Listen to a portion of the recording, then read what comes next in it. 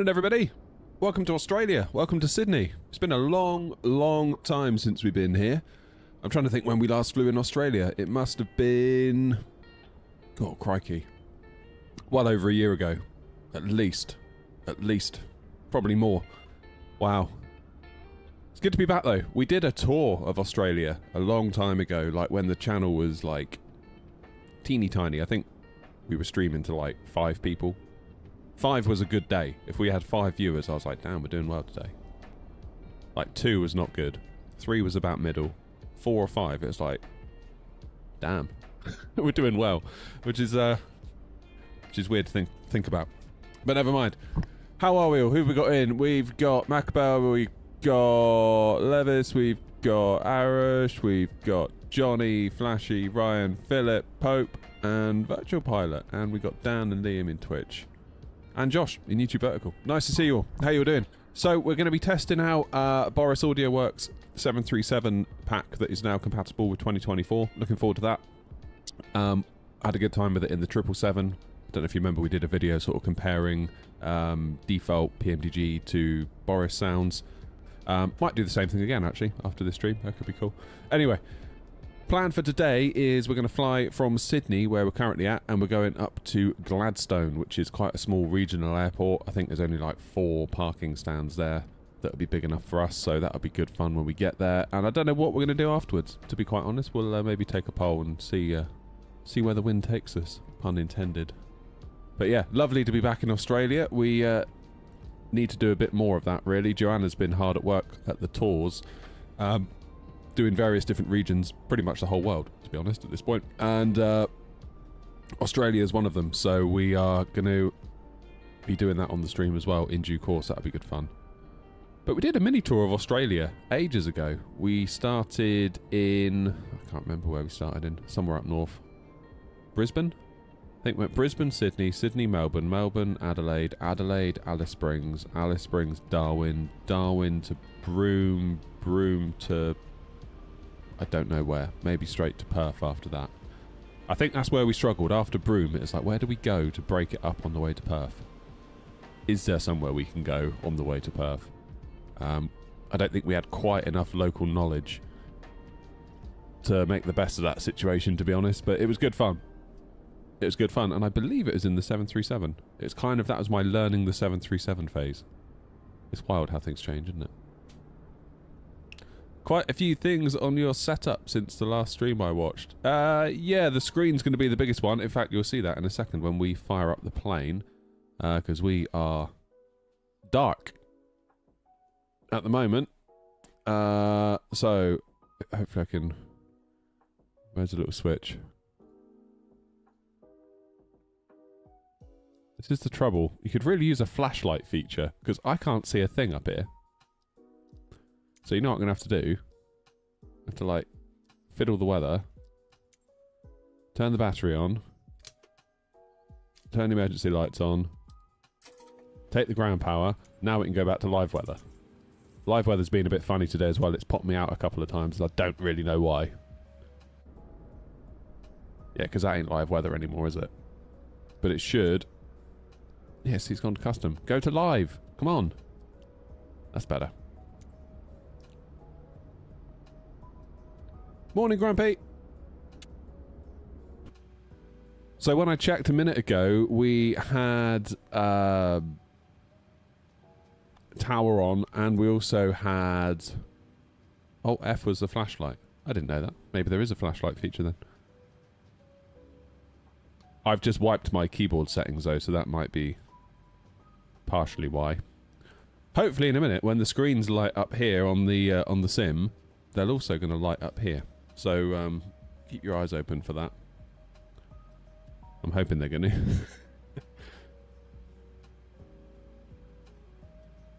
Okay. We'll leave fuel pumps off for a minute. We've got external power. Let's get the EFB fired up.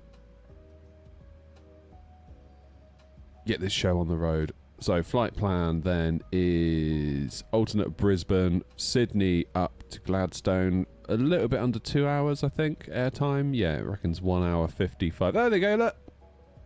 Ta-da! Annoyingly, I can see my RGB fan from my CPU cooler in my screen. I don't know if you can see it too. That's quite annoying, actually. Never mind. Yeah, never mind. Not a lot we can do about that. Okay, flight plan is in. Air Knot 232, alternate Brisbane, YSSY Sydney to YGLA Gladstone. Cost index 80. Beautiful. What's the weather like? QNH 1013. 170 at 21 knots. A little bit windy. What about up in Gladstone? 020 at 8. We'll make a call on the way up what to do about landing runways, etc. So, FMC menu, pausing it, next page, grab a GPS coordinate, and we will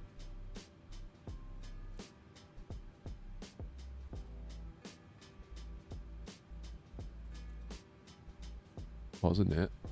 Ref Airport. I already got it. Ref Airport.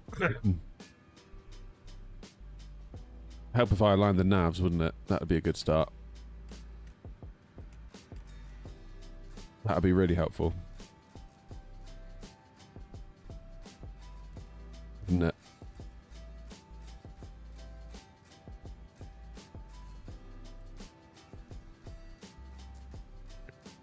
Set IRS position. There it is. Good. Ref Airport. Y.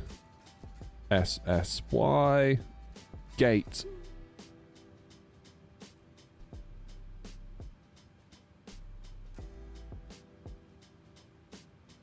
Why has my screen not come to life?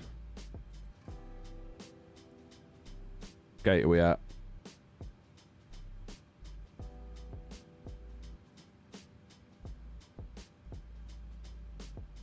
Three, 5.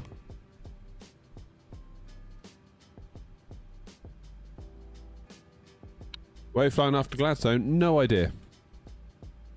Not a Scooby-Doo at the moment.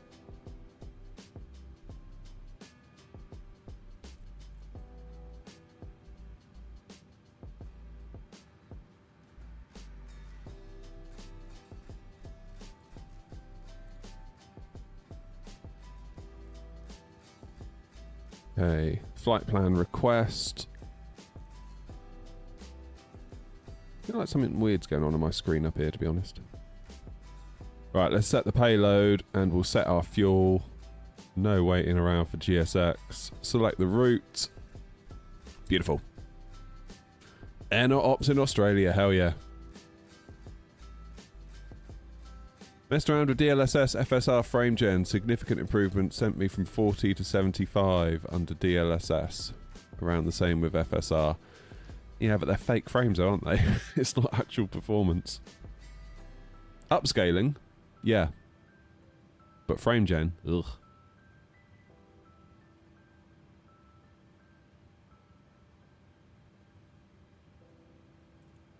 Right, let's load that in.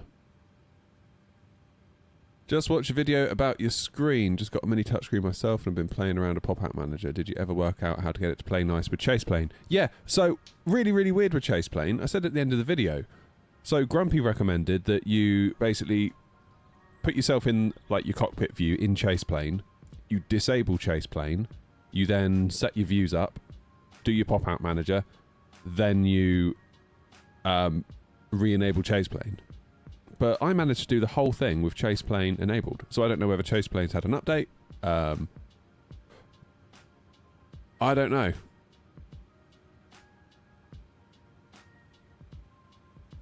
I don't know. Seemed alright to me with Chaseplane running. Could be a me thing. I think I'm always going to have beef with frame gen, Ryan, to be honest. It makes me very sad, frame generation. I think that's what it is. Just in general, the whole idea of it just makes me sad. It's like, this is what's become of GPUs. Can we not just have actual performance? It's like, no, you've got to have this really rubbish version of performance instead. It's like, but can we... No, sorry. Oh, okay, great. Thanks. And by the way, the prices have gone up on all the GPUs relative to what they were when you actually got performance for your money. Got it. Great. What a time.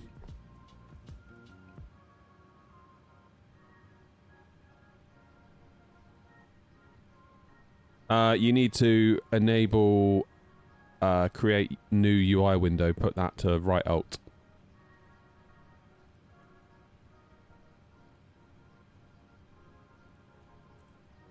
Alright, performance data is in. Execute that. Before we go putting in our N1 limits, we need to put in our departure, and before we do the departure, we need to get our clearance. And who have we got on land? Oh, we've got Sydney, we've got Tower now, that's ideal. That's pretty cool. Tower has come online. So we've got ground, we've got tower, and then that's your lot. There was whatever this is called. Center, radar, whatever. Is it center they call it in Australia? This was on up here earlier. But it is now no longer. Which might be just as well, to be honest. Less for us to mess up. So let's have a look. Information, India.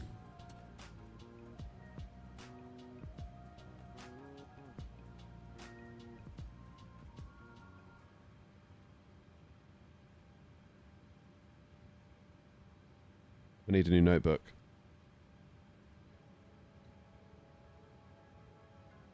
It's full.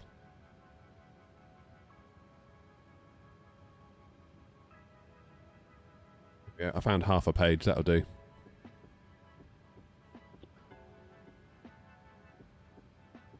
Right, information India, and we are expecting 1-6 left and 1-6 right, so hopefully we'll get 1-6 left because we're going to make a left turn once we come out, so that'll be fine.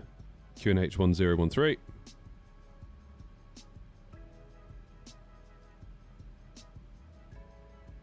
We are, of course, Air Not 232.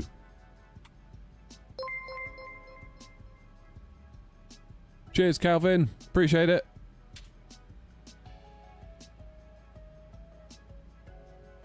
Right, now what frequency are we going to talk to? We're going to talk to Sydney Ground, 121-700.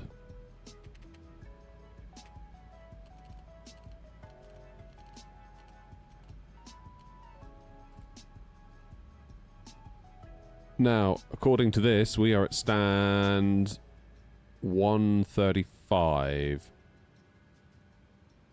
Oh no, that's not a 1, is it? Is that India 35?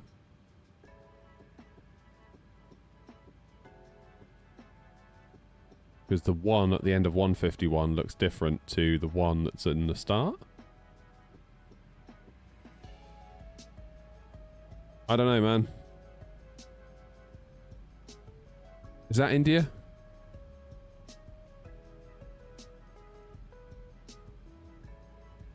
It's India. Got it. India 35.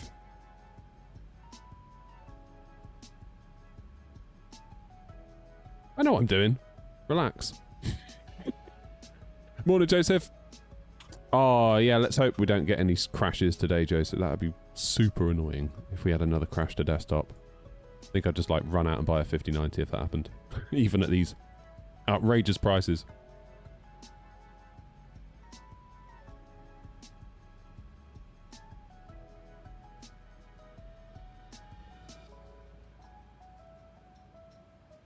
And we're expecting 1-6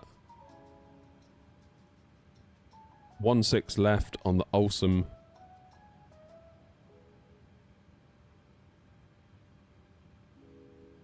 Transition at Olsum on the Kevin 7.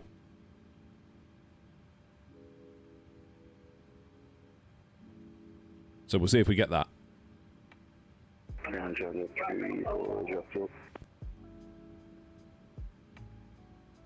Last station, call sign only. Number 340 Alpha Kilo is Bravo, short of ball. November Alpha Kilo, g'day, welcome to Sydney, make a right onto Golf, taxi to Bay, domestic, correction to domestic 5 apron. It's 5 big Golf, right as you show up.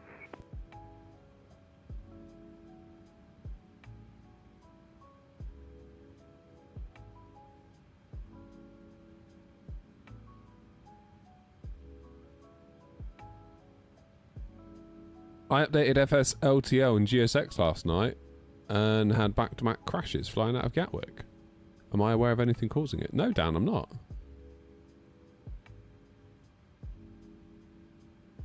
I am not. Weird. Freak, we're doing Sydney to Gladstone.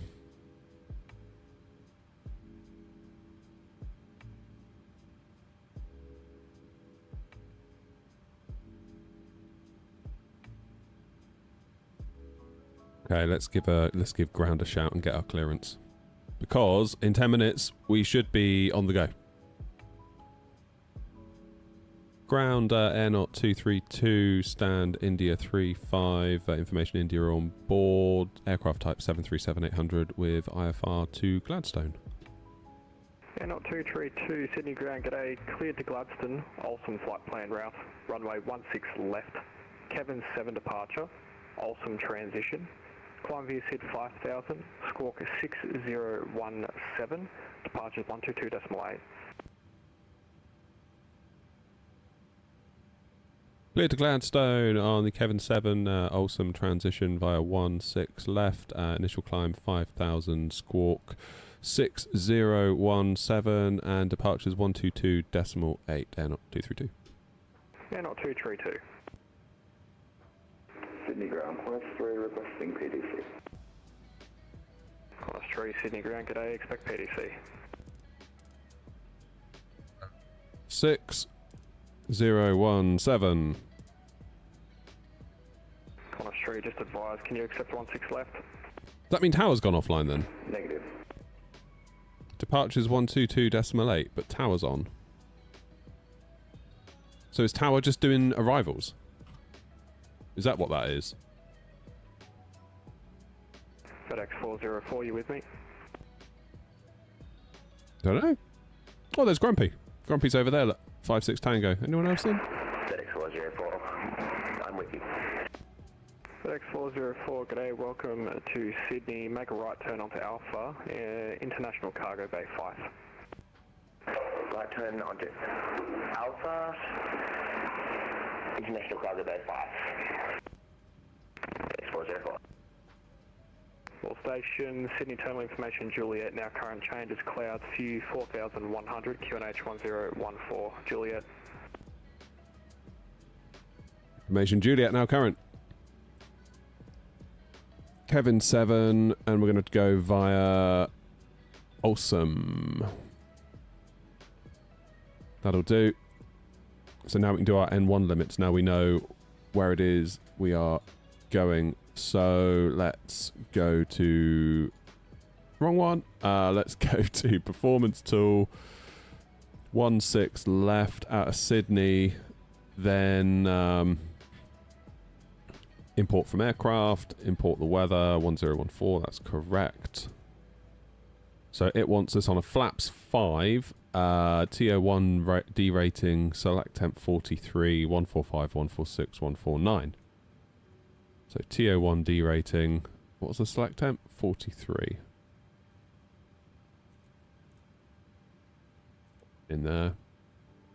Go to takeoff, of course it's flaps 5, it pretty much always is, 145, 146, 150, that's only a knot difference, that's fine, that's within limits. Trim of 5.29.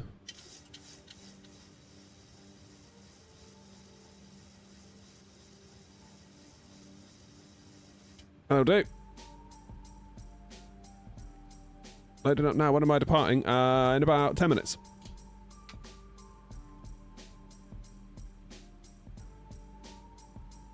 After departure, switch to Unicom. Okay, fair enough.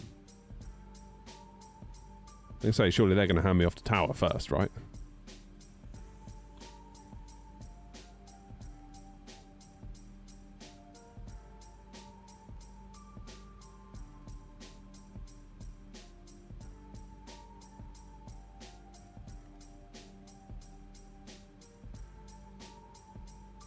Lovely.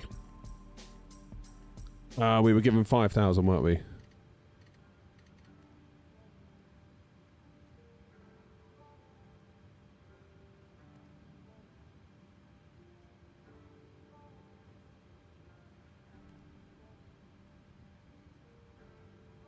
Runway heading is 155. Can't wait to hear the engine start sounds. And we'll do V2 of 150, put that in here. Guess we'll do 155 just in case we need to come back round and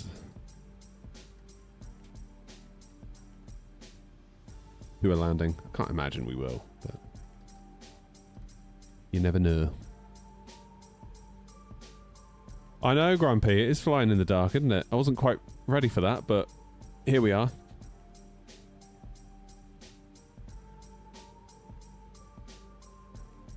Good.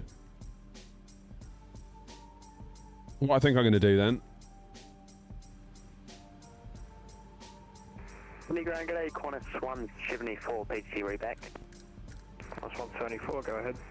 Is it going to give us low pressure warnings? No, it's not. Let's start the APU. Score is 3651 Bay International 37, Qantas 174. Qantas 174.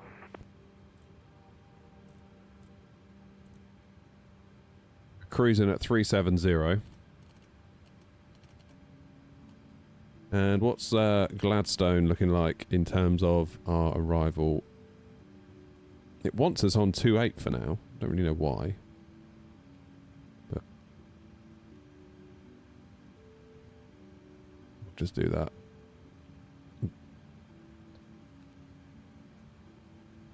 Runway elevation is 40 feet, so we'll go 50. Good, APU's firing up. Air not 232, just advise bay number for me. India 35, air not 232. Thank you.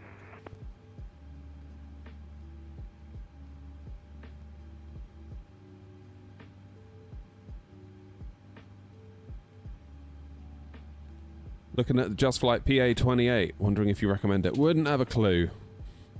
Wouldn't have a clue. Not the sort of thing I fly.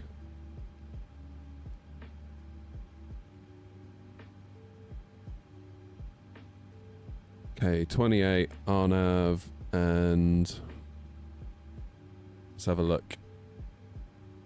Probably makes sense then, given that we're coming from the south, to pick up GLZ, whatever that stands for, and not go all the way to Gladstone to get there. We'll probably make a turn. That's probably the plan, isn't it? Oh, there you go. Grumpy just said RNAV 28 GLZ transition. Perfect. Great minds, eh, Grumpy?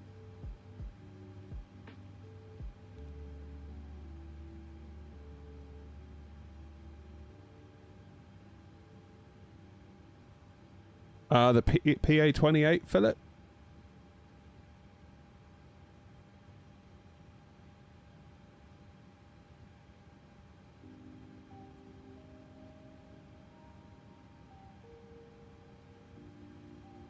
Jolly good.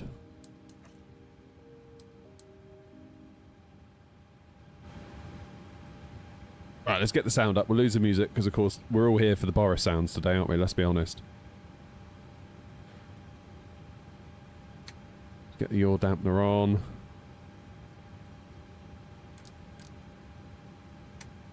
Get the window heat on. So we should, in theory... Sydney Ground, Air not 1903 on the Kevin 7 departure, slot 4030, and we're at stand number 33. Get the anti-collision light on. 1903, thanks.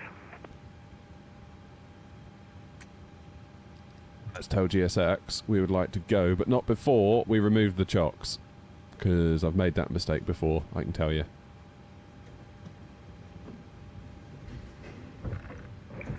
Sydney Ground, Jetstar 520 on taxiway Bravo 7, request taxi to the gate. Jetstar 520, g'day, Sydney Ground, taxi Bravo, hold short 25. Taxi Bravo, hold short 25, Jetstar 520. Jetstar 520, do you have a bay preference? No preference, whatever works for you is fine, thank you. Just 520, taxi Bravo, cross runway 25, right on Golf, to Bay Domestic 52. Taxi on Bravo, across to 5, right on Golf to Bay 52, was it? Hey, firm Bay Domestic 52. Oh, domestic. So I'm at the international terminal. I perhaps shouldn't be here. I should probably be at the domestic terminal, the other side of the runway. My bad.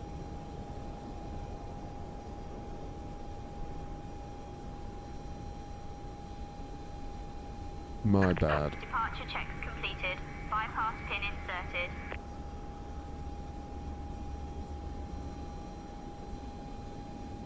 Yeah, so chase plane, Dan, you might need to reset. 56 Tango, request push and start from stand 58. Yeah, not 56 Tango, got an aircraft inbound on the apron, standby 1. Stand by 56 Tango. Locking gear.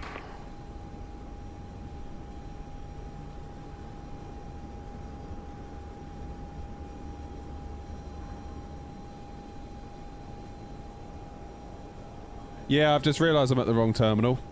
I've just realised that. That's my bad. I should be over the other side, shouldn't I? 56 Tango, give way to the Jetstar A321 inbound on the domestic 2 apron. No, Dan, as in you'll need to configure. So if I move from like CFMs to IAEs, I need to redo my liveries. Not my liveries, my controls. But you can import from another plane that you've done it for. So if you've done it for the IAEs, you should be able to re-import the IAEs into the CFMs, save yourself a load of time. Jetstar 611, go ahead. Group 1 departure, Squawk 3205 and Bay Domestic 53, Jetstar 611. Jetstar 611.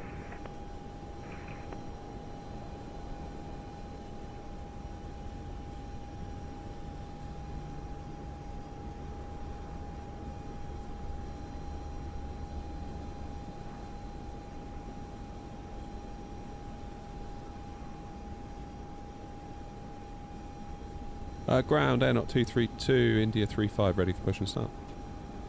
Air Not 232, push approved. Push approved, Air Not 232.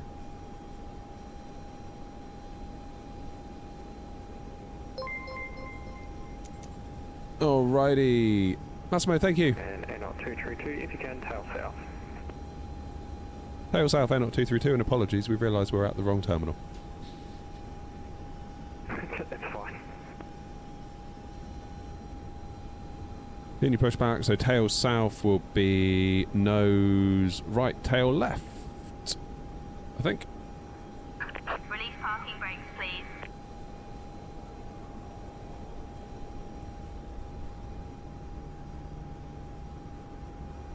Commencing push. All engines clear. Right, who's ready for some Starting wheel. Boris sounds? I know I am. Let's get the APU bleed on. Engine number 1 into ground. 174, request push, we can say switched on go.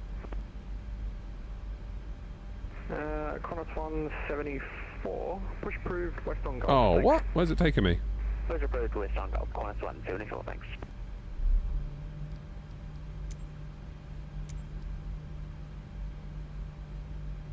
It's taking me somewhere right. Okay, that's good. And Qantas 174, I just want to confirm that's Tower west on Golf.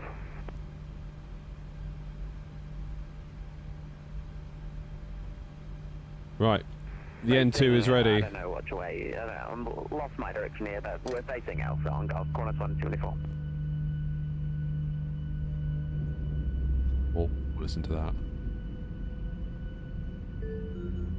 You little beauty. And Jetstar 611, just a heads up, I've got to restart my game to get my new side stick to work, if that's alright. Jetstar 611, that's approved. Go ahead, then I'll report when it's back online, Jetstar 611. What's Qantas going?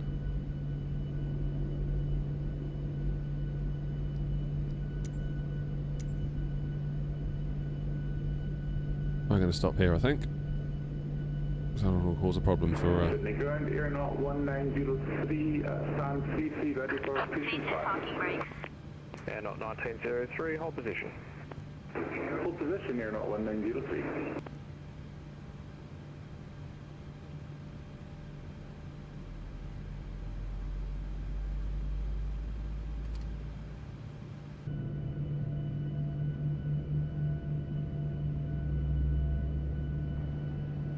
Do the flaps. All stations, be advised, ground now going offline. Monitor tower 120.5. G'day. See ya. Have a good one. See ya.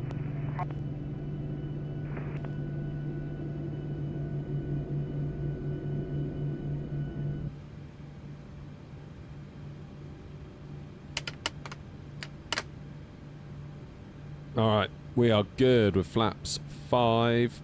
Engines are started. Let's take power from them. We need to tune tower 120.5.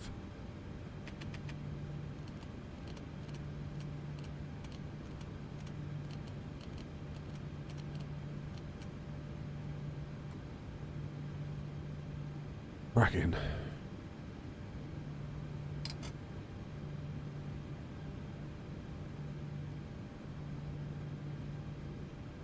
Right, GSX. Are you going to go?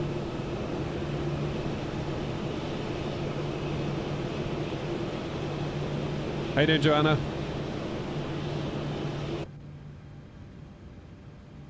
Tell you what, I could have slept in this morning. I did that thing again where I was like, I'm going to go to bed really early, and then I just didn't. I've only got myself to blame. Like, there's no entirely my fault. I understand that. Alright, let's get Pro Peats on, and Unlocking gear. packs into auto, isolation valve, auto. We can lose the APU.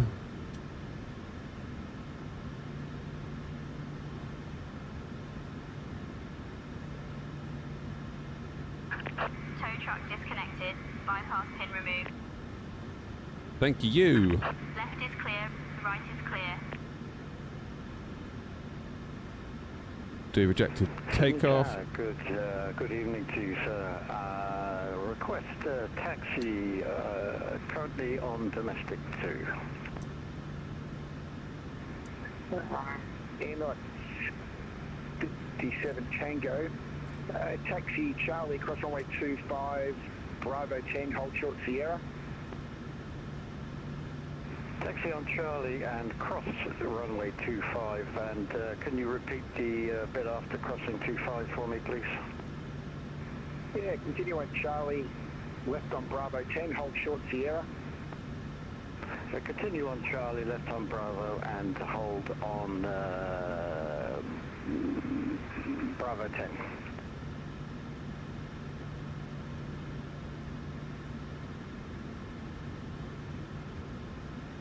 Right, I'm going 16 left, which is, thinking about it,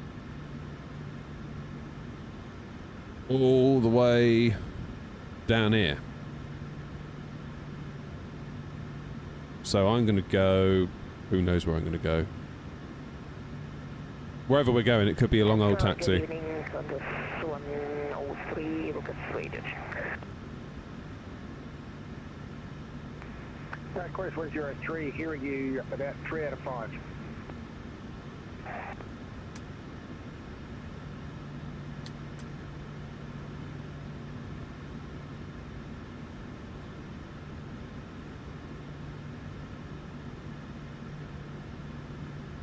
Sydney Tower, Air 232, facing north, International 4, ready for taxi.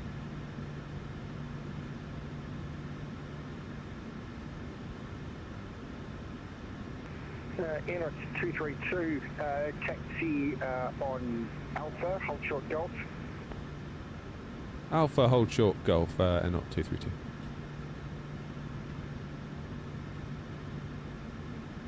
Alright, so Alpha, then we have to do a little loop up around, aren't we, and do a 180, hold short, Golf. So basically we're going to taxi over there.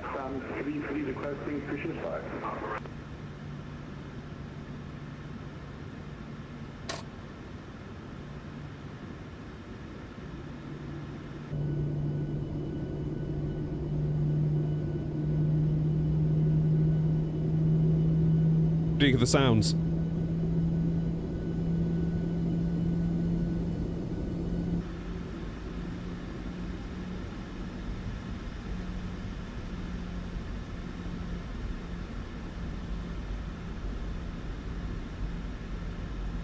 Ground, Qantas 174, request taxi.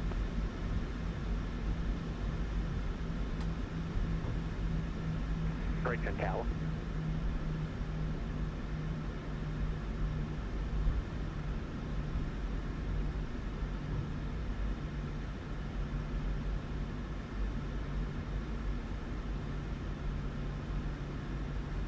Blake Tower's gone offline.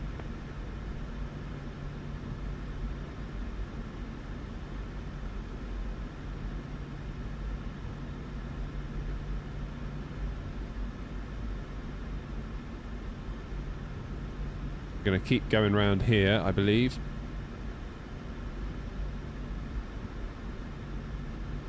Follow the greens.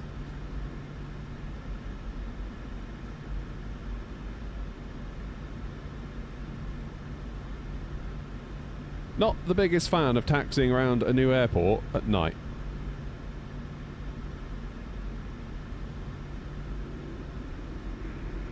Station Sydney Tower, my apologies, just had a few computer issues. Sydney Tower, good day, easy, Air Knot 1903, we started pushing back at stand 33 facing north, Sydney Tower. Air Knot 903, roger. Sydney Tower, Qantas 174, taxiing Gulf Boy, holding shore, runway 16 right. Qantas 174, thank you. Los Angeles Tower, this is KF 350, currently 11 nautical miles, and touching down on runway 16 left. Right, so we're going to hold. Takeoff Yankee 350, runway 16 left. Yes. Sydney Tower, again on? I haven't given you clearance just yet, I'm still trying to set back up. I do have you on radar.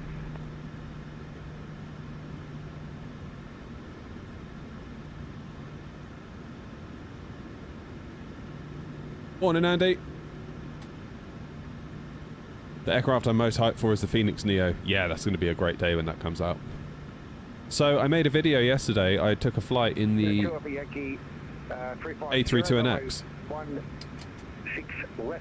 Really good fun. The video is currently in edit. City Tower, Qantas 31, g'day. 3 mile final, runway 16 right, sorry didn't see you on. Just logged on, that's no worries. Qantas 31, runway 16 right, clear to land. Runway 16 right, clear to land, Qantas 31, thanks.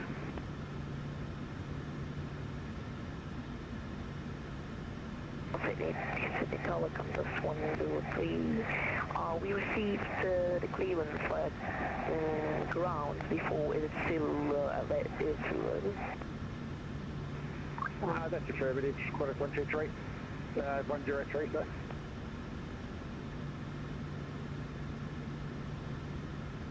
Turn my fans on, it's roasting in here. Do you think Boris will make an A320 sound pack for the Phoenix? I'm not sure it's necessary for the Phoenix, to be honest. Sydney Tower, Air Knot 1903, requesting taxi. Not sure it's necessary. I feel like Phoenix went to town with the sounds with the BFU update. You're the Qantas ahead, nice. Yeah, we might be here for a minute. We've got to wait for this aircraft, haven't we, that's on final.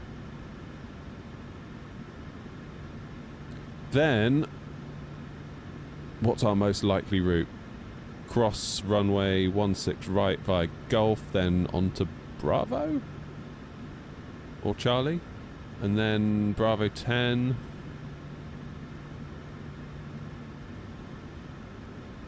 Don't know.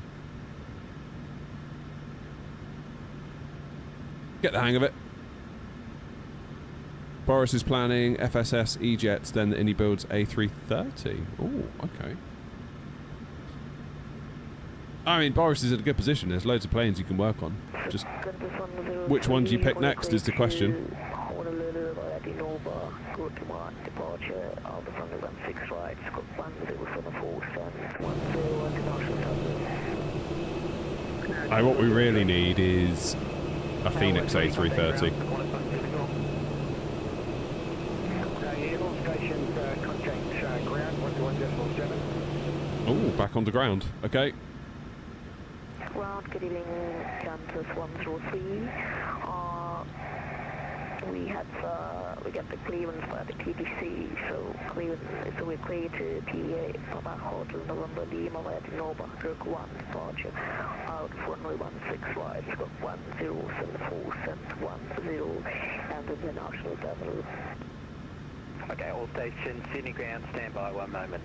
Me and Tower just got to coordinate a bit and get everything sorted out. We've been having a lot of issues tonight, so stand by. I'll get you all very shortly. Roger, no problem. Qantas 174, Sydney ground, you with me? Go ahead for Qantas 174. Qantas 174, thanks. Give me 1 moment, sir, and I'll get you across and we'll get you on the way. Yeah, all good, thanks. Busy here, isn't it, tonight? Sydney ground, Qantas 31, good day, located at 16 right, Bravo 7. Qantas 31, Sydney ground, g'day, welcome to Sydney. Do you have a bay of preference? Sorry, just Qantas domestic, any bay, Qantas 31. Qantas 31, thanks, taxi Bravo, hold short, runway 25. Bravo, hold short 25, Qantas 31.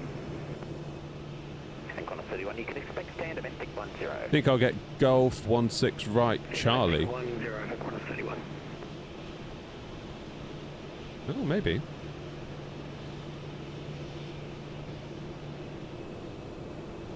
As in go down 16 right or cross 16 right?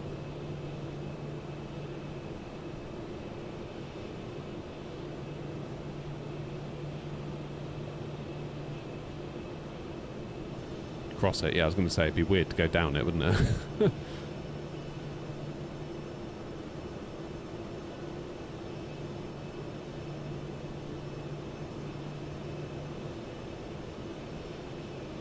Sydney is busy, isn't it? Kind of adds to... 174, appreciate your patience, sir.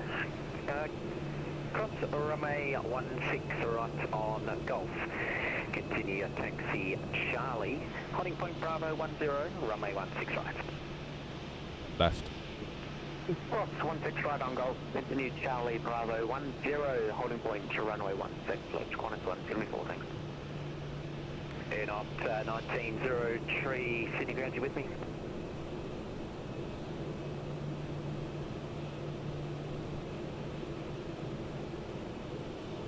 Air not 232, Sydney ground, you with me? Air not 232. Air not 232, apologies for the delays and confusion, sir. We'll get you moving now, so taxi left on Golf, cross runway 16, right on Charlie, holding point Bravo, run 10, runway 16 left. Problem at all. So on to Golf, then cross 16 right, on to Charlie, and Bravo 10 for 16 left, then up 232. Qantas 31, we'll get you moving very shortly, sir. Just be a short delay due to departing aircraft on the other side of the runway. Qantas 31.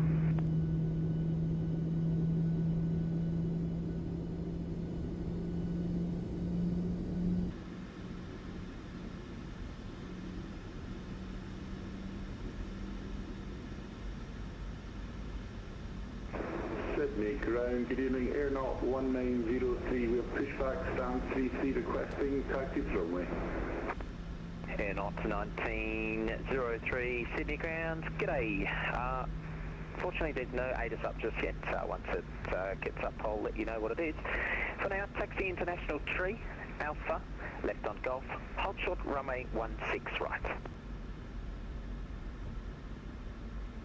Taxi Alpha, left on Golf and hold short 16 right, Air Not 1903. Let's get the strobe on to go across the runway.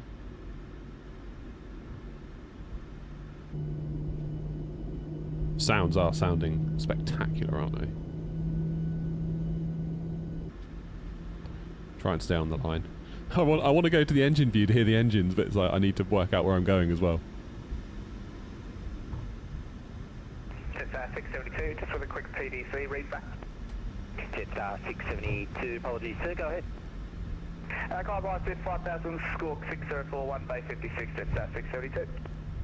Jetstar 672, thanks. Could you confirm your departure seat and transition, please? So basically, follow Qantas. Apologies, departure seat, squawk 1, Takeoff transition, Jetstar 672. Jetstar 672. For a default airport though. 25, taxi Bravo, Bravo 2 to the bay, g'day. Quite impressed. Cross runway 25, Bravo, Bravo 2 to the bay, Qantas 31, thanks.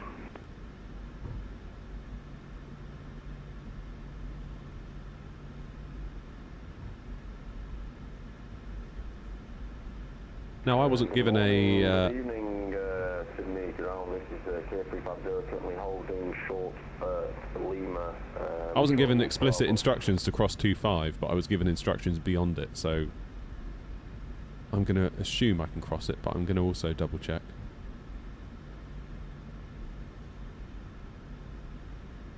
Airnaut 1903, cross runway 16 right on Golf, continue your taxi Bravo, Charlie, cross runway 25, holding point Bravo 10, runway 16 left. Cross 16 right, taxi Bravo, Charlie, cross runway 25 and hold Bravo 10, Airnaut 1903. Kayak 350 at Sydney grounds, g'day, welcome to Sydney. Did you have a bay of preference this evening? K350 negative. Is any like general aviation terminal or? I can offer you the Kilo stand, sir. That's the closest thing we'll have to general aviation, if that works for you. Yeah, that'll do. K350. Kayak 350, thanks. Taxi Bravo, right on Kilo to any of the bays there on your right. G'day. K350, taxi Bravo, right on Kilo, and then yeah, any of the bays on the right. Background Airnaut 232, are we cleared to cross 25? Airnaut 232, great pickup, sir. Cross from 825, continue Charlie, holding point Bravo 10, runway 16 left, apologies. Thank you very much. Cross 25 Charlie for Bravo 10, 16 left, Airnaut 232. Sydney ground, Qantas 3, ready for PDC restart. Qantas 3, apologies, sir. Go for it. Qantas 3, clear to Honolulu via... Cheers, Ethan. Departure, runway 16 right, squawk 1152, and we're at bay number 8 internationals. Qantas 3, thanks. Confirm the radar transition for the Group 1 departure. Group 1, did you say Takeoff transition, Qantas 1? Oh, sounds bloody good, doesn't 3 it? negative, the radar transition for the Group 1 departure. Apologies, radar transition for the Group 1 departure, Qantas 3. Qantas 3. And Qantas 103, Sydney ground. 710, go ahead. Yeah, Qantas 103, your read back was correct, sir. Roger, Qantas 103. Station Sydney terminal information, Alpha. It reads expect independent visual approach. Runway 16 left and right for arrivals and departures. Independent parallel approaches and departures in progress. It's a long taxi, this, isn't it? What is it now? 20 past 10. QNH 1014. Kayak 350, hold short of Charlie. I like it in Australia. Flying a proper aircraft. Don't let Grumpy hear you saying that. Qantas 103, push approved. Grumpy, you up in the air? You must be long gone by now. Qantas 174, contact tower, ready 120.5, bye-bye, enjoy your flight. Tower 1205, thanks, Qantas 174, yes, good night. You too, mate, bye-bye. Kayak 350, give way to the Airnaut A320, taxiing left to right on Kilo, then continue taxi Kilo to the bay, g'day. Continue taxi K350.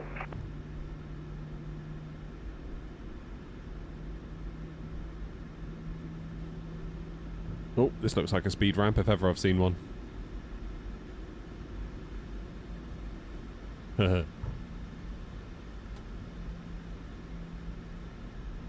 Oop.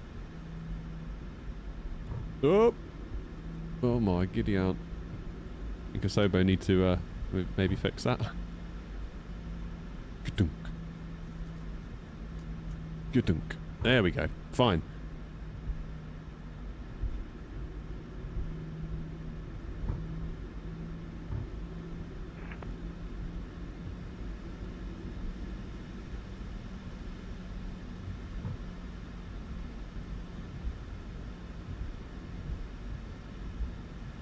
Has speed bumps, yeah. Same as Amsterdam did when you come off of 1-8 right, is it? Morning, Dan. How's it going? Oh yeah, we do have new QNH, don't we?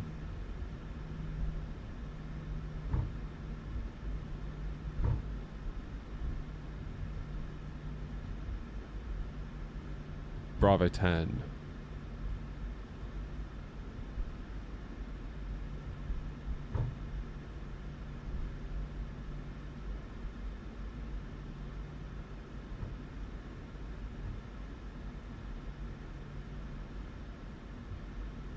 Why do I have the blue things on? Just to help you guys see what I'm doing a bit easier. That's all it is. It's really more for you than it is for me. Air 232, contact tower ready 120.5. Good day and enjoy your flight. Thanks for everything. Over to tower 120.5. Air 232. Air 1903, contact tower ready. City Town, on the format, indicated 169. Quarter 490 over the ground, 121.0, break, Fiji 911, runway 16 right, clear to land. 16 right, clear to land, Fiji 911. Brussels is... Right, we're not talking about Brussels today, alright? We're not talking about it. Jetstar 508, go around. Going around, Jetstar 508. Jetstar 508, flight missed approach and monitor Unicom 122.8.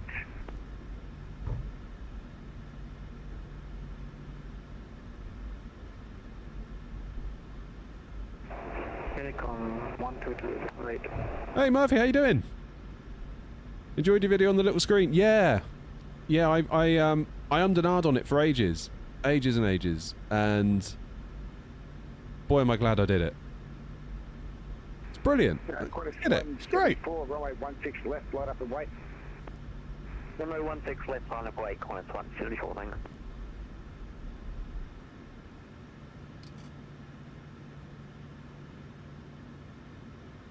Tower Air 232 with you, Bravo 10.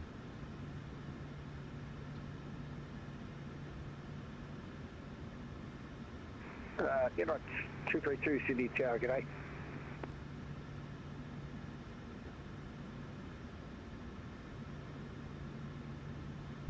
Hello, that should have said hello. Oh yeah.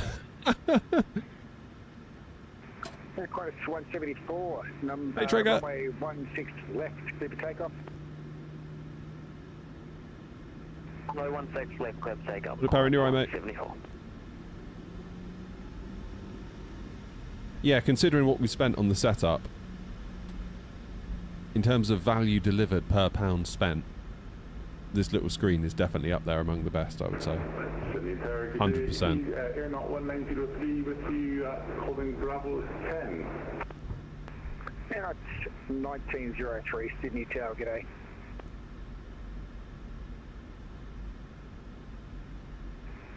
Air 232, runway 16 left, light up and wait. Line up and wait 16 left, Air 232. Alright then, engines continuous. 25, taxi Tango Lima, hold short Bravo. Tango Lima, hold short Bravo, bit of a speed 25. The transponder on. Tara. Start the clock. Let's get out there.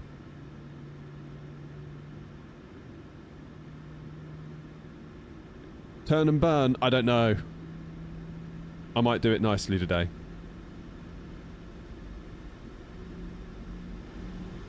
I do love these sounds. Sound pack's so good.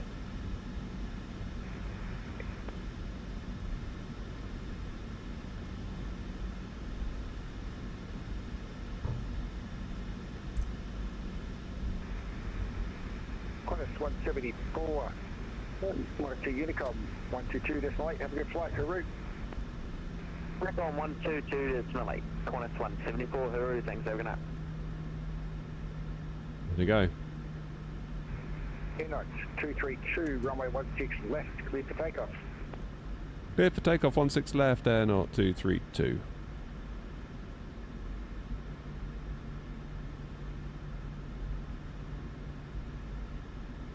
Okay, I'm getting a traffic warning, but that's that one over there. So we're okay with that.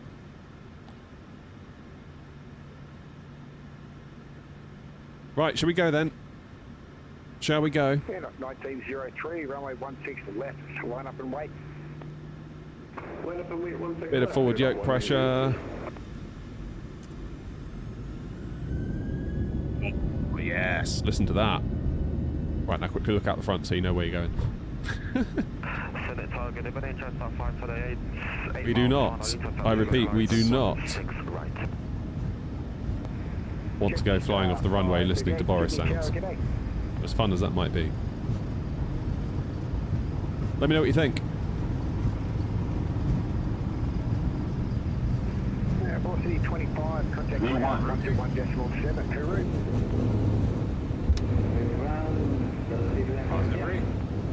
Gear up.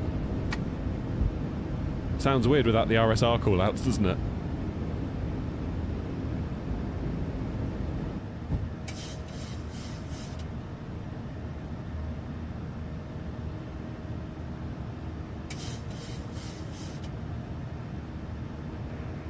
Air 232, monitor Unicom, have a good flight, Peru. Over to Unicom, man, 232, thanks for everything. Air 1903, runway 16 left, clear for takeoff. Clear for takeoff, Air 1903. Lovely jubbly, 122. Decimal 8. Trying to do this while hand flying is rarely a good idea, but that's okay.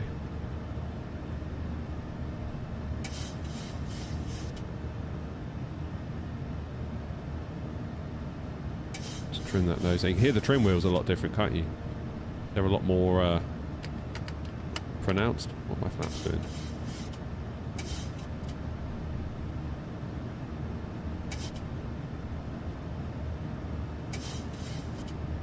Round to the right.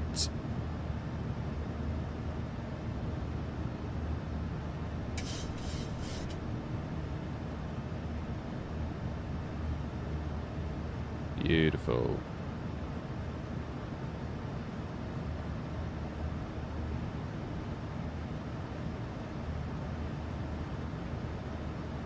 Right, let's get the autopilot on and let's have a little listen out the side, shall we? So we'll go for a left engine view. That sound fair?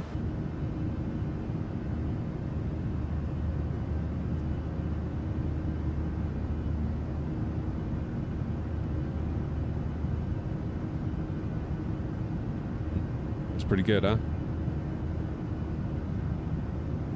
What about behind the wing view?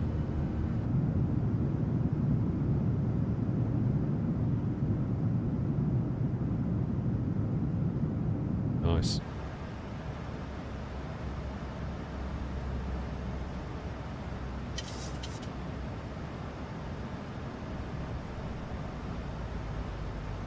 Okay, let's keep her climbing up to 10,000 feet as per the SID now.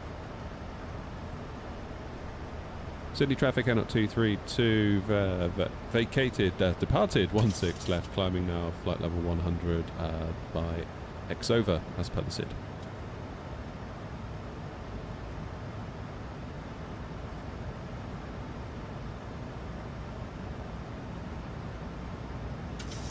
Okay, there's Kevin. Inbound Kevin. Never thought I'd say that.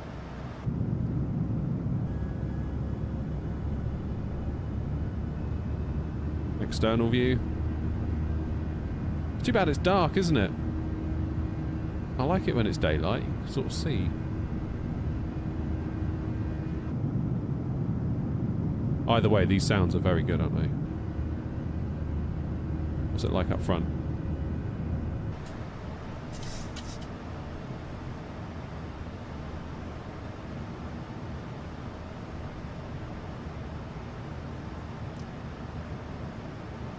Morning, Matt.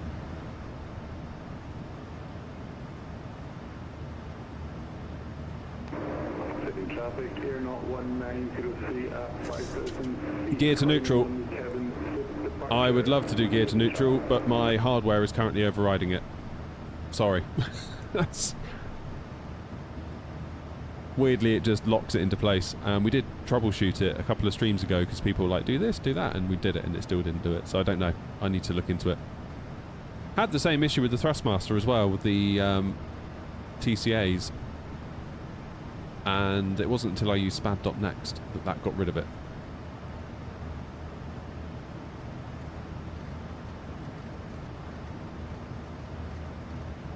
City traffic, N 232, climbing now, flight level 370.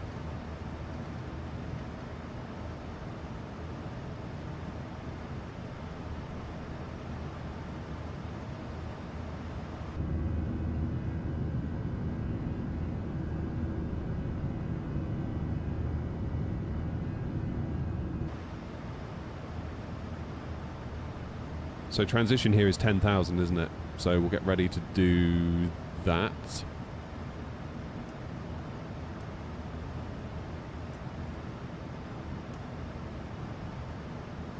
Aircraft ahead there, we can see. Let's go standard pressure. Let's get the lights off. Engines out of continuous.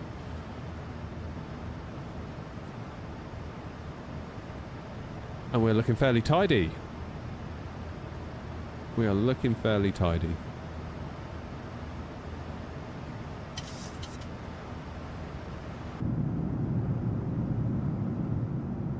Beautiful. I feel like we're missing out on so much. Like, we should be seeing Australia now. We can't see a damn thing. I might change it to daylight in a minute. I don't care what you say. Scotty, how's it going, mate? Scotty says, how is the 7900 XTX? I got 4070 Super 12 gig and considering an upgrade. Not sure if it's best to go for AMD. So the card is great while it's great. Like the other day, last stream on Tuesday, we had a crash to desktop and it was an AMD driver bug. Like, do you know what I mean? It's one of those. So I've tweaked my settings again. I've tweaked my undervolt settings. Show you what they are.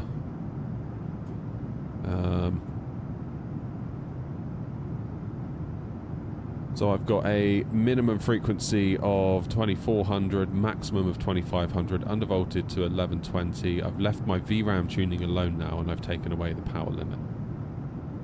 I did have a power limit increase of 15%. Weirdly though, my clock speed is 2.2.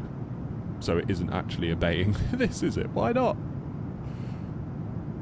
Yeah. So we'll have to see. We'll have to see.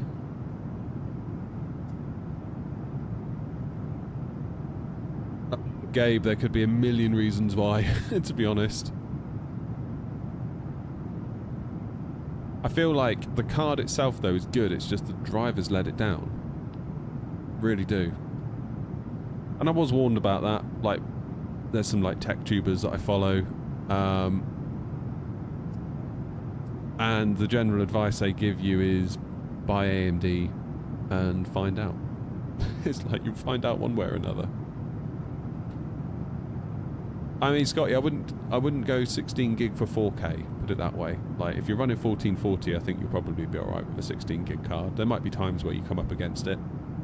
Like, if you land in Edinburgh or something.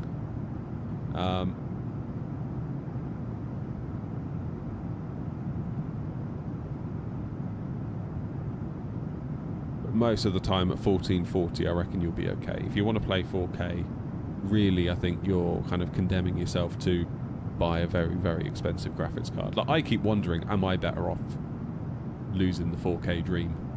Particularly now I've got this little screen, I could get like a 1440p thing. I don't know, maybe. I might try it again. But I feel like I lose so much immersion. If I go from this 4K TV to a 32-inch 1440p monitor, all of a sudden it feels like I'm playing a computer game, whereas now it feels like I'm in a simulator, if that makes sense.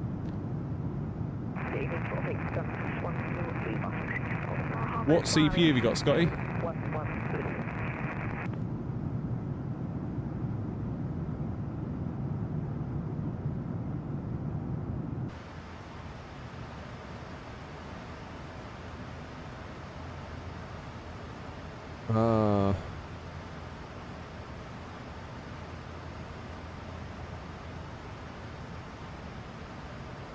Where's the above-below thing? Do you have that on the 7.3?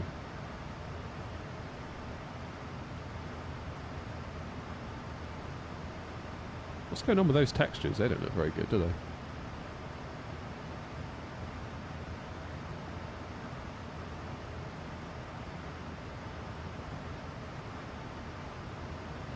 At least the rudder trim's in place, that's good. What do you think of the sounds, though? The sounds sound good, I think.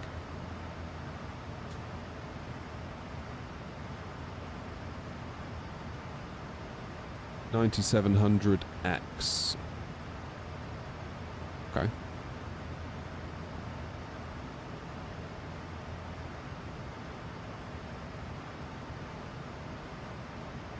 Place the screen, but in favour just build a cockpit. All roads lead. Stop telling me to build a cockpit. It's not helpful. What you need to be saying is, you've gone too far. It's time to admit to yourself that this has gotten out of hand. Get yourself a nice little 1080p monitor and just relax a little bit. That's what I need to hear. I don't need you to be telling me to make a cockpit. Stop it. All of you. This is what I call the Omni cockpit.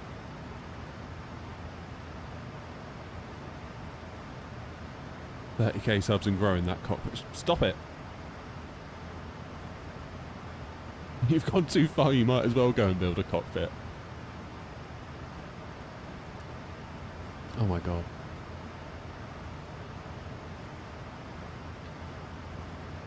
Maybe I need to like go on DIY SOS, like put myself forward for that and have like Nick Knowles turn up and build me a cockpit.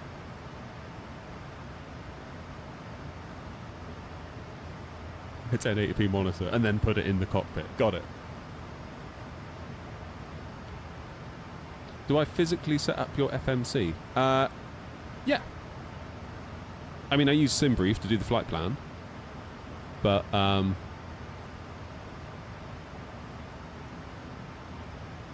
yeah, beyond pulling in the flight plan, because no way am I typing in all those waypoints.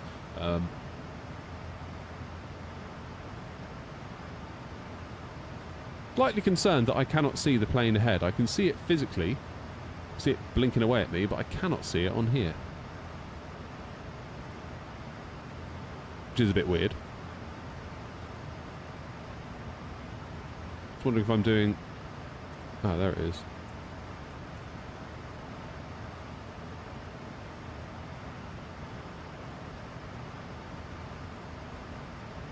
You do have to wonder at what point do you just... I'll go to night mode for you all. What are you at?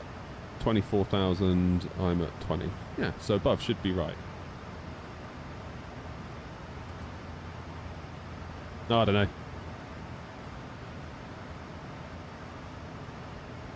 What range do I have set for traffic? That could be it. Fuel. That'll be the centre pumps. Let's get those off.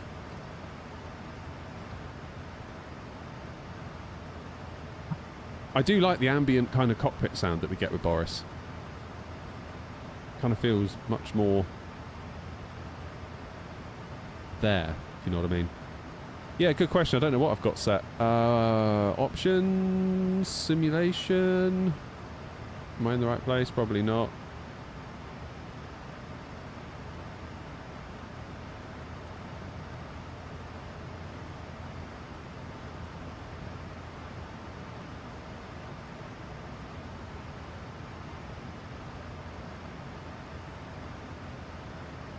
Not in there. Performance.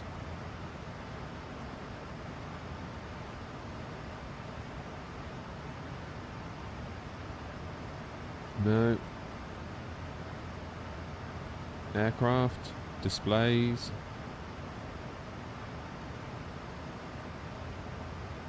I don't know.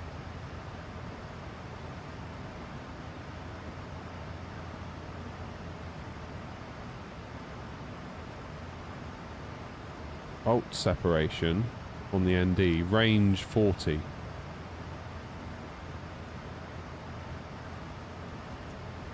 Maybe they're beyond 40 miles away? Although looking at that, wouldn't have said they are. Where's Grumpy? Yeah, Grumpy's cracking on. Look, Grumpy's got ages ahead of us. Like, Grumpy was already on the north turn when we were still farting around on Charlie, wasn't he? Where exactly are we flying to? We're flying to Gladstone, which is a bit of a like a regional kind of airport. Orbex gave me the scenery for it forever ago. I don't think Orbex developed it. I think someone else developed it, and it's on the Orbex store. Nice little bit of scenery, though. I kind of like these interesting little airports, because you otherwise perhaps wouldn't fly to them if the scenery's a bit iffy. It's got like a little split level terminal. They've done a nice, lovely job with it. Right, what time are we due in? Where do I go? Progress, isn't it, for this one? 10 past 12. We've got about an hour and a half in the air. That's alright, we can do that. Jinky, Jink, however I'm supposed to say that. Thank you for following. Appreciate it. Appreciate it.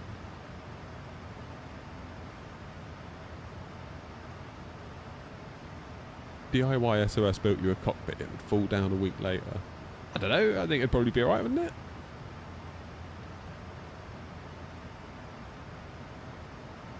Look on the FMC, the TCAS ring setting is right there.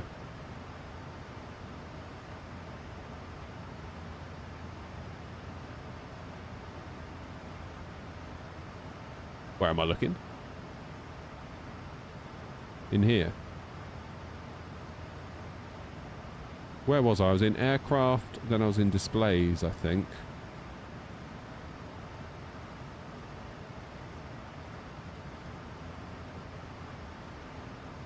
TCAS 3 nautical mile range ring. Okay. Range 40. So if I was to change that to 80, invalid.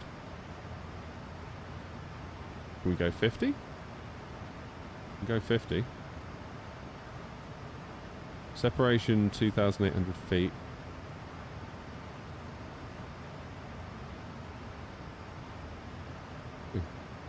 Still can't see him.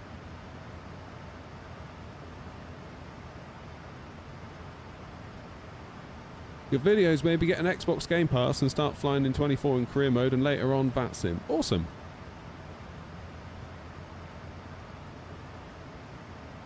Turn the TCAS ring off and it might go further than 3 nautical miles. Oh. Really?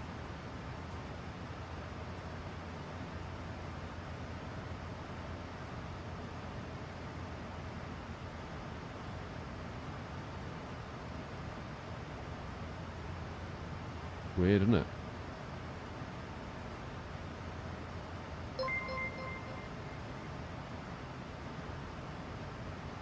Jinky, thank you for subbing on Twitch. What a hero. Thank you very much indeed. Really appreciate it. I hope I'm saying your name right, by the way. How should I say it? Phonetically.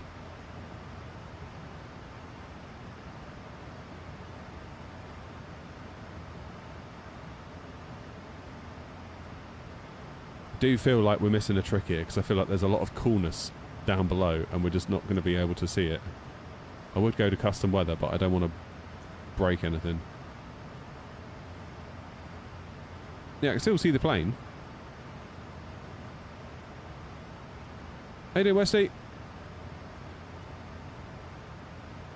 Bobby, I'm looking to see why I can actually see the plane ahead of me, but I can't see it on TCAS.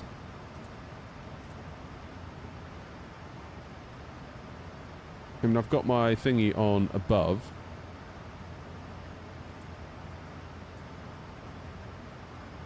Go below, obviously it's not going to be there either.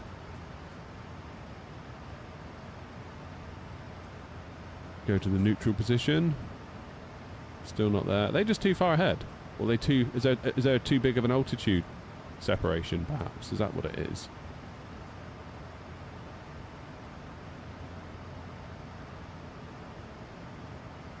Show always had a filter. We'll give that a go, shall we? Hey, there it is. So why was it filtering? Why would it filter? What would it filter? What is the filter?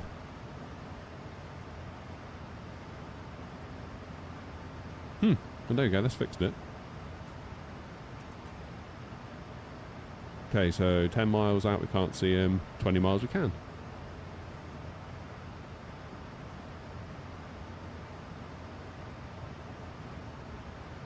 Your text on the CP is very blurry. The CP.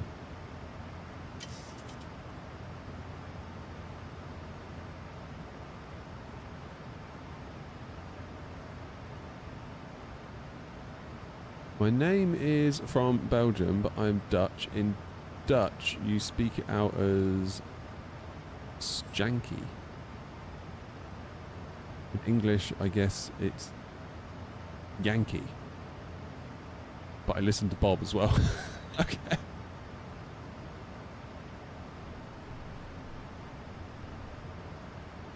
Maybe we'll go with Bob. I can do Yankee. I can do Yankee.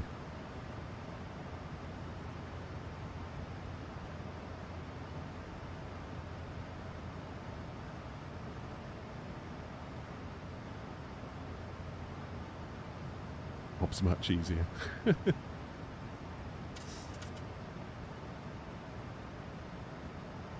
Is New Sky available for Xbox? No, it's not, sadly.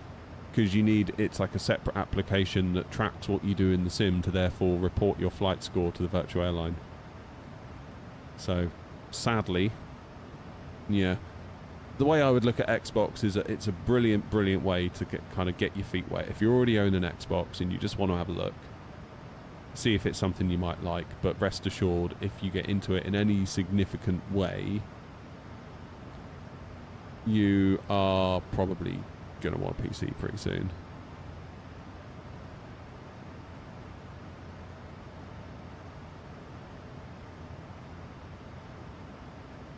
It filters for altitude and range as stated below the filter section. You also missed my previous go for cockpit build. Oh, not you as well. What do you say? Hang on, let me scroll up. We'll look up. It's never too far.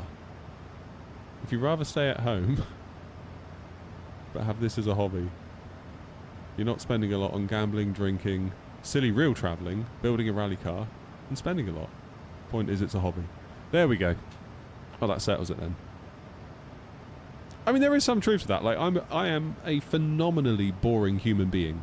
Like, when I think about it, like, I don't do anything that's remotely interesting a lot of the time. I don't really spend money on anything. Like, we've said it before on this channel, I would be a... For me to become rich, it would be a horrific waste. Like, 10 or 15 year ago me, all I cared about was I just wanted money. Money, money, money, money, money, money. That's all I wanted. Just money to get more stuff, more money to get more stuff. And around you go, like a rat in a wheel. But now I just don't care. Like, literally don't care. Like, we're thinking about getting like a new car. Well, I say a new car. It would be new to us. Let's put it that way. And like, when we bought our last car, like, I really wanted like a really good car and, you know, all that sort of stuff, and saved up, worked hard to get it. No, I just don't care. I just do not care. Like, if my wife would allow it, I would get a 3-wheeled van, I think, next. I just don't care anymore. Just don't care.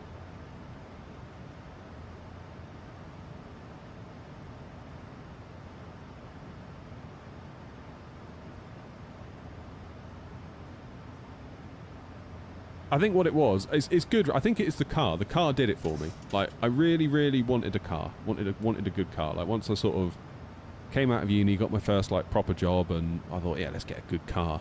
Like, that's what we should do next. And you know, worked, saved, got the car, and for the first few months I was like, God damn, yeah, this car's amazing. And then all of a sudden it dawned on me that all I've bought really is this massive liability. And then it started going wrong, and the garage bills started coming in. It's like, oh my God, what have I done? Luckily, it was just a phase and they dried up. We've still got the car. I've had it now for like 11 years. I'm just going to drive it into the ground, I think. But sooner or later, we're going to need another one because it's got a myriad of faults on it. Like, at the moment, the biggest one is that the battery drains when it's parked up. But, thankfully, it's smart enough to detect it, and then it cuts off all electronic components. So it kind of saves itself. So you never come out to a car that won't start. But then when you fire it up, it's like, warning! Excessive battery drain detected. All electronic consumer things were turned off as a precaution. It's like, great, thanks. And the car starts. So sooner or later, that's going to cause a big problem, I think. I spoke to the garage about it, and they were like, yeah, that could be really expensive to diagnose. Like, really, like hours and hours and hours. They were like, you might be better off, given that the car is essentially saving itself. You might be better off just putting loads of charge cycles on your battery through it dying and recharging and dying and recharging, and just replace the battery every couple of years. I was like, yeah, that's a good idea, let's do that. So we'll see. See what happens. What car is it? It's a BMW 520D. Now when it was new, like, I was like, damn, this is nice. Like, well, I say it was new. I bought it, it was like 14 months old. 15 months old, something like that. I was super precious over it, like it was the be all and end all, whereas now I'm just like, whatever. You know, drive it into the ground, who cares? Like, no way I would replace it with another one. I would probably get like a, I don't know. What's a reasonable car these days? Like, I don't even know. No idea. Ford Focus? Would that be acceptable? I don't know. Something like that. One thing we did look at when we were looking potentially at getting another one would be a Mitsubishi ASX. They seem to be really, really good value. Really good value.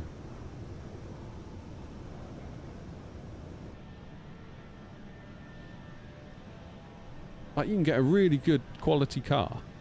Only thing is, they don't sell them in the UK anymore, so then the fear would be, could you get parts? If you needed to get parts, if it went wrong. Given that they don't sell the car in the UK, are the parts still available in the UK? I hope they are. Yeah, I don't know.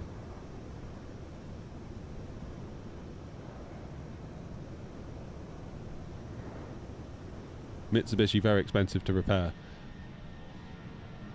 Yeah, but they don't go wrong, do they? I had a Mitsubishi Colt, which is like their Fiesta. Ford Fiesta style car. That was my first car. And I passed my driving test. And I was on a gap year, as they call it. And obviously living at home, working a full-time job. I had cash on the hip, basically. I was doing quite well, considering I was like an 18-year-old idiot. And I went and bought a 12-month-old Mitsubishi Colt. And I only sold it last year. And, like, just nothing really went wrong with it. The whole time we owned it. Obviously, brakes and suspension, like, all that sort of stuff. Like, but other than that, the only thing that went wrong was the bearing on the air conditioner compressor, where the auxiliary belt connects to it and obviously turns it to drive the aircon. The bearings in that went a bit weird, and they were like, well, you can fit a new compressor for $450, or we can fit a shorter drive belt and just lose your aircon. I was like, yeah, do that.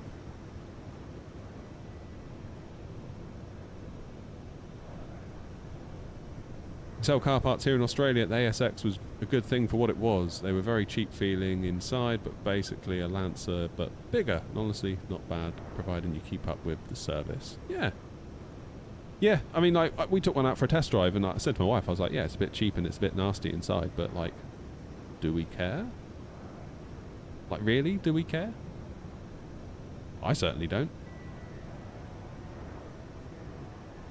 I mean, I don't really like cars anyway, like now, so I just don't care, really. I just could not care less.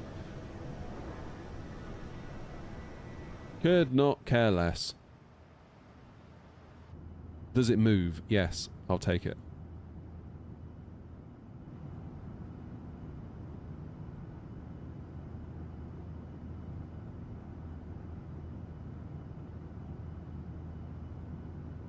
I thought of the next destination? No, we should have a look at that, shouldn't we?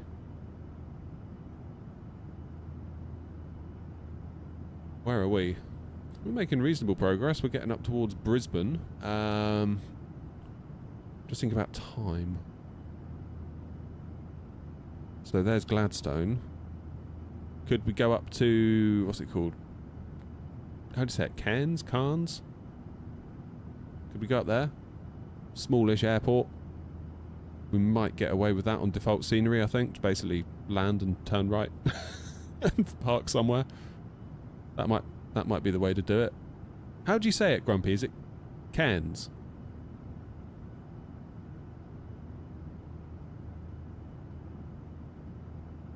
I would never get a Land Rover. Put it that way, Bobby. Never, ever, ever, ever. The amount of horror stories I've heard. And like, we know people that own them. And they're just like... they're lovely, but... my God.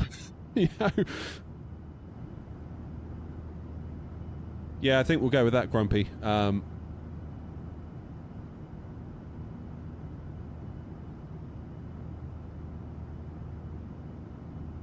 Where are we flying to? We're going Gladstone. We delivered Rolls-Royce cars. Damn, Lee, that's nice. Cairns.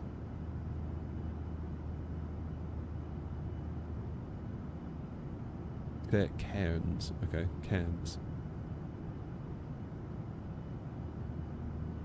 Oh, I really want to turn the daylight on. Can we just turn it on for a bit?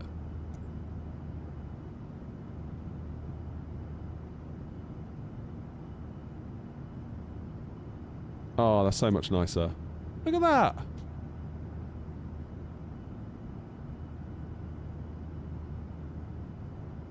Oh!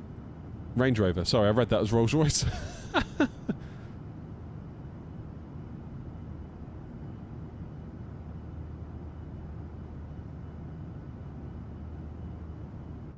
That's more like it.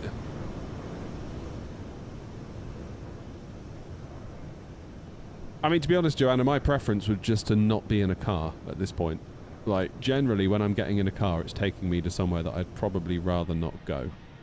If you want to know the truth. The only exception to that was when I drove myself to Gatwick to go to Infinity Simwings, but pretty much every time I get in the car, it's to go somewhere I'd be like, yeah, I don't really want to go here.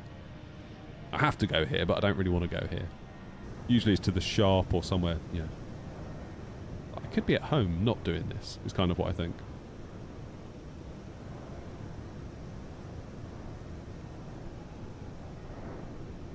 Oh, that looks so much better, Grumpy. Of course it does.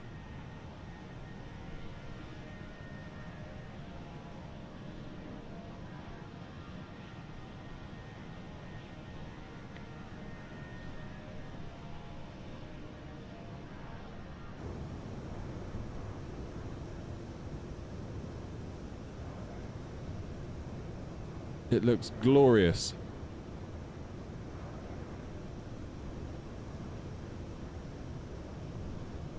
What I should get is a what?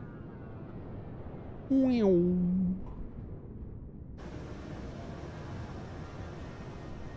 this a sim channel or car talk? I may have a dilemma on my hands, that's all. The car's going into the garage next week. Oh, the other thing that keeps coming up, I keep getting a big warning. Like, there's amber warnings on the car, like on the screen. They come up in like amber text, and it's like, you know, seek service when available. You know, like, it's not a big deal. Now I'm getting red warnings saying my brake systems, I need to replace my discs and pads. But the last time we took it into the garage, they were like, no, the brakes and pads are fine. We think it's a dodgy sensor. So it's like, at what point do we... But if we keep saying it's a dodgy sensor, eventually the brakes are going to fail and we're not going to realise it. So it's going in next week to have another look.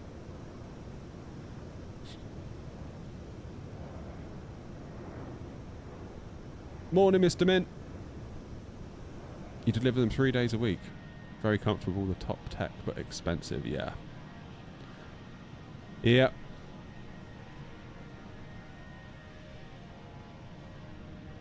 Yeah, I mean, to even consider a car, I mean, what are they? They've got to be getting on for 100 grand, surely. like a top spec Range Rover, surely. Instead of, I mean, if I was to ever get a car of that value, I'd have to be like a multi-millionaire to even justify it, I think. To have that much of your net worth tied up in a vehicle without being like a multi-millionaire, I think would be a bit weird. Like as a ratio. Even if you've got like, let's say you've got £1 million net worth and the car's 100 grand. Having 10% of your whole world tied up in something that's going down in value every time you start it seems a bit... The new Defender is 160. A Defender? Are you kidding? I thought Defender was like the... That's like the one that farmers buy. Isn't it? As like an actual tool, rather than... a whatever mobile. Range Rover Sport 100k plus. Flipping heck.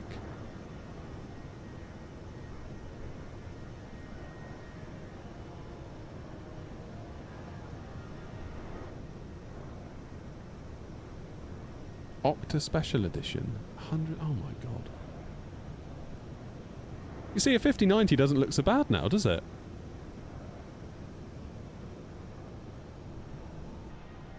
Maybe we'll get a 5090 after all. Yeah, but I could have bought a Range Rover. We're saving like 97.5 grand. That'll be my pitch. I'll lead with that. So, but we were never going to get a Range Rover. Never mind. If we did, that's how much we'd save. It's going to go well, this talk. I can feel it. I need you guys to back me up.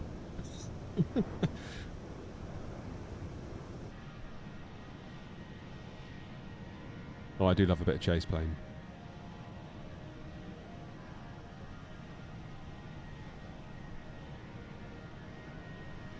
It did shock me, actually, how much cars have got... Because ours went wrong, quite badly wrong, about a year ago. And to the point where we had to come back off the motorway on a tow truck. And we thought, well, this is going to be it, surely. Like, we have to replace the car. And... turned out it wasn't actually that bad to repair, but in the interim we did go looking at new cars, and we were like, when did cars get so expensive? Because last time we were looking, the numbers we're seeing now for like a painfully average vehicle was what you would probably get for quite a nice vehicle. And the weird thing is, we sat in like all the new... We sat in the new Skodas, we sat in the new Hyundais, or Hyundais, however you're supposed to say it, the Kias, we went around the Kia garage. And like the new stuff was lovely, but obviously we're not going to buy that. So you go sitting in all the approved used stuff, and it's okay. And then we got back into our thing afterwards, which is like now 14 years old, and we were like, we kind of prefer this. So we just patched it up and kept going, really.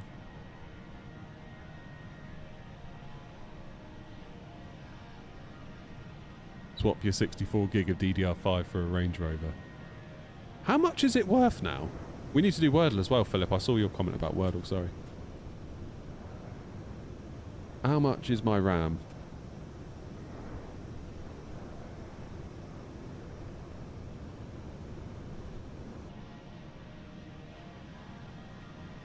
Oh, lordy lordy.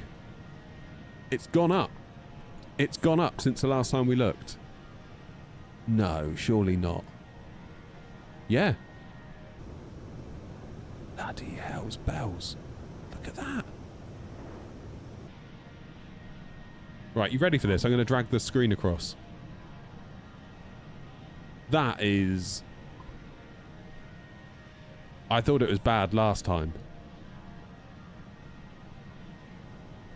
It was 869 the last time I looked. And we were all like, oh my god, £869. Considering I paid 170 for it back in February, March time. Might just leave that there the entire stream just to let it sink in.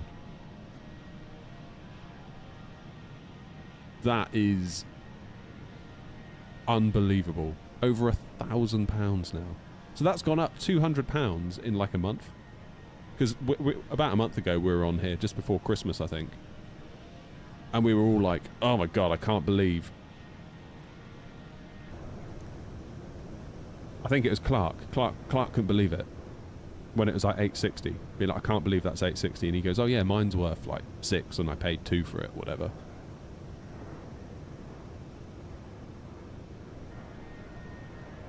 Yeah, I mean, you could build a whole PC for that. You could easily build a whole PC for that. Well, you should be able to build a whole PC for that. 2 sticks of RAM. Unbelievable. Hey, no worries, Dan. Thanks for watching it. That is absolutely ridiculous. £1,000 for RAM. And now you're starting to see, like, your pre-built vendors basically building you a PC, but then you have to supply the RAM. Like, bring your own RAM. Because there's no way they can... I mean, they're in the same position, aren't they, really?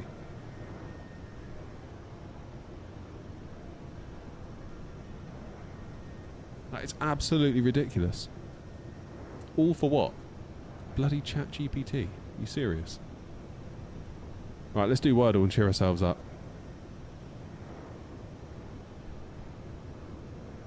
Philip, how long did you say you got it in for? I'll probably get it in 2.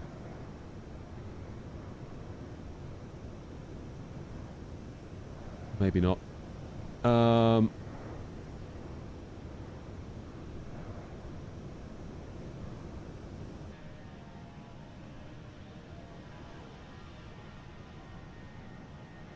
Oh, okay.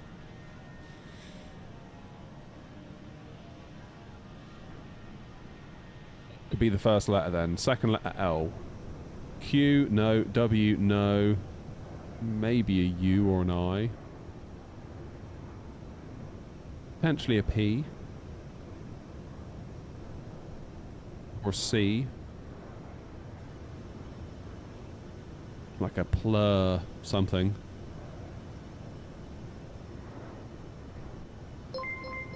Something. Cheers, Aid. Cheers to the raid. Stefan's in, how you doing? Wordle in 3. Oh no.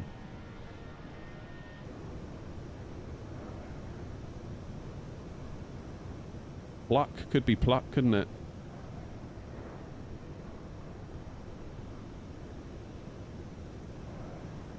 Oh, okay. Click? No, it can't be because the C's in the wrong place.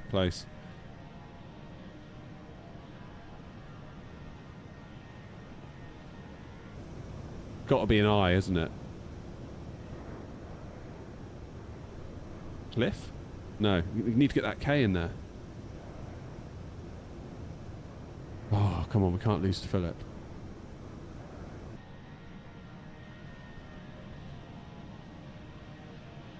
So the C can't go there, can it? Not really. It has to be CL something something K. CL something something K. The C can't... click seems like the obvious one. Clink?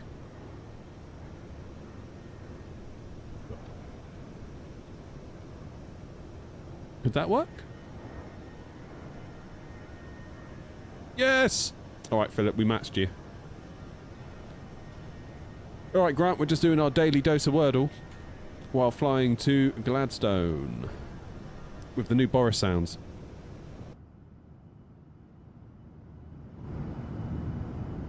Which is sounding very, very nice indeed.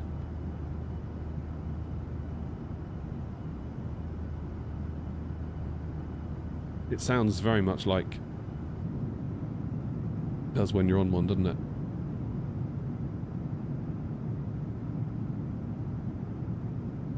Very cool.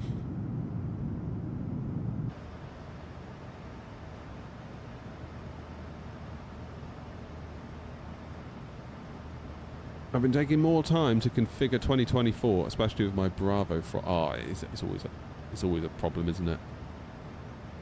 Always a problem setting up your hardware.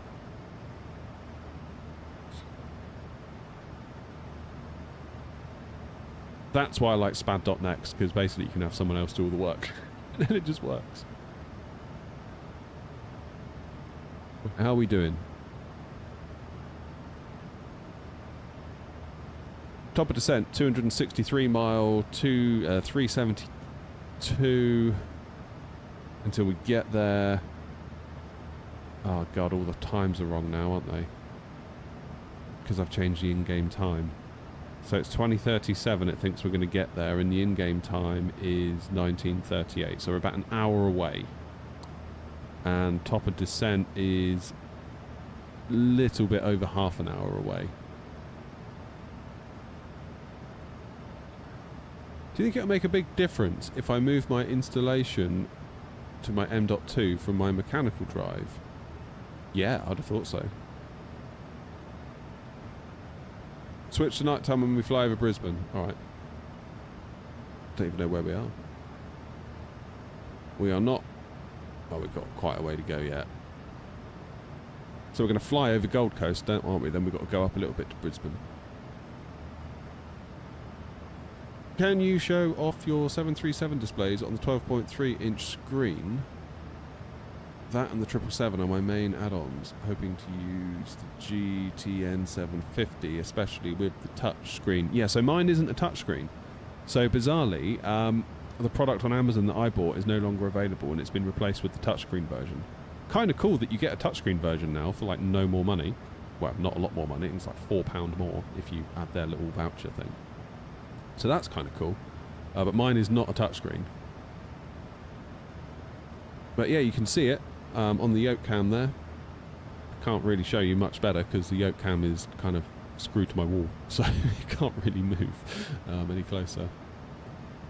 After Gladstone, Cairns, I think.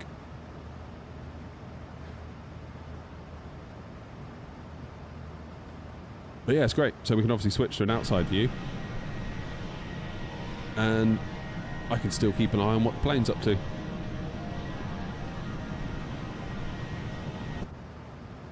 Ordered yours from the Canadian store, pretty sure it's touchscreen.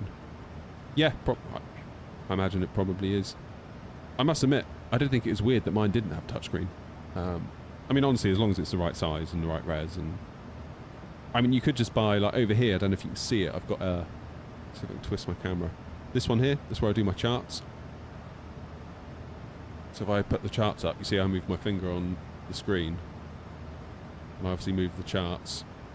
I think it was like £100. It's like a 15 point something inch monitor. It's great.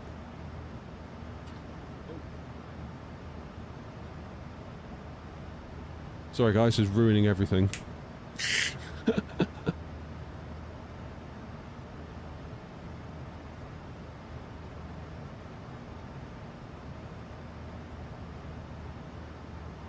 That's better. Right.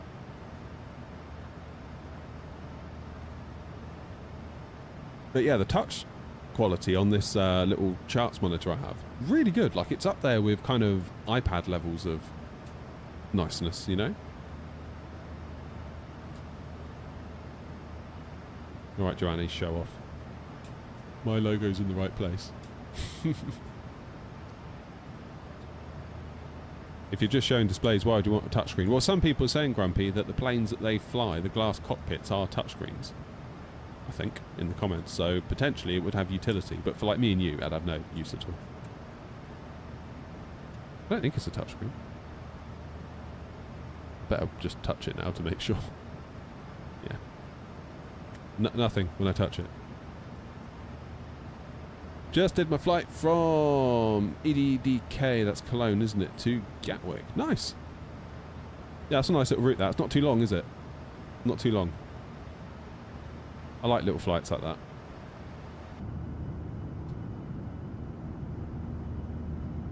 Cologne's a bit of a favourite. Especially from like East Mids. You do some nice cargo ops into there.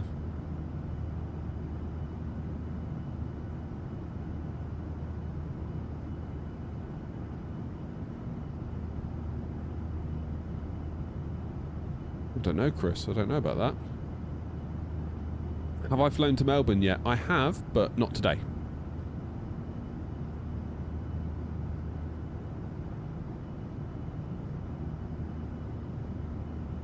Trying my best to get the affiliate program done. What's that for VATSIM? For the VA?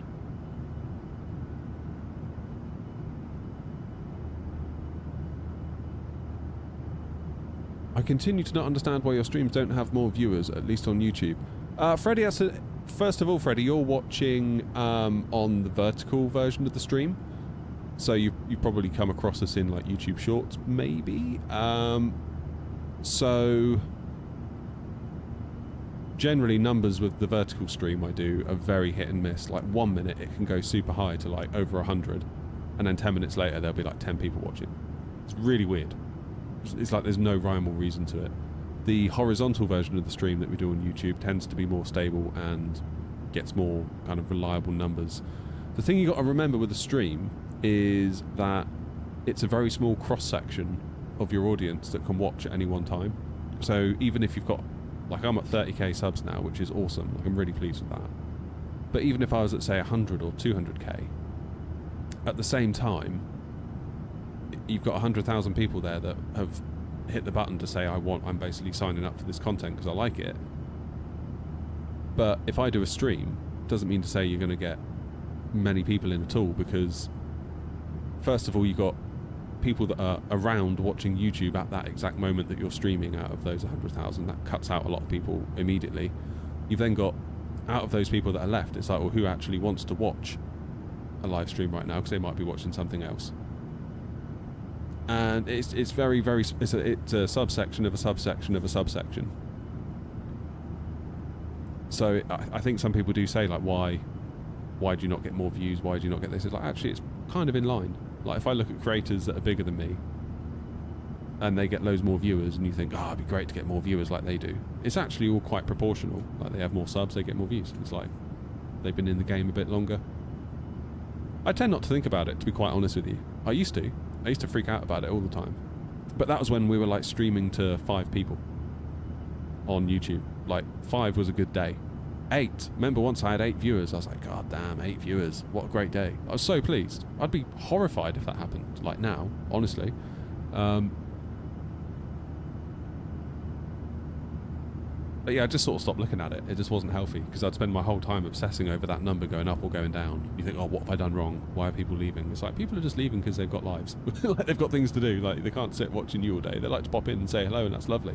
But you can't expect people to, like, stay for a whole time.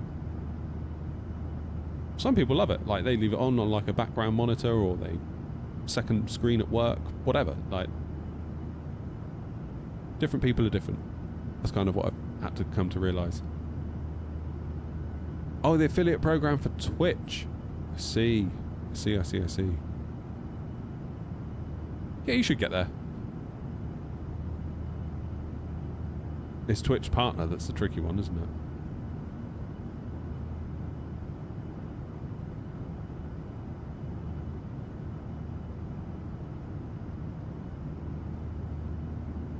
Second screen at work guy right here. There you go, Johnny. That's the spirit. In an ideal world, I would do more streaming at night time, but it's really tricky for me, like just with life and everything. I can occasionally do it, but not always.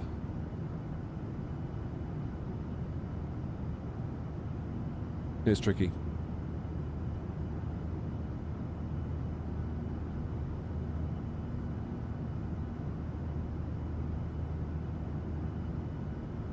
Tricky. Off screen.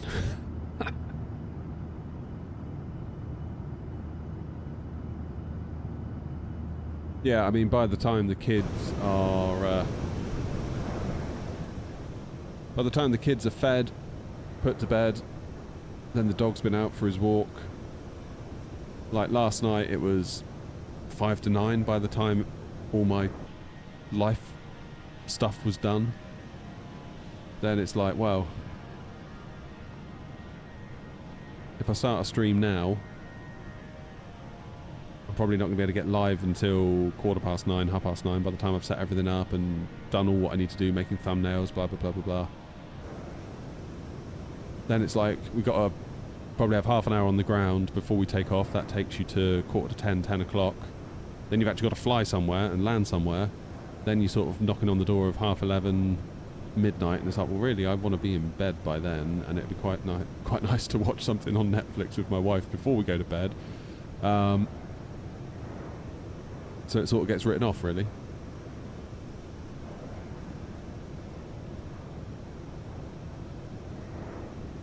Whereas this time of day, I've got the house all to myself. It's just me and the dog. Kids are at school. Got the day off work. I know some people say you'd get more followers and more viewers if you streamed at night. Maybe I would, maybe I wouldn't.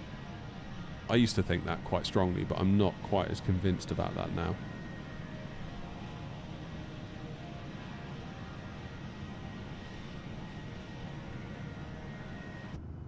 Okay, there is a plane 2,000 feet beneath me. I just want to check in and make sure we're not going to have a problemo. Where have you come from? Oh, it's 1903. You've overtaken me. It's Chris.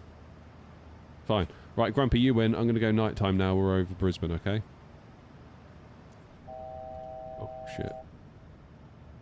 Airspeed low. The hell? Airspeed low. Come on. There we go.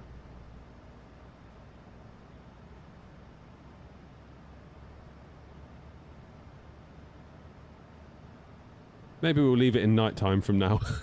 Let's not do that again. I thought we were in live weather though, so why did it snap us? Maybe it wasn't.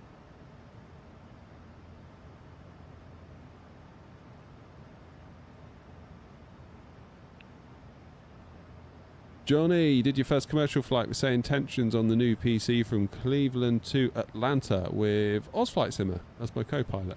Nice. That's cool. So they got his voice in there, have they? That's really cool. I like Ozflight Simmer, he's a good guy. Strikes me as a good egg, that one. I like him.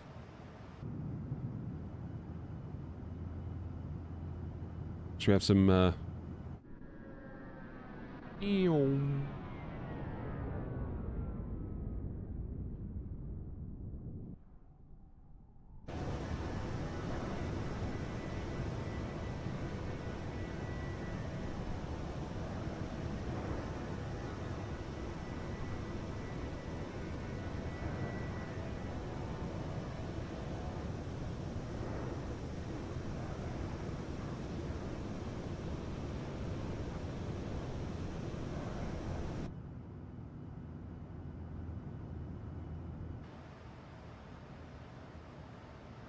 Air not 1903, Air not 232. Air not 232, go ahead for Air not 1903. Could I get your speed? We're at Mach 0.811. Perfect. We'll slow down just a touch, just to give us a bit of separation for when we get to Gladstone. Air not 232.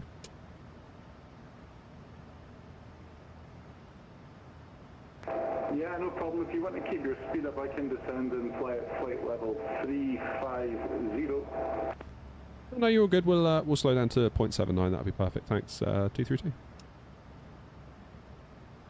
Yeah, no problem. Air not 1903.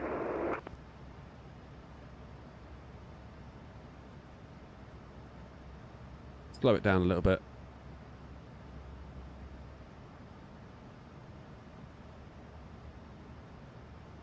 Where's the music? Well, it's funny. We did a poll on the last stream, and I did a poll basically saying music or no music, and I think it came back as like 70% said no music. Hey, doing, Yaz?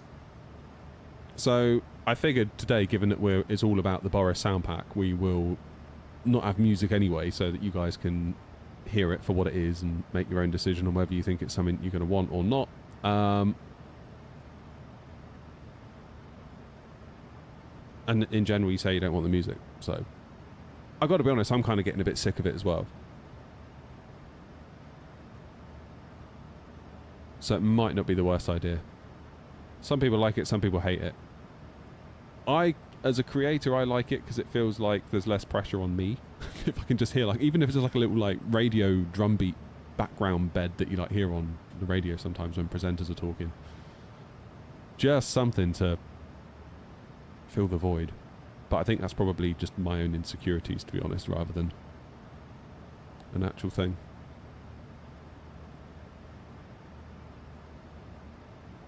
Right, I'm going to make an executive decision in a moment. Given that top of descent is 11:50 Zulu, and it is now 11:28 Zulu. You know what I'm going to say, don't you? I'm going to get a new cup of coffee. I will leave you with some views of Brisbane in flyover mode. If you can see them, of course, because it is at night. I'll see you in a moment, alright? Don't go anywhere. Behave yourselves.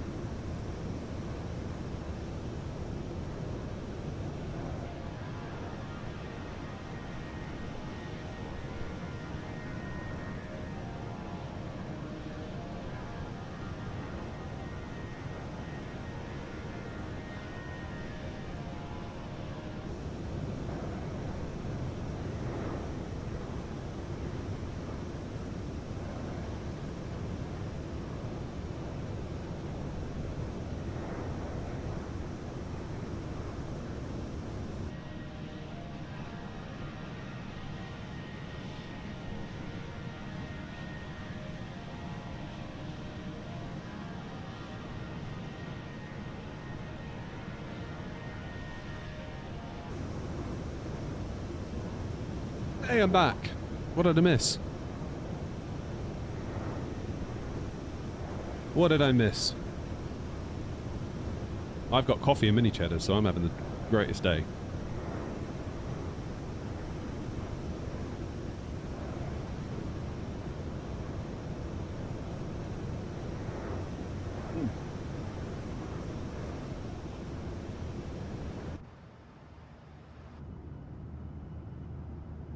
So that'll be Brisbane then. So Sydney to Brisbane would be a nice little flight, wouldn't it? We're actually beyond Brisbane.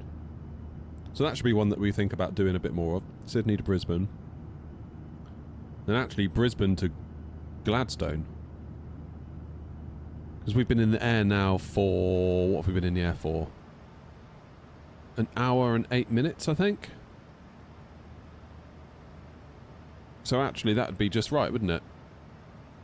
Flashy, no, they are not the red Leicester ones. We do not like the red Leicester ones in this house. Oof. Don't think so. They're the original, i.e. the only correct version of mini cheddars, except for the crinkle cut, whatever they are, sour cream and onion ones, or whatever they're called. The green bags.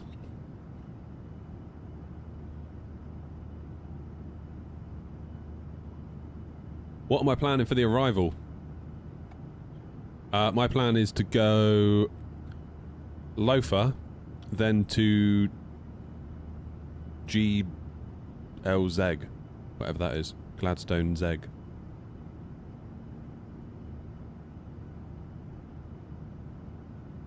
Could do a little tour of your state also, Melbourne down to Tasmania. Yeah, so Joanna in chat, Surges is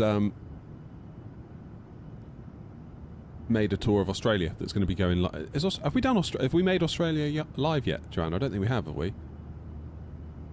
Either way, it's going live shortly if it isn't already. Since you got your own airline, what's the call sign? X-ray November Oscar. And then obviously we just call ourselves Air Not on frequency because we're a VATSIM partner now. So hopefully we shouldn't need to put like call sign / Air Not in the remarks on VATSIM. Controllers should start to know who we are, but Australia needs a thumbnail. Alright. We'll sort Australia tonight. But Melbourne to Tasmania is on the tour, I believe.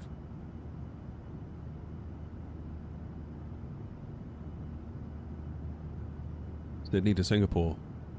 Nice. What would you put on your V-Pilot client?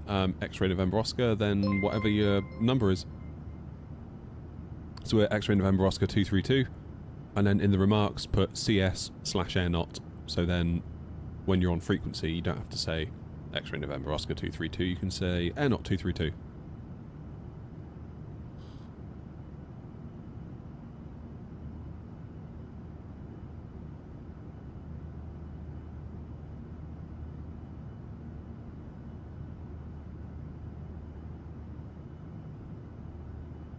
But now we're a VATSIM partner, we can submit our liveries to FSLTL, because at the moment, if you were to see an Air Not plane, it would likely be just a plain white aeroplane, possibly even the wrong aeroplane type. So what we do, like Air Not pilots, so that we can see each other, along with our liveries, we've got a VMR file that you can add into vPilot. So if you're in, say, the 737-800 and you see another Air Not 737-800, it will swap out that plain white livery for the PMDG 3D model, and then it puts our Air Not livery on top of it. The trouble is that's quite performance intensive, because obviously the PMDG model is very detailed relative to FSLTL, because they're very like low polygon count, low texture resolution, but it's fine because you're not doing walkarounds around them, are you? It's like you see them from a distance and it's fine. You're more interested in getting performance. So we've redone all of our liveries in the FSLTL paint kits that they provide, and we've uploaded them and they got accepted a few days ago. So basically whenever the next update to FSLTL happens, we should be in it. I can't wait. I really hope they do it. Last one I believe was in October. I do believe. It's really funny because as a VA partner now, I get access to this little Discord where all the other VA partners are, and the amount of people that upload their liveries, and then ask immediately, when will it be an FSLTL? When is there going to be an update? And the FSLTL dev's always like, there's no timeline, it's whenever. So hopefully they'll get a chance and get around to it at some point. I was afraid that we were going to miss the boat. Like, could you imagine if I was to be working on the liveries right now and an update came out? It's like, oh no, that means it's like probably 6 months away before we can next get in. Whereas now it could be tomorrow, it could be 2 weeks, it could be a month, I don't know, but...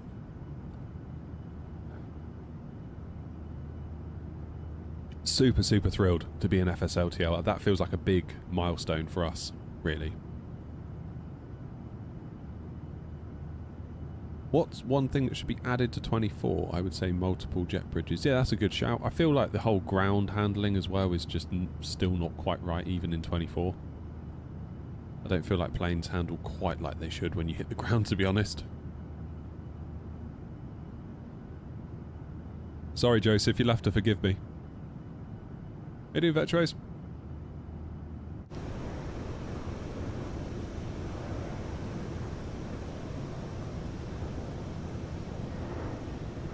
Stephen, I'm not 100% sure, to be honest. I feel like you can change the time of day in the sim and it should retain live weather, although I'm not convinced it always does. I feel like the easiest option is just to be live. Then there's no kind of gotchas.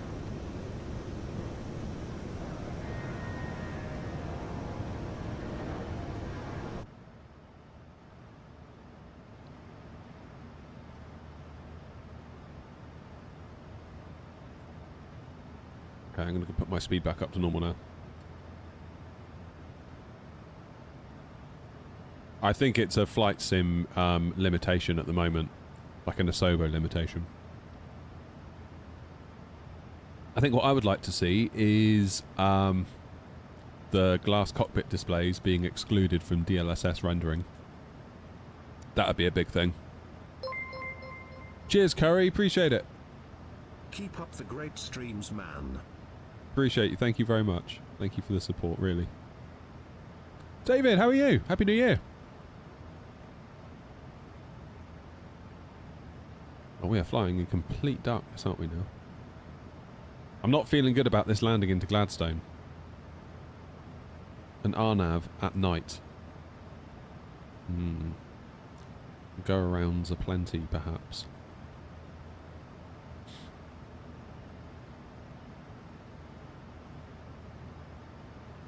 It's Australia Day on Monday. What's Australia Day?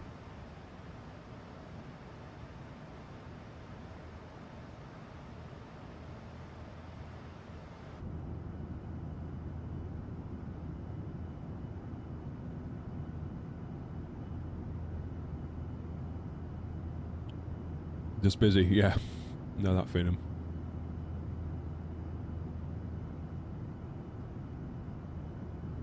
So where are we over now? Tappet is the waypoint, but what's like the town?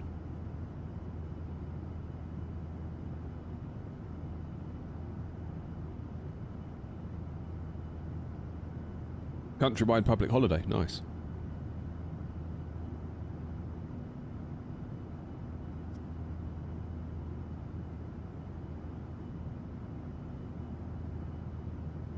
Can't be that far from top of descent, can we?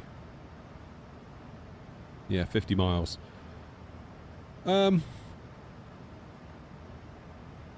Okay, so it wants us at 2,900 feet. By the time we get to GLZ, however I'm supposed to say that.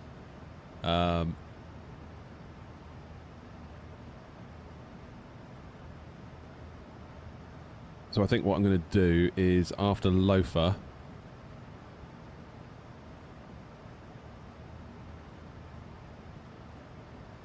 let's put in our destination, RNAV 28 via GLZ. We're not going to go to all the way up to Gladstone just to then come all the way back. We're going to go Loafer, whoops, don't want to do that. Loafer, then GLZ.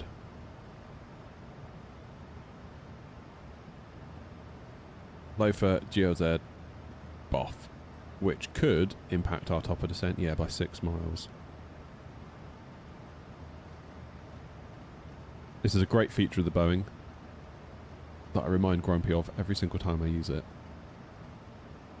You can just put that altitude in there, and the second even, that we cross the top of descent mark there, the plane will descend on its own.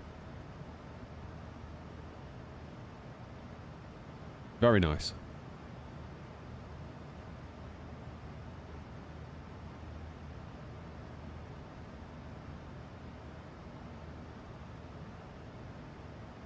Then it's a case of following this in GLZ up to GLZ.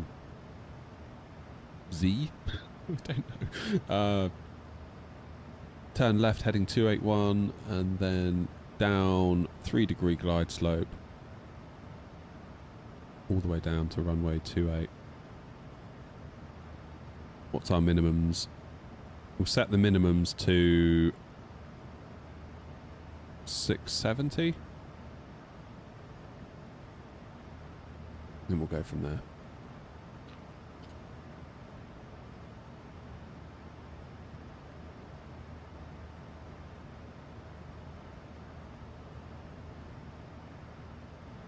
When we get to Gladstone, this is us, we're going to follow the orange line, land into Gladstone. I don't think we're going to need to backtrack. I really hope we don't. It will be a case of vacating left on Alpha 1 and then trundling back down on Alpha to this bit here. This bit is, you can't really see it, can you? Where's my cursor? You see my cursor now? There we go. This bit here is like a split level, so the left bit is higher than the right bit, at least on the payware scenery that I've got. So those of you that are not on payware scenery, it might look a bit weird. I might look like I'm in the floor or something, so don't be alarmed.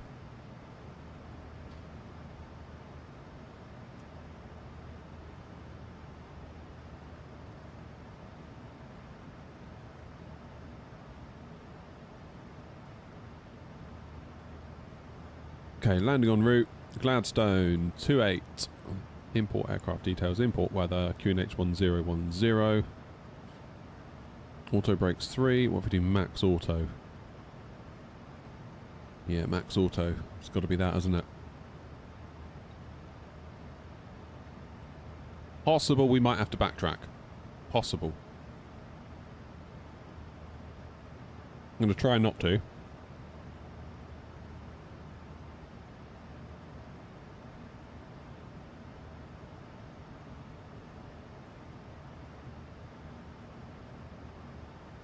Try not to.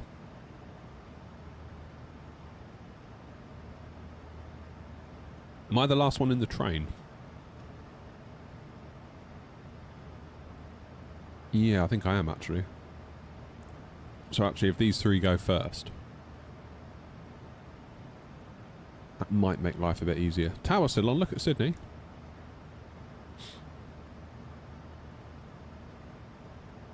What's going on at Melbourne? Ground, and there's Melbourne Centre. Melbourne Centre, Melbourne Centre. These are all different frequencies then. 133, 1353, 1326. Yeah, they are. I remember the last time we flew in Australia, we were on a frequency, and then I got to contact me saying, please contact me on this frequency, but it was the frequency I was already on. And then someone was like, oh yeah, it's because of this, that and the other in Australia. I got really confused. I still don't fully understand what that was all about. Perfect. 174, now starting up down to 2,900 for the Honda.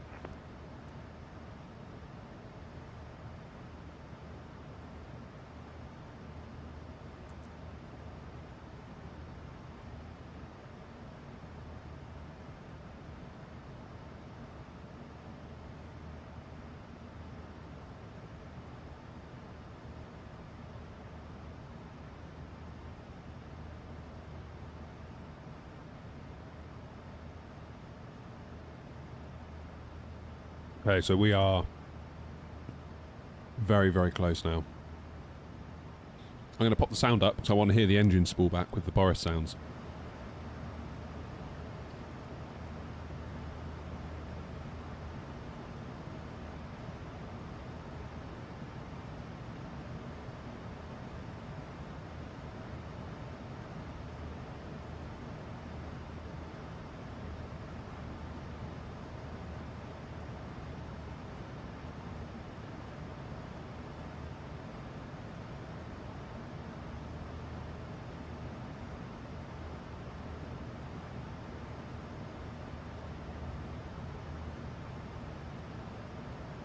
Wait for it.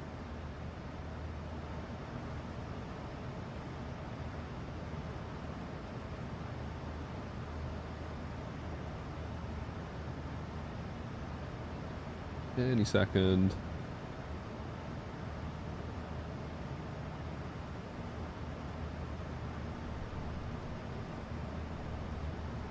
Go.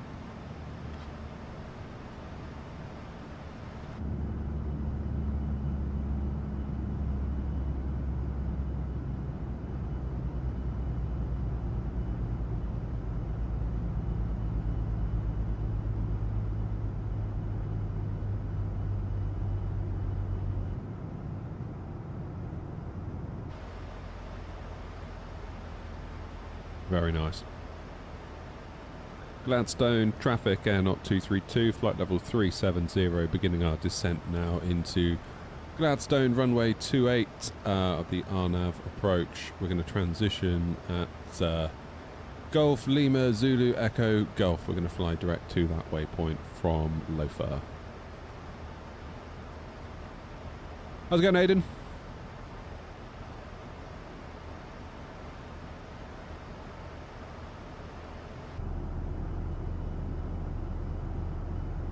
It's nice being back in Australia. We should fly to Australia more, shouldn't we?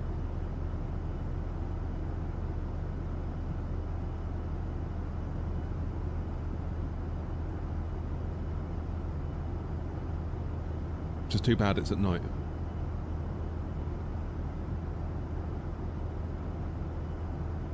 On holiday just south of Gladstone. Nice. I'll give you a wing wave.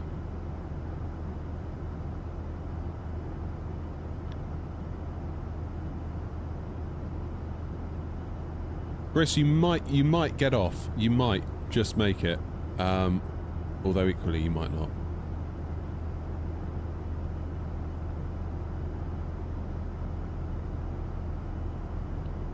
I am preparing to hold, put it that way.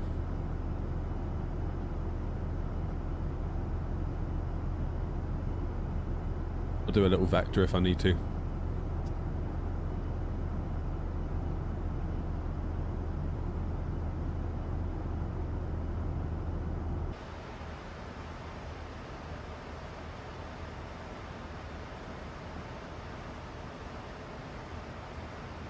Right, let's do a little test.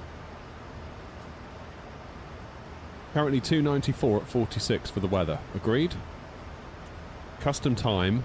Live weather remains on.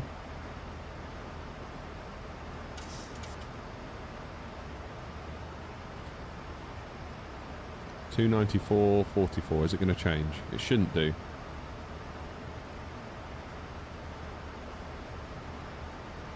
No, it hasn't. That's good. Oh, that looks so much nicer. Look, we can see. Like, we can actually see Australia. Look at that. We'd never have known that was there otherwise, would we?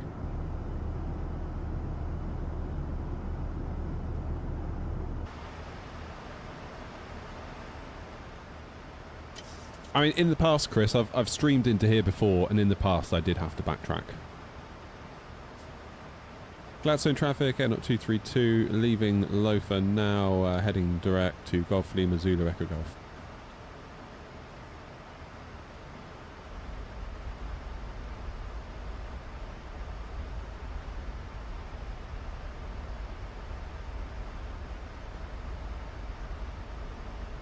Damn, we're doing a bit of a nosedive here, aren't we?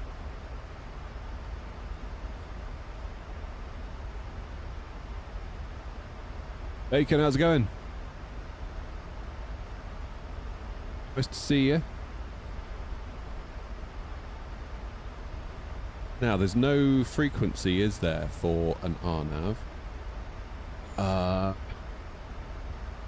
So let's get our minimums in. 670.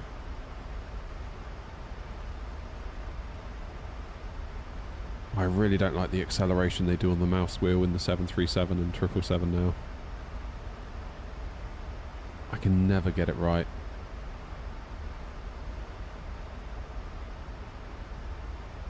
$670 for the Barrow. Good. I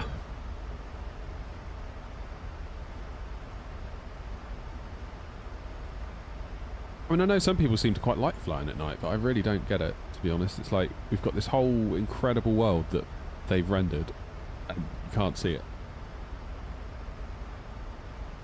Right. Let's do a flaps... Should we do flaps 40? What if we do flaps 40? Will that change things for us drastically? Not by much. Let's go with 30. I'm going to go 30 and probably expect to use the... the backtrack at the end. Fairly certain I had to backtrack last time I was here, so rather than burning the brakes out, let's or potentially pop a tyre.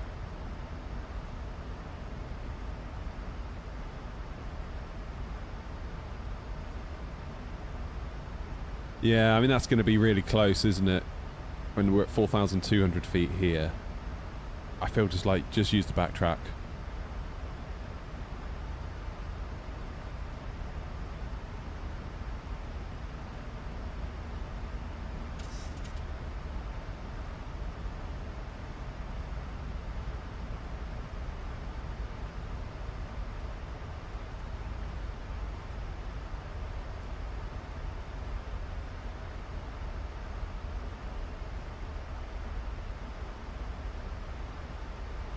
Looks beautiful out the window, doesn't it, Australia? See, I wouldn't have seen this in the dark, like that lake. Would never have known it was there.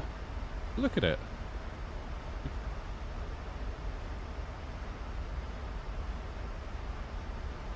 Hey, Bear. So we are 56 miles out from Golf Lima Echo Zulu, whatever it is. GLZ. That one. Right, let's resync the heading bug.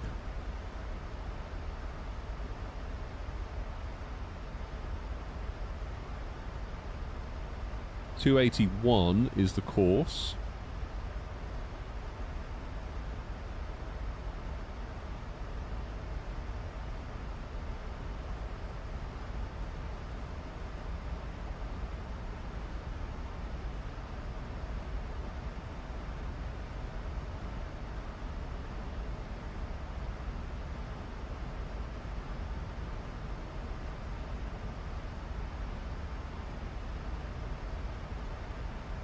Just trying to remember how to do an RNAV in the 7.3 because I haven't done one in a long time. I think if I press the approach button, or do I just follow the flight directors? I forget how to do it now. I haven't done one in such a long time.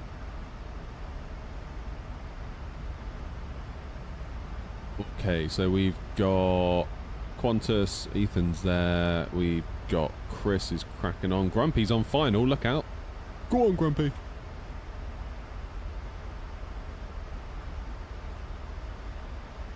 Sure, Grumpy won't let us down. From traffic, they're not 1903 descending to flight level 100 for the RNAV runway 28 approach. Welcome traffic. For a minute there, I wanted to grab my side stick to fly the plane.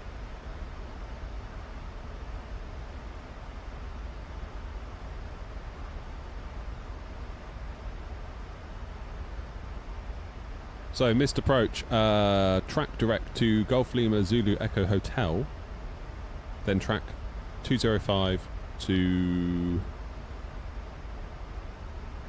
4,000 feet, and have another go, basically.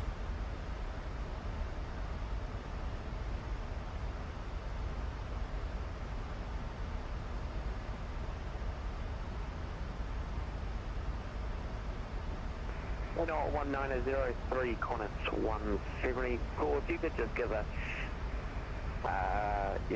Probably your max speed, whatever you want to do. That's the other global room, the corners 174. Qantas 174, we're currently at 250 knots and at 9,400 feet. We're not running good. So we're going to slow down to 220 knots, so that should give us a bit more room for Qantas 174. 232 will slow to 220 as well to keep up separation.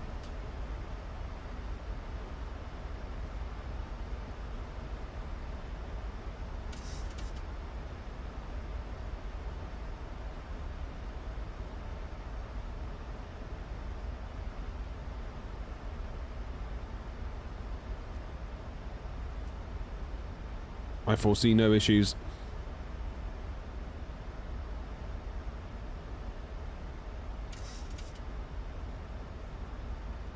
Though Qantas is... It's QNH here. 1010.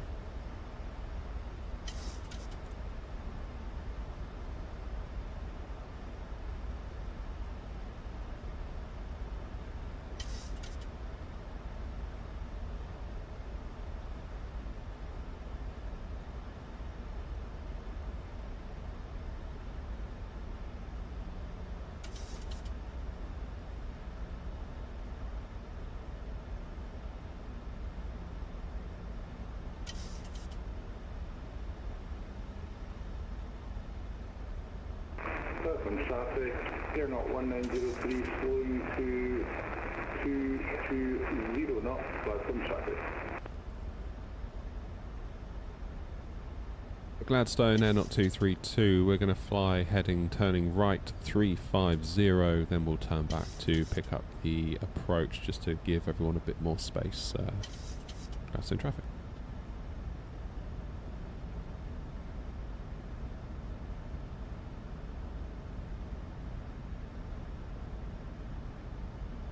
Yeah.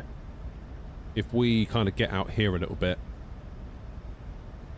we'll let, looks like Grumpy has gone around. He's gone around. No shame in a go around, Grumpy. Yeah, we'll give Chris and we'll give Ethan just a bit more room. Because what I don't want to do is for me to basically be sort of running alongside Ethan and then cause an issue. So we'll kind of get out all the way out here and then sort of bring ourselves in that way. And it should hopefully buy us a bit more time.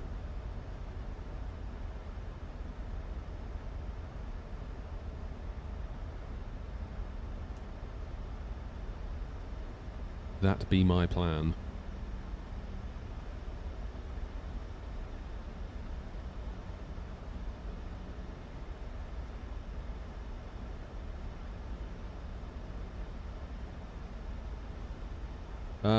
Now, given that we've come off of our little track, we'll do a manual descent, I think. Do about 1,300 feet, 1,200 feet per minute. Will that do us? I think it probably will. Oh, that's alright. Grumpy will be alright. Grumpy knows what he's doing for spacing. Like, Grumpy will do the right thing. You don't need to worry about Grumpy. Basically, he'll just come out and follow us and do it.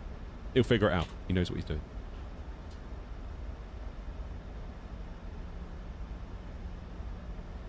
It's possible that I may go around yet, so we've got 4.5 tons of fuel on, so we'll be alright. We'll be alright.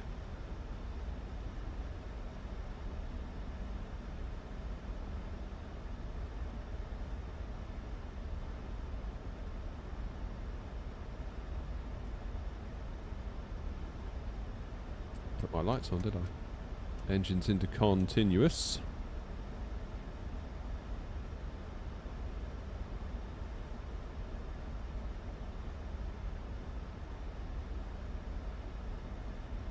If in doubt, go around.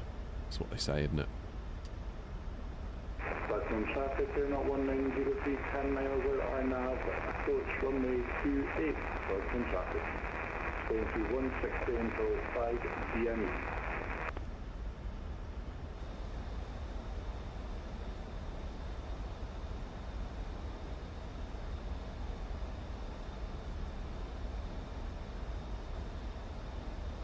Gladstone traffic, Qantas 174. We're going to slow down all the way to 180 knots for Qantas 174. I'll do the same.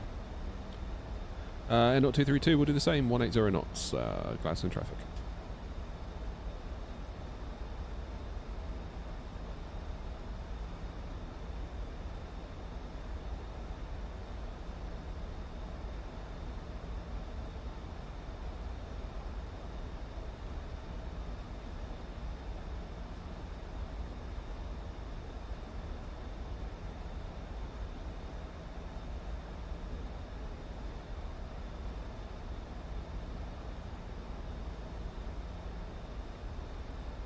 Okay, let's get LNAV and VNAV back on the go, shall we?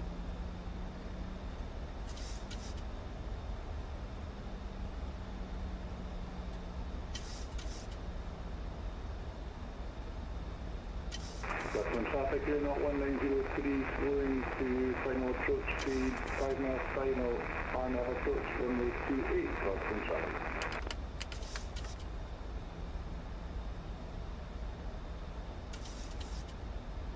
Gladstone traffic, Air 232, flying direct now to Golf Lima, Zulu, Echo, India, slowing speed 180 knots for separation.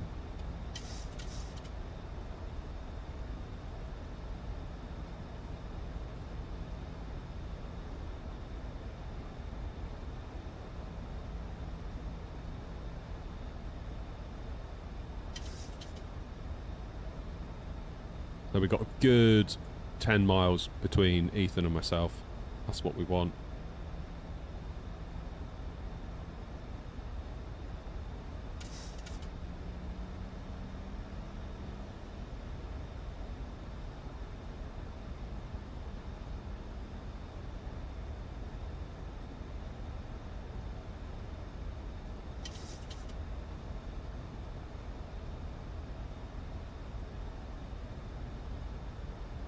And I'm going to put us... Traffic here, not 1903 on short final, runway 28, Gladstone traffic. Take us down to 700 feet.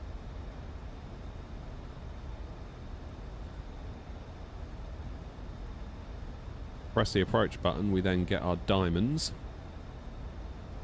We are 20 miles out from 28, that's good.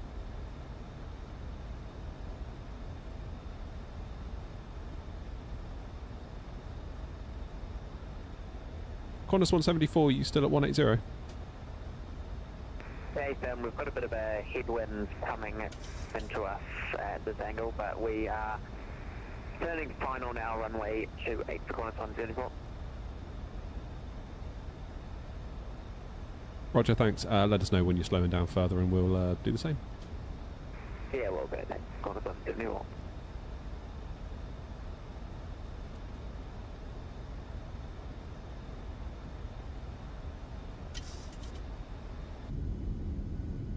Look at that.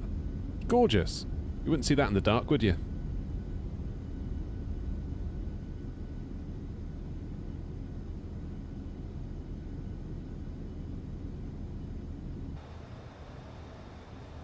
Okay, so we've got flaps 5 on the go at the minute, 180 knots. Final approach speed of 148 at 5, 153, so we're not actually that far off of our final approach speed, are we? Not really. Not really. Gladstone traffic, Qantas 174, slowing down the 160 knots. Air 232 also slowing 160. Gladstone traffic here, not 1903, runway vacated, Gladstone traffic.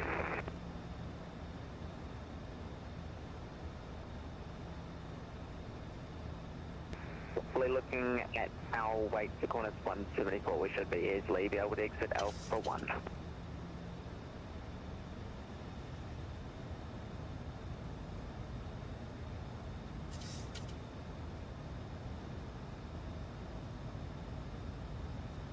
Gladstone traffic, Qantas 174, slowing down final approach speed.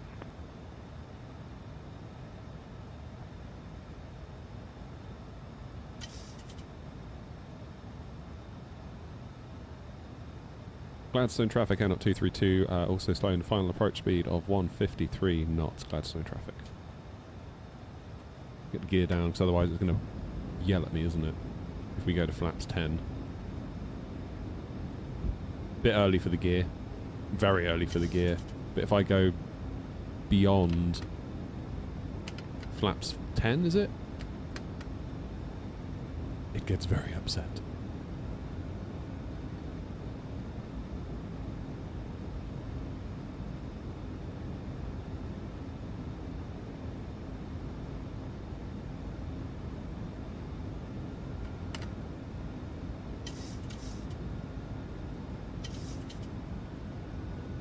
Alright, that is flaps 30.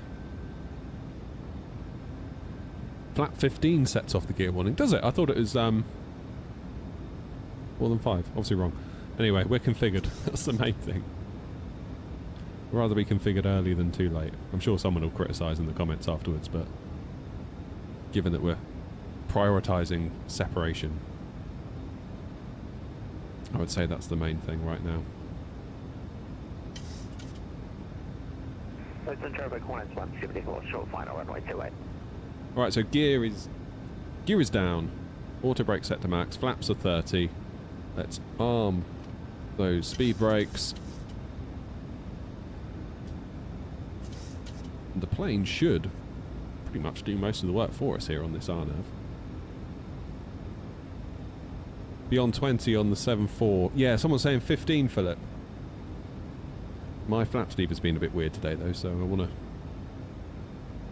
I've only got it set to flaps 2 and it's gone to flaps 30, so... I really couldn't tell you much beyond that, I'm afraid. Okay, we've got lights on, engines continuous, auto brake set to max, flaps 30, gear down 3, green, speed brake armed. Gladstone traffic, Hornets 174, we're clear at Alpha 1. Just Good indication job. we've got a bit of a 10 knot crosswind coming from our right wing. Okay, that translates to what we're seeing here, so live weather would appear to be active even though the time of day is not quite there. Gladstone traffic, out 232, 6 miles, runway 28, Gladstone.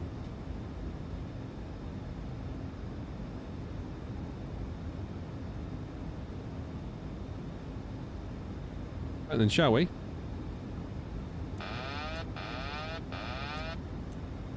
I love that sound. My plane.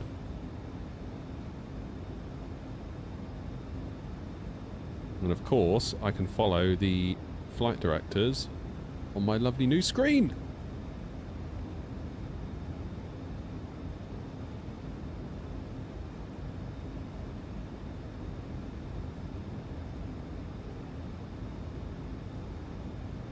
Appy think we're a bit high. RNAV says we are not. Let's quickly get go around altitudes in. 4,000.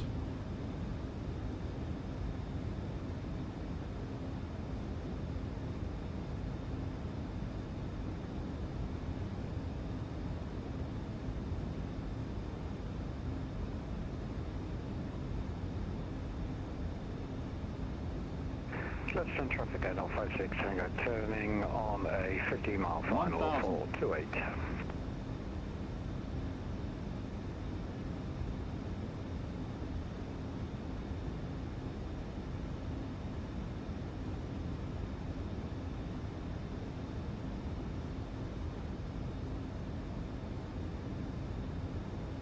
Approaching minimums.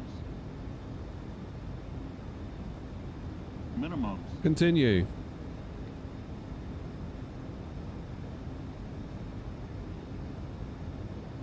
$500.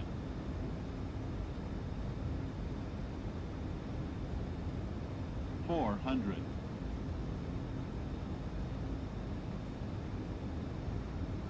300. 200.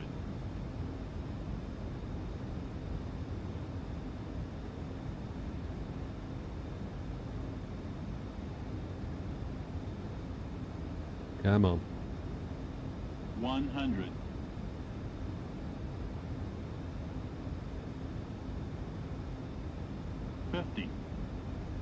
30, 20, 10.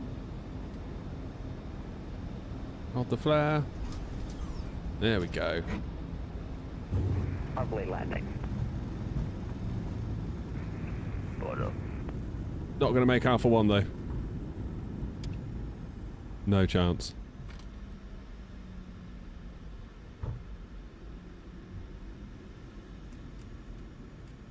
Come on, keep moving. Why is it yelling at me? It's saying I could have backtracked there. Oh shoot. Right, let's go up the end and get out of Grumpy's way. 5-6 Tango, how far have you got left?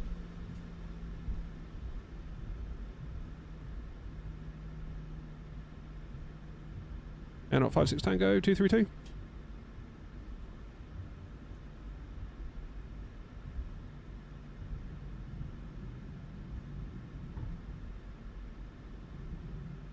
This has got to be the world's quickest backtrack. There's a train!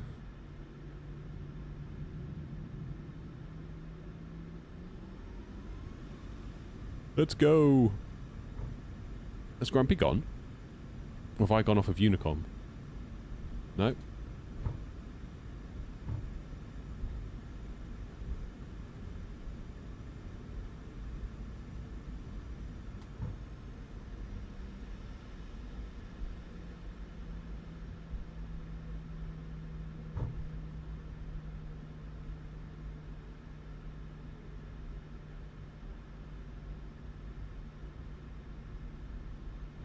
What's going on with these textures? Seems a little bit glitchy.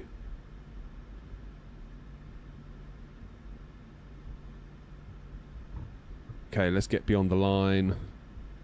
Gladstone, traffic air not 232, runway 28 vacated.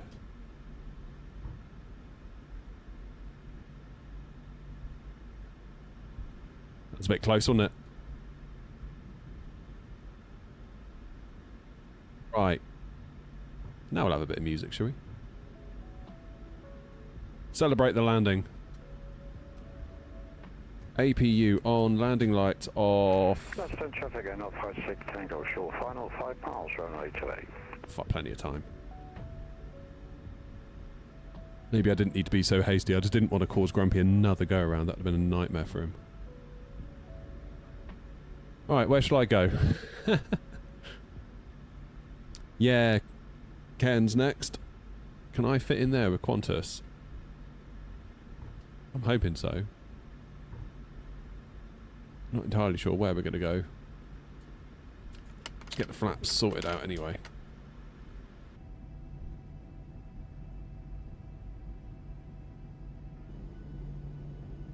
Go.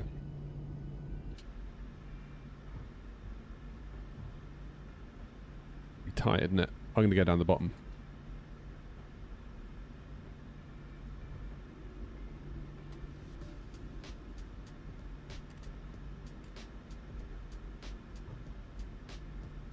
This is what I was saying about the split level.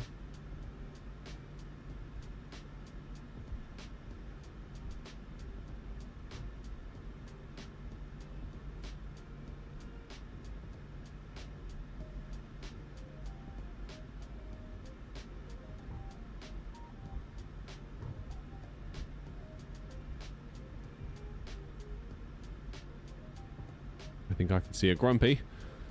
Right. Stand for? Should we go 3? Let's go 3.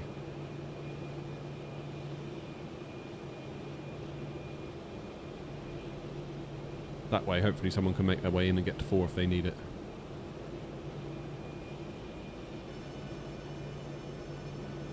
Here he comes. It's looking good, Grumpy.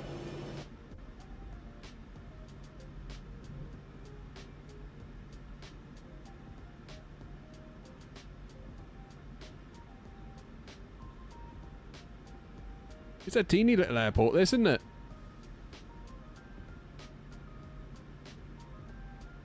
What's the story behind the character model? I honestly don't know. It just appeared one day, and we've sort of kept him.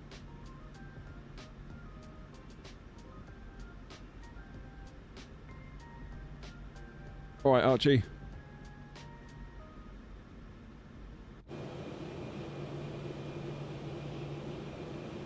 So there's no pushback here. You just basically get yourself out.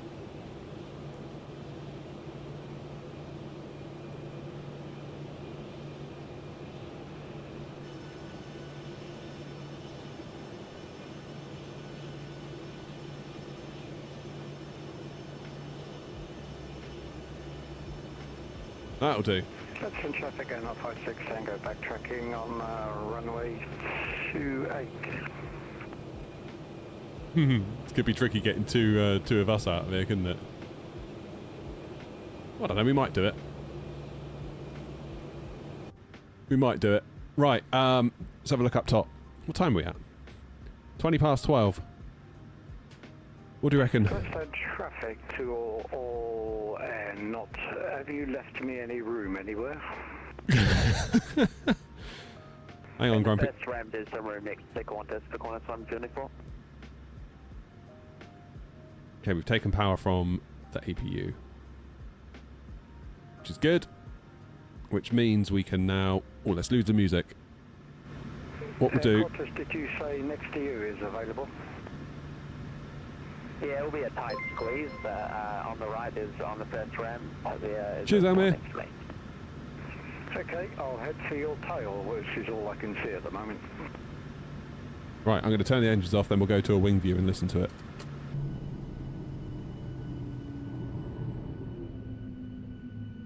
Yeah. Mm-hmm.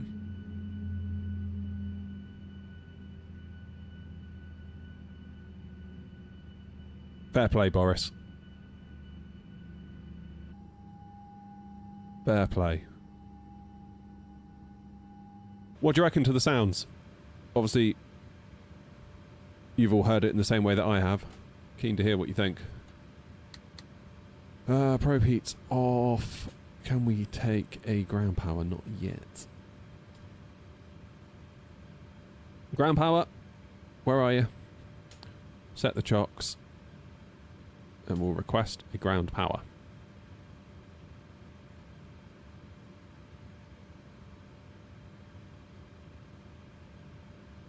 Maybe we'll have to start stacking planes on the runway. Grumpy can just park on the runway. Give Grumpy a naughty corner. Right. GPU is attached. Let's take power. Close the flight. Yes, please. We'll get the anti-collision light off. Seatbelts off.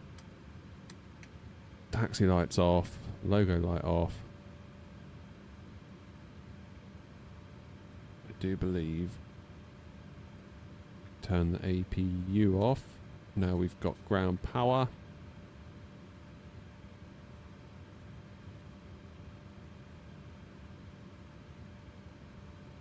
Jolly good. Right. What do we reckon New Sky will give us? I don't think we did anything wrong. Don't think we did anything wrong. New Sky, where have you gone? There you are. 10 out of 10. 295 feet, 1.29 G. That's alright. That's alright. That's alright. Nice. I will gladly take that all day long. So the next route then is up to... What's it called? Cairns? Is that how I'm supposed to be saying it? Is that how I'm supposed to be saying it? Free flight. We'll do 233 for our call sign. E. Until I've been... Gladstone.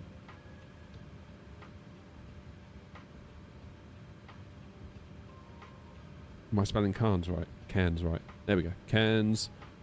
In the 7-3. If we try and get gone by 1:45, that should be alright. Let's get it booked. Don't book it. Thomas cook it. That's what they used to say, wasn't it? Can't believe that. £1,000 for the bloody ram. Absolutely ridiculous.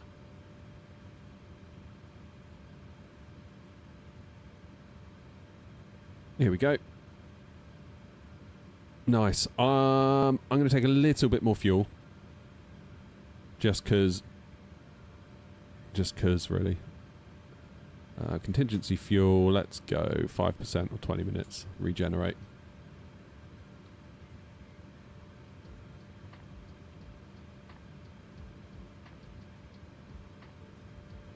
Lovely. Right. VATSIM, let's pre-file that one then. Why does it log me out? What?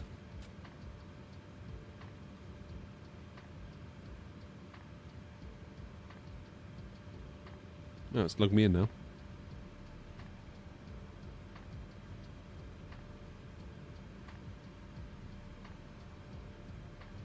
Disconnect and reconnect.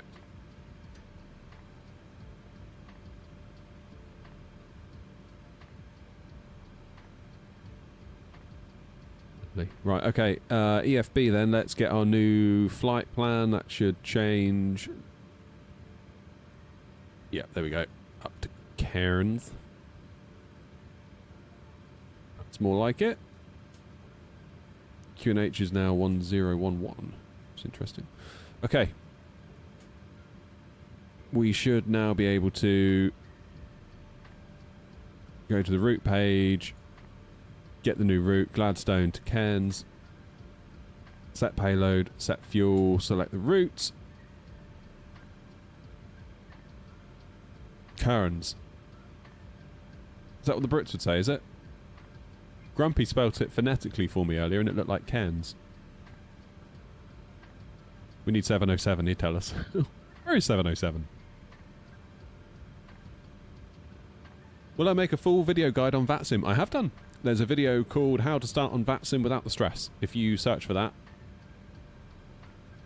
it should give you everything you need. Archie, we are in Gladstone at the moment. We're heading up to Cairns. Cairns, whatever it's called.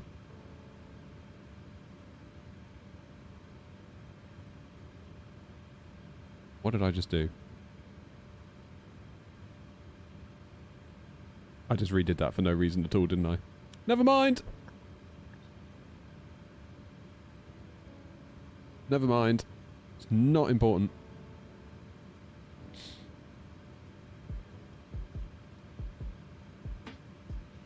Say it cans.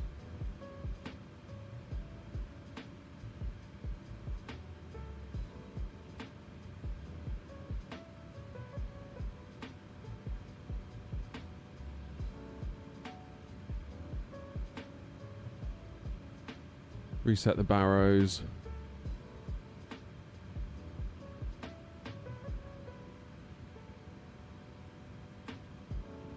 Beautiful. Right, let me see where we're going. On Navigraph. That would help, wouldn't it?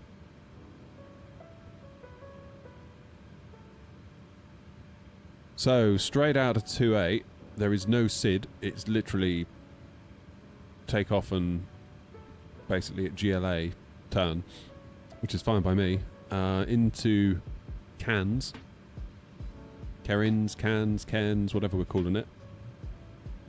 Looks like runway 15 is the favourite. So what do we do? So no ILS. Surely there's got to be an RNAV or something. There's no ILS into 15. RNAV Zulu? RNAV Zulu via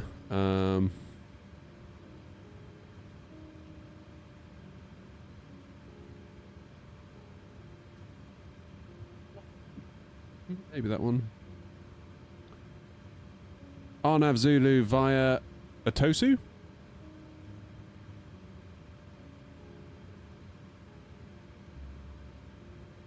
Yeah, and then we just join the dots there. That should work, right? Okay, depart 2.8. That's it. Love that. Arriving RNAV Zulu 15 on the Upolo 2 Alpha via transitioning at Atosu.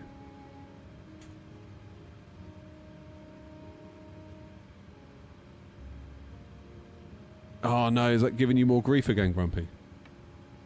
I've got to be honest, I've often wondered whether I should just get like a couple of PCIe cards with like loads of USBs and just for every single device just direct, just get loads of long cables off of Amazon and call it a day. Do you know what I mean? Yeah. I hope it works out, Grumpy. Let me know how it goes, because I'm considering a similar approach here. I feel like I get odd USB issues far too often, and it's like, do you blame the kit or do you blame the USB? Also, you've got to keep in mind AMD's never had the finest track record with USB stability either, has it? So, yeah. Yeah, do let me know how that goes. Hope it will get sorted for you, in any case.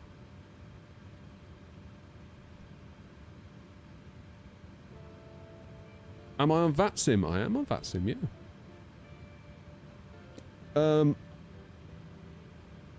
What was I going to do? Distract me. That's what it is.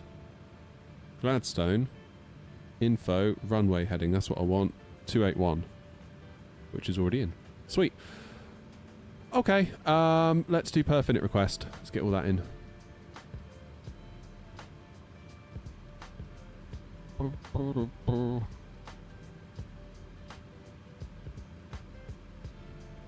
Thanks again to Allbacks, by the way, for letting us have a go with Boris's sounds. There is a link in the description. It's not an affiliate link, nothing like that.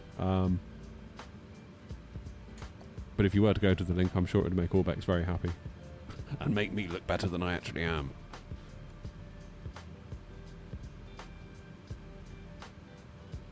Okay, performance. Gladstone, runway 28, import from aircraft, import the weather. It's 1011 now. Yeah, that's right. Calculate. Flaps 5, TO1, select temp 42. TO1, select temp 42. Takeoff, flaps 5, 131, 3 and 40. We're 1 knot out on the V1, but that's fine. I can deal with that. Trimmer 495. Oops, wrong way. TV wants to turn itself off. Press a button so it doesn't do it. Lost rudders on the first landing attempt, hence to go around. Oh my god. Yeah, okay. Yeah, let me know how that goes.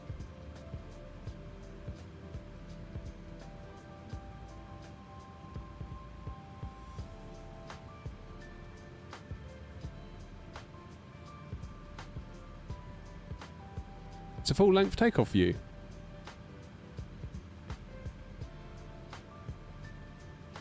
How many have we got on board? Maybe it's our weight. Yeah, we're only half full, that's why. Turns out not many people want to go to Cairns, whatever it's called, from Gladstone. But that's alright. If it means I get an easier time of it on the runway, so be it.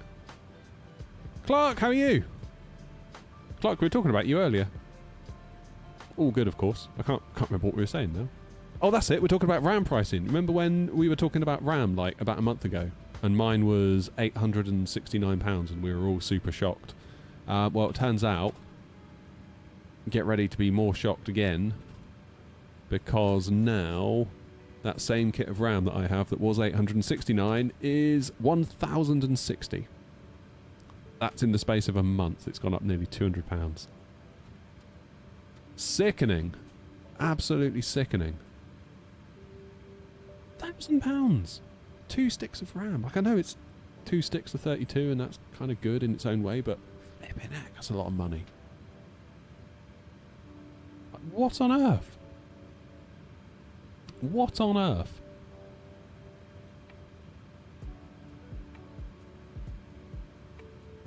Okay, 140s are V2 speed. I'll pop that in there.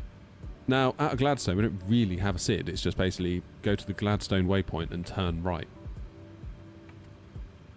So, on that basis, given that we're cruising 40,000 feet, we might as well just, you know, YOLO it. What's the size of my TV? 43-inch, Dave. It's not, honestly, it's not that much of a great TV. It's like if you were to go into any big box electronic store, it'd be like the one that's about £200 to £300. 4K 60 hertz LG, bought in 2021, so whatever the 2026 model is now. I should get RGB, it makes it quicker. I know. I'll be honest, I did actually want RGB, but I got the RAM from CEX and it was all they had. And I had vouchers to use because I traded in my old GameCube. And I was like, well, it was £170 I paid for it. 170. And it's now worth 1,060. That is... Albeit, I take your point, mine was second hand. I'm still amazed it booted, to be quite honest with you, because I thought, I've got a second-hand 9800X3D, a second-hand kit of DDR5, both from CEX. I've got a new motherboard and a new cooler. I was like, there's no way this is going to boot first time without some troubleshooting, but it did. Couldn't believe it. I won't lie, like, last night I was severely tempted with my thumbnail just to, like, 180 it. But I thought, no, I won't do that. I don't want to upset anybody. I don't know if it would have upset anybody, but... Maybe it would, maybe it wouldn't. Okay. It's nearly time to go. I'm going to start that APU.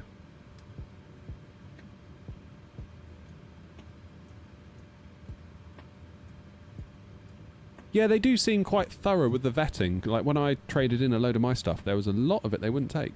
For, like, very minimal reasons. Like, I traded in an old OG Xbox. And one of the controllers on the cable had a very slight tear in the cable. Just the outer sheath. And they wouldn't take it. And when I was in there, in the store, dropping the stuff off, like, someone was trying to trade in a drone, and they were like, no, we can't take that because of this tiny little reason. And the guy was like, what? There's nothing wrong with it. They were like, we'll sell it privately then. They're like, I don't want to. It's like, well then. It's probably, you know as well as we do. And they warranty the stuff for ages, don't they? So... I knew a guy that used to work in our local one. He was saying you wouldn't believe the people that come in trying to, like, offload stuff to the point where it's like, we're fairly certain you're just nicking stuff and bringing it to us, you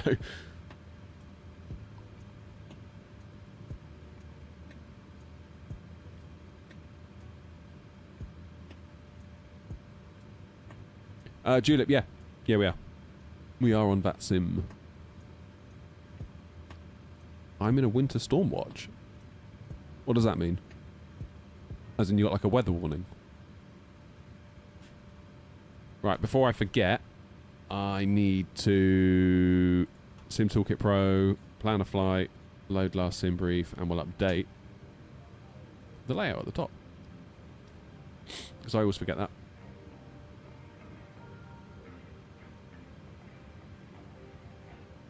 Good.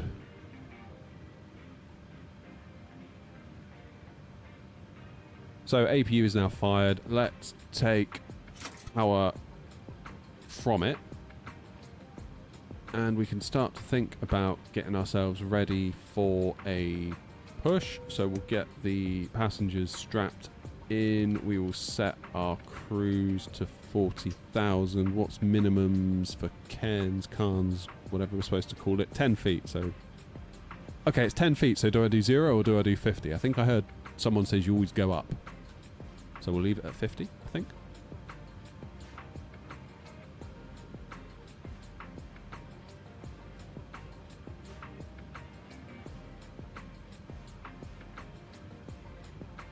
Yeah, I know what you mean, Clark. I know what you mean. Mind you, it's amazing what some people will take for technology. I did a stint on the support bar at Curry's PC World years ago, and someone wanted to trade in a laptop, and we put it through the till to find out what it was worth, and it was like a really insulting offer. It was like £3.10. And the guy that I work with, he did a lot of repairs on the side, and he said, look, I do this sort of thing outside of work. I'll give you 50 quid cash for it. I don't want to see you get ripped off. I'm still obviously looking to make a profit by selling it on and doing it up a little bit, but I'll give you 50 quid cash. He's like, no, I'll take the £3.10, please. It's like, what? Why would you do that? He's offering you cash. Oh, I just like to know that it's all done, you know, officially and properly through Curry's. It's like, they're ripping you off, man. £3.10 for a laptop. £3. You buy a sandwich in Tesco for that? Criminal. Thinking about it, this is a start and get yourself out without a pushback, isn't it? From this stand. So I should be able to once Qantas is clear. I wouldn't dare, Clark. I don't think that would end well for me. Ah! God, that was loud.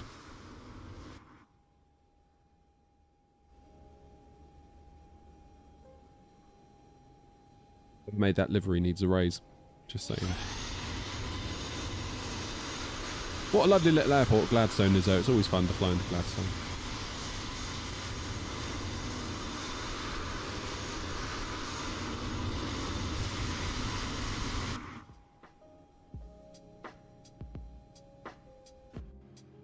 Yeah, me and all Philip. Bloody hell, that was loud, wasn't it?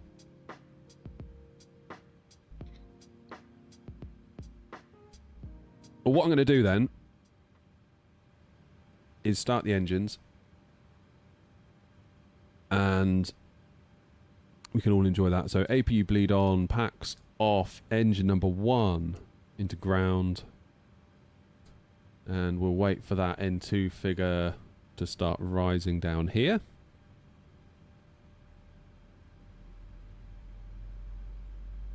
Crocodile Dundee, air not. Ah, they're good old films, weren't they? You always find Crocodile Dundee. You always find Crocodile Dundee on like ITV2 on Boxing Day or something, don't you? Right, ready for the Boris sounds for the engine start?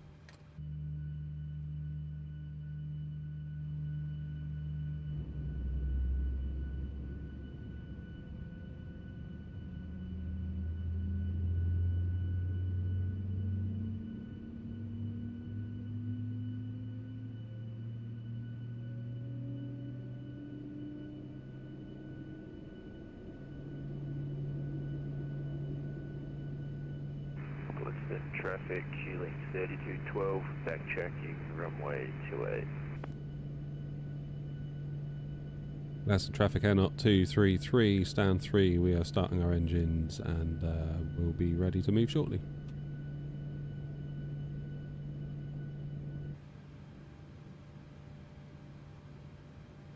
Alrighty, engine number 2. Wait for the N2 to rise. Let it get up to about 20, isn't it, I think? And then...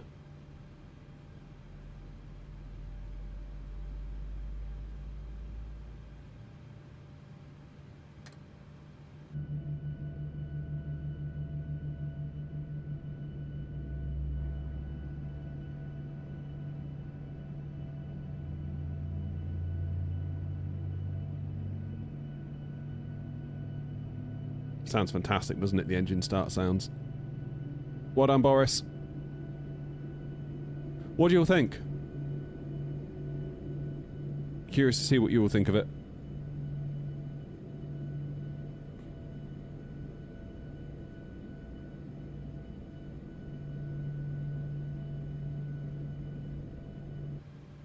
And that is engine 2 started. So we'll take power from the engines, which means we can lose the APU, get the packs back on for the passengers. Isolation valve is in auto. Anti-collision light on.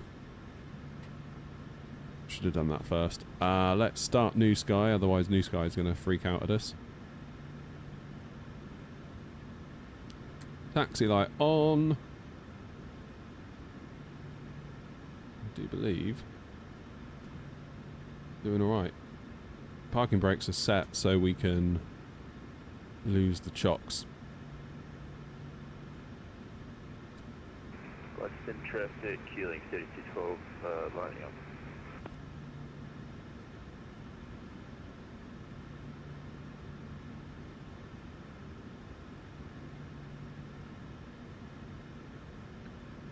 Right.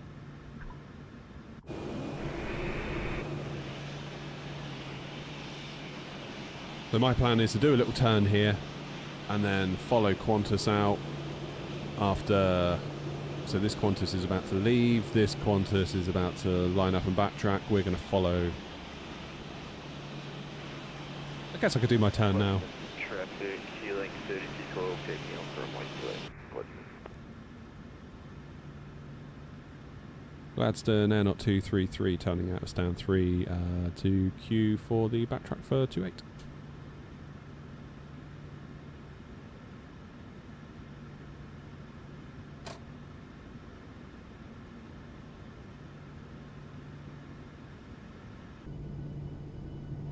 Off he goes.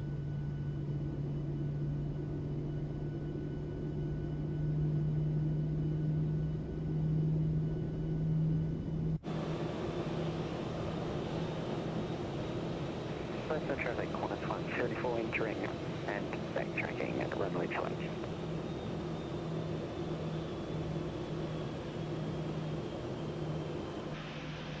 It's teeny tiny here for a 7.3, isn't it? But we are fitting, just.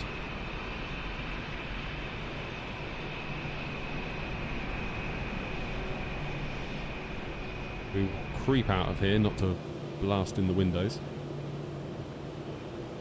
Right, let's get back in there.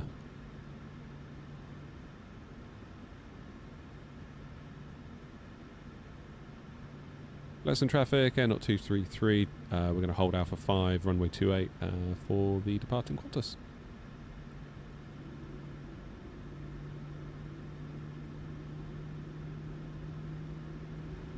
Oh yeah, Clark, you got to do Queenstown. It's amazing. So Joanna's made a new tour for the virtual airline, which I believe ends at Queenstown. So we're going to go all around Australia, then we hop over to New Zealand, sort of do Auckland, Wellington, and then it concludes at Queenstown, which is like, that feels so fitting to end it there. 500, going direct to Runway, Gladstone.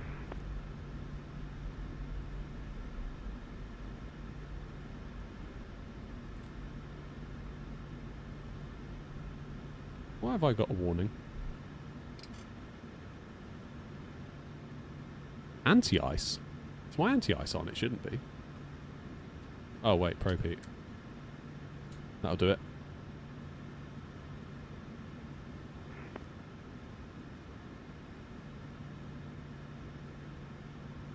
Yeah, it's alright, 7.3 will fit.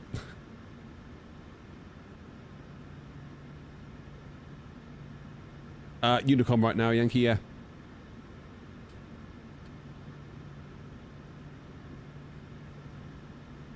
Yeah. This guy's loving it. He's come for his day out. I need to get some lunch in a bit as well. I'm hoping we're going to have enough time. When does it think we're going to get in? 21:43. Now keep in mind I've fiddled the time. 21:43. 2018. Okay, hour and 20. That's fine. We'll do that. Reckon the A3 fit? No, probably not. I wouldn't recommend it, put it that way. I still can't believe £1,060 and 99 pence for my round. Craziness. Utterly, utterly, utterly crazy.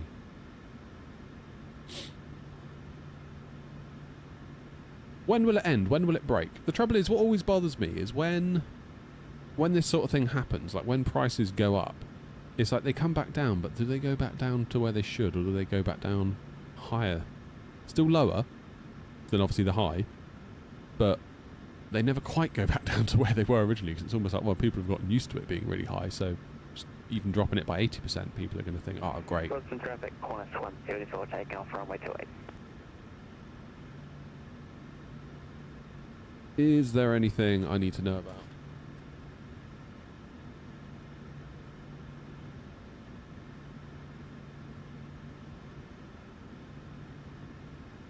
Nothing inbound. That's good.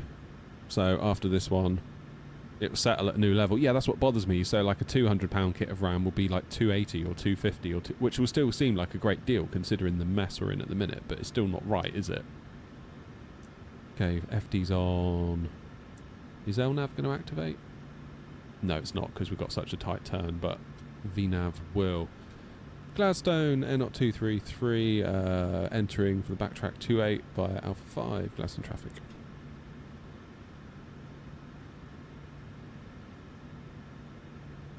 Engines into continuous then, position light, strobe and steady. Put the turn-offs on, even though we probably don't need to. Landing lights on. And we will put ourselves a new squawk of 2000, because this is a new flight and we haven't got clearance for it. Start the clock.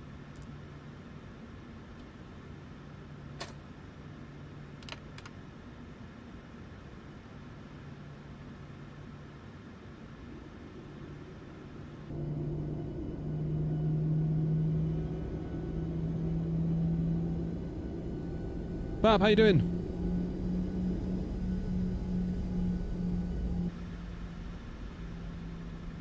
Gladstone traffic, Cornice 174, climbing out, passing 3000, heading direct to runway. So Cornice 174.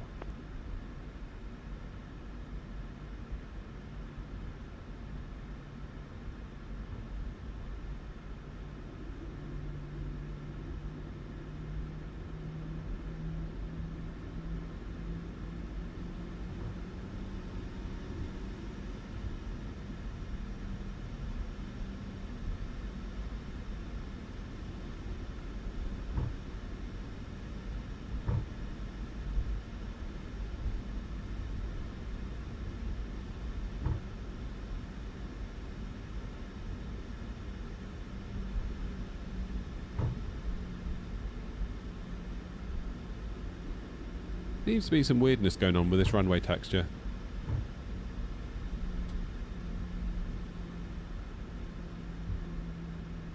I'm going to go for a full length, I think. Backtrack all the way down here.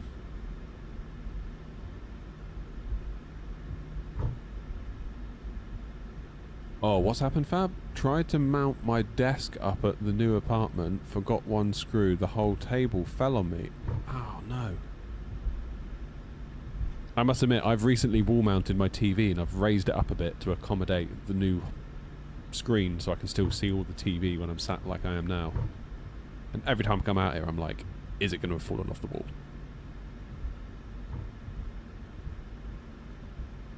So far, the answer's been no. But you never know.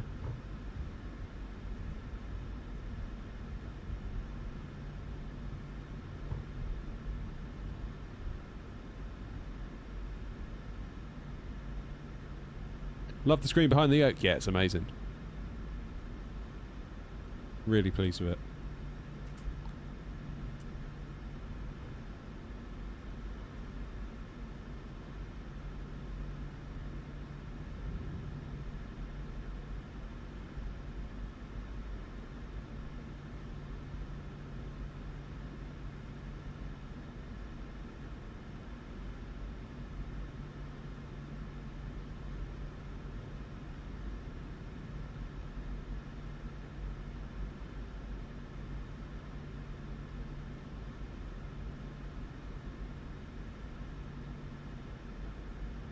Okay, flaps 5 is set. We'll get RTO set.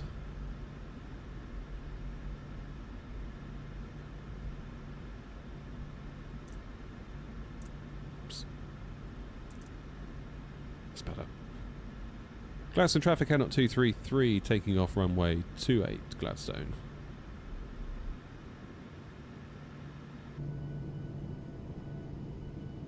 Right, ready for some engine noise?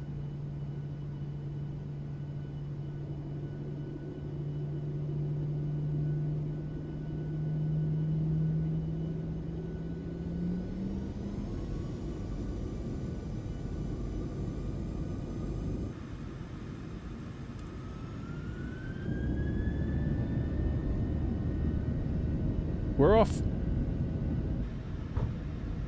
Keep on the runway.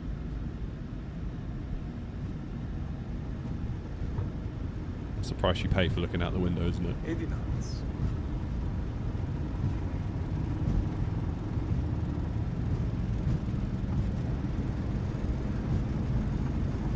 V1. Rotate. Positive brake. Gear up.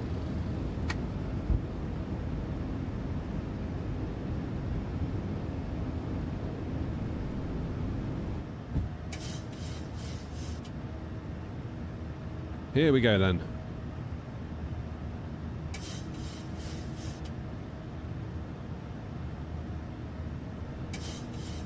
Trim the nose down a bit. Start our turn.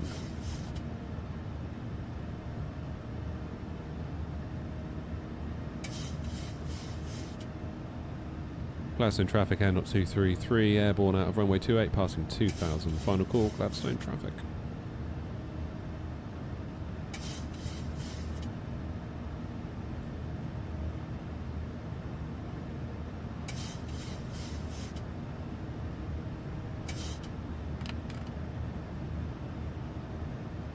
Beautiful.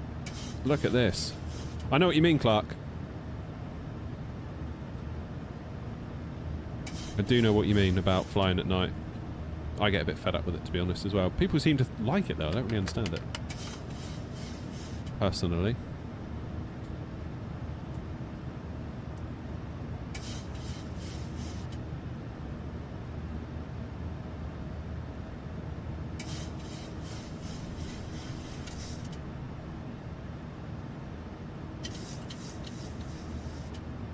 First officer's voice is different. Yeah, I presume that's Boris. I don't know if it's Boris himself or what, but it's not RSR anymore, which I must admit I do find a bit strange.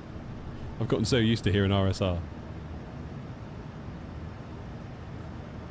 Okay, autopilot on. Projected takeoff. Off.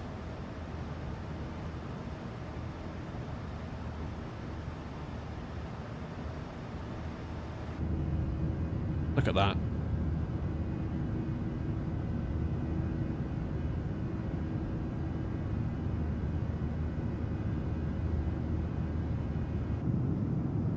Incredible.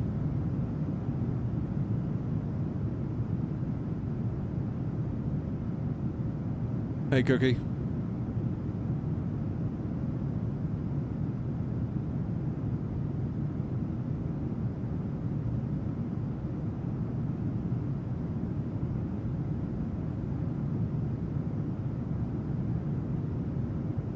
Australia is so different to look out the window, isn't it, compared to the UK? Like, the UK is very much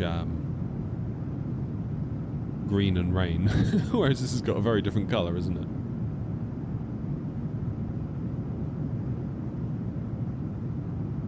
Should have way more viewers because your content is so good. I appreciate it, but it's an interesting one. We were talking about it earlier. You can't necessarily, no matter how many subs you've got, that does not necessarily mean you're going to get loads of live viewers.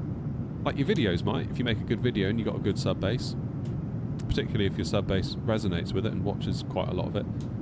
But a live stream, not everyone's around to watch a live stream. And also, those that are around, not everybody wants to, at that exact moment, watch a live stream. So it's always a subsection of a subsection of a subsection, almost like a 3 or 4 way Venn diagram. The little sort of triple or quadruple intersection is your live audience, and that is going to be way, way, way smaller than your total. But that's okay. Equally, you're in the vertical stream. Vertical streams, being shorts feed driven, goes up and down and up and down and up and down. Like 1 minute it could be really high, the next minute you could drop like a stone, and I've given up caring, to be honest. I just meet people where they are. A lot of people will come into the vertical and then join us on the horizontal.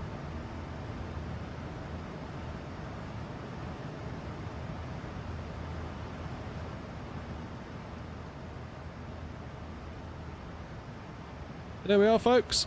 We are on the way to, however we're supposed to say it, Cairns, Cairns, Cairns. I'm sure it's lovely, whatever it's called.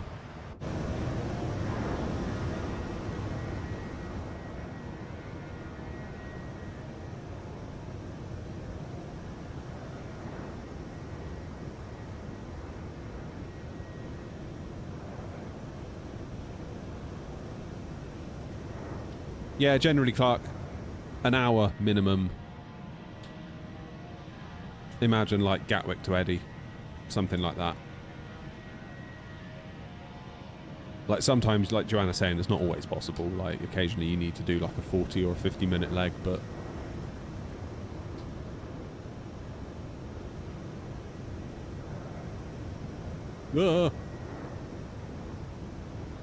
We're not just going to Queenstown, Ethan. We're going to go to Wellington, Auckland. Joanna, did you put Christchurch in or not?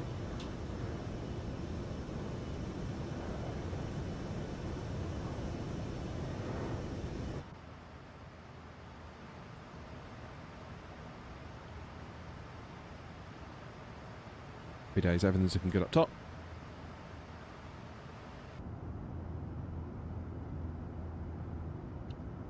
Christchurch is in there. Okay, cool.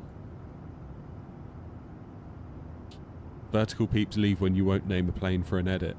Oh, I don't... Honestly, I don't know what that's all about. Oh, hello. OBS is disconnected.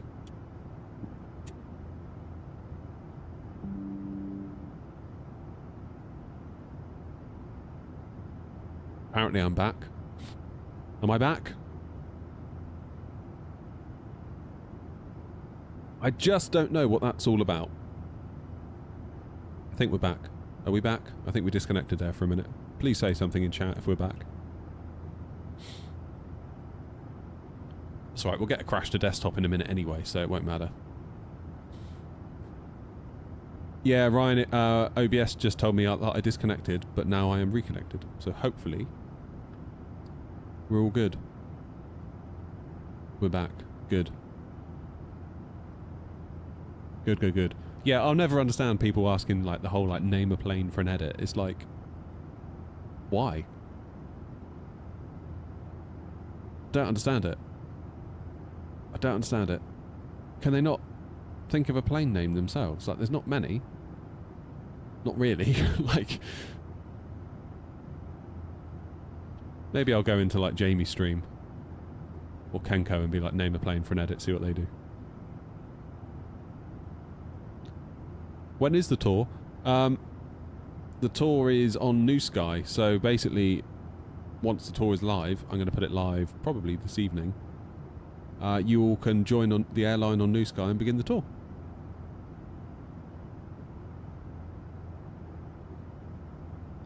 What's that, Clark? The name of plane? So people come into the stream, usually on the vertical stream on YouTube, so via the shorts feed, and they'll say like, bro, name a plane for an edit. And like, you get that a lot. A lot. And I just don't understand why they do it. Apparently if I name a plane, they will then go and make a video out of it. Or something. It's like, just... There's not many planes, is there, really? Like A320, A330, A340, 737, 747. It's a bit weird.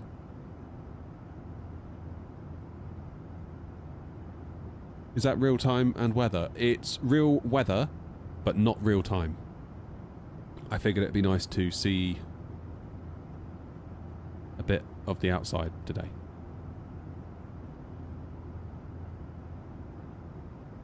Seeing as we're flying to Australia for the first time in ages, I thought it'd be nice to actually get to see some of Australia rather than complete darkness. Can I translate what they mean? I did. I asked one of them once, and I thought, honestly, I thought they were bots. I really thought they were bots. But then it turned out it was not a bot. They were like, bro, just name a plane. Like, first of all, start your message with bro. I'm immediately gonna question most of what you say thereafter. Bro, honestly.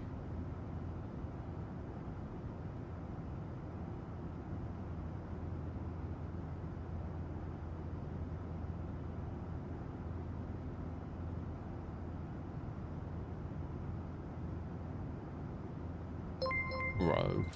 Cheers, Swanee. Appreciate you.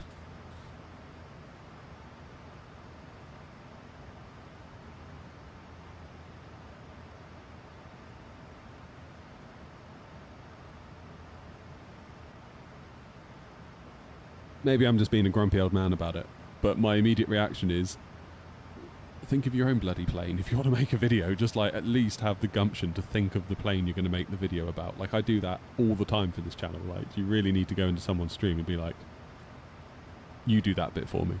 Like, what?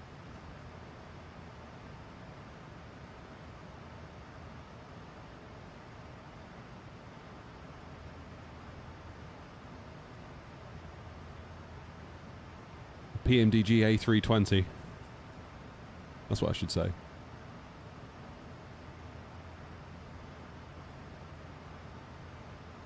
Yo, fam.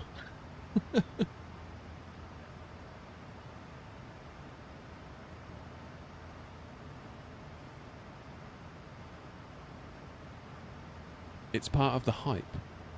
I still don't get it. So what are they going to do? Are they going to clip me suggesting a plane, and then it cuts to their edit? I don't know. I really have no idea about that side of like flight sim culture. Like, to be honest, I just really enjoy flying the planes and flying on VATSIM and learning and getting better and exploring all the hardware and the add-ons, and that's what I like.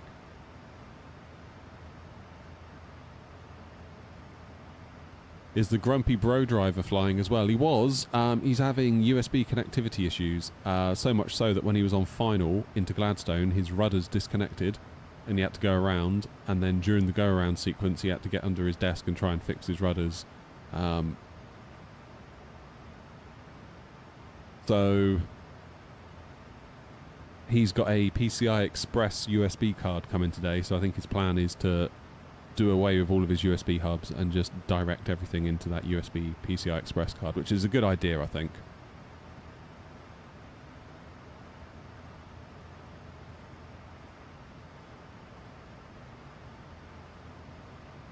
Grumpy sabotaged Air Force One? Did he?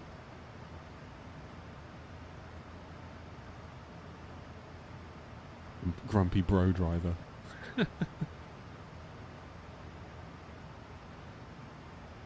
Deary me. I think Grumpy's probably like the least bro-ish person that I know. Long may it stay that way, quite frankly.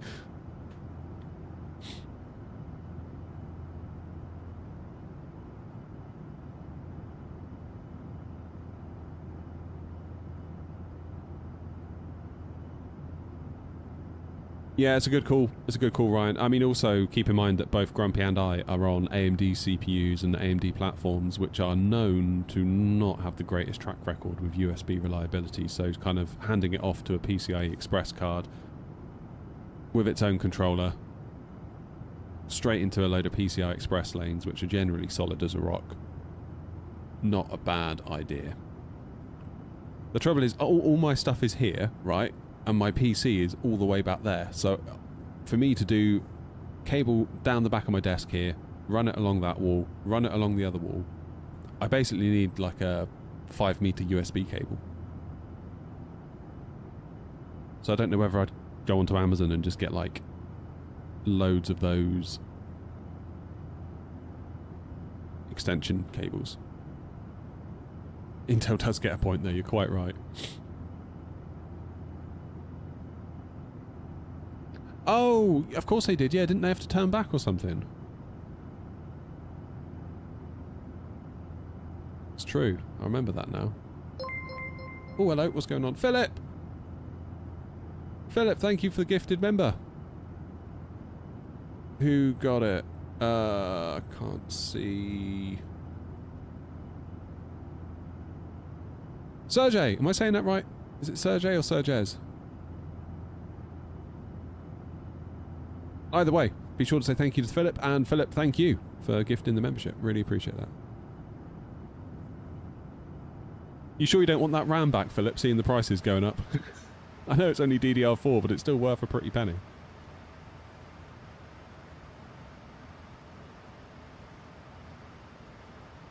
Sergez. Got it. Got it, got it, got it, got it. Right, 2040 according to my fudged time, and we're due in at 2049, so an hour and 10. That, I believe, gives us time for a spot of lunch. What am I going to have for lunch? Oh, I've got some cold curry in the fridge. I could reheat that maybe. That's a plan. That's a plan.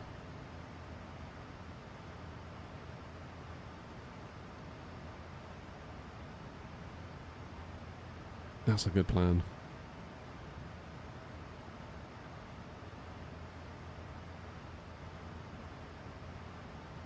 Yeah, Philip, nip out and get us a 64 gig kit of DDR5, will you?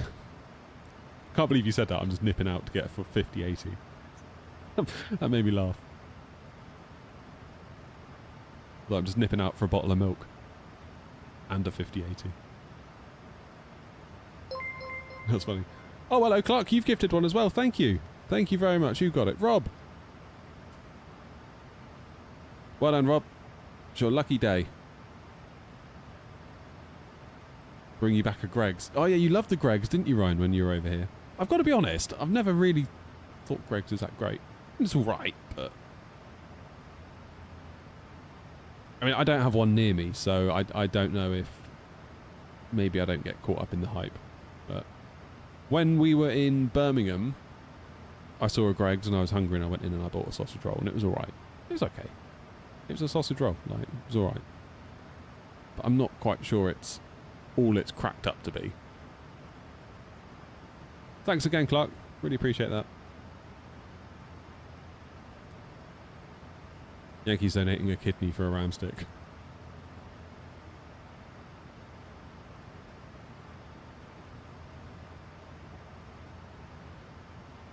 Could always do chips and gravy today, Philip. Whack on the oven.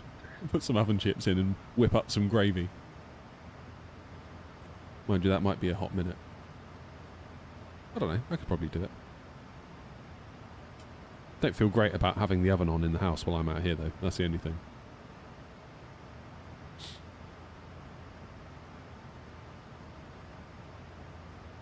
It's better than Dunkin'. See, I really like Dunkin' in the US. I was always going into Dunkin' Donuts when I was in New York. There was one just off of Times Square. Loved it in there. To the point where the guy behind the counter was like, hello again. I was like, alright, mate. I just really like their coffee. I thought their coffee was, I don't know what they put in it or what the taste was exactly. I just thought that was a really nice cup of coffee. And the donuts weren't bad either. It's probably most of it, to be fair.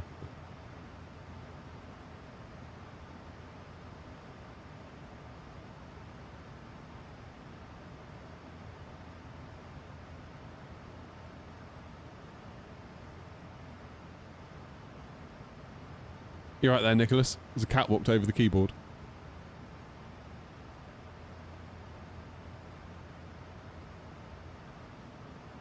USB card is a great idea and one and have a weird USB and have weird USB issues.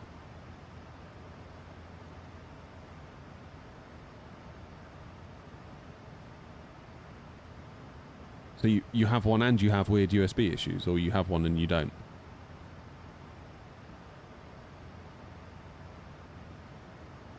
The little monitor, I put a video out on the channel last night.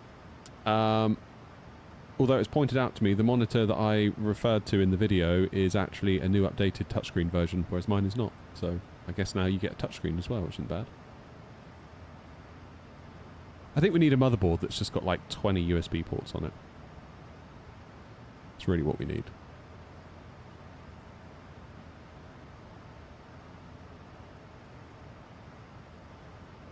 Oh, sorry, gotcha.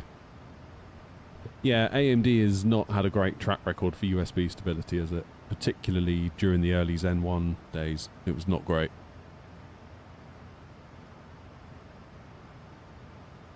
I did, Ryan, yeah, you did a lovely job. Far superior to mine, just saying. I won't say any more, you'll have to wait for the excitement of the video. Which I will edit at some point. Don't know when. Maybe tonight. Yeah, I noticed the monitor's not available on Amazon. Obviously, because I'm such an influencer, I sold it out.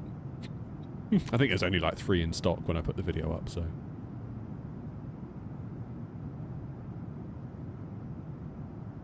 But there are plenty of others that are similar, you know? Like, Pretchin, apparently, is the company that makes mine. I am convinced that Pretchin don't have an awful lot to do with the manufacture of this monitor. I suspect they buy them, put a Pretchin logo on it, and then put it in a box and sell it on Amazon. That's what I suspect, but I can't be sure. But yeah, there look to be very similar alternatives, almost identical looking alternatives on Amazon from another brand that you've probably never heard of, that I'm guessing is also going to that same OEM in China, being like, yeah, we'll take a load of them as well and put our name on it too. It's a funny old world, isn't it? Like the amount of companies that you buy stuff from that you think, I'm buying something from that company, and you're not. Kind of like back in the day, was it Toshiba, Pioneer? What was the other one? Was it JVC to a point? Like they were like reputable, trusted brands. Like people really like those brands. Whereas now it feels like those names are just kind of like licensed, and yeah, like a JVC TV today is not what it would have been 20 years ago, put it that way.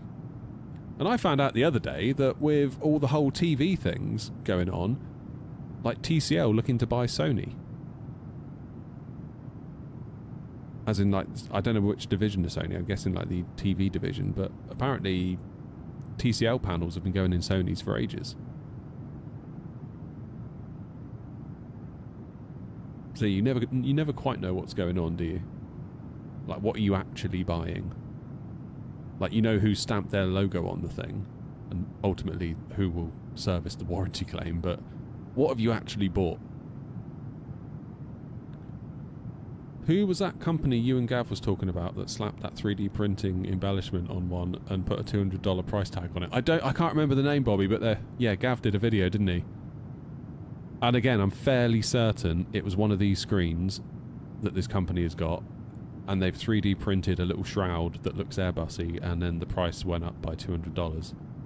And like even Gav said, in the box, like you open it up, they give you a QR code, and it takes you to a Google Drive link where it basically tells you to download Pop-Out Manager. So you're doing the exact same thing that I did with this.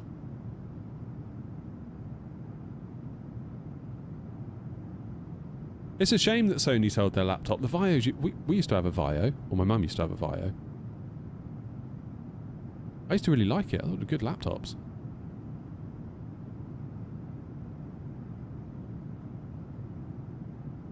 Yeah, I used to love the Vio.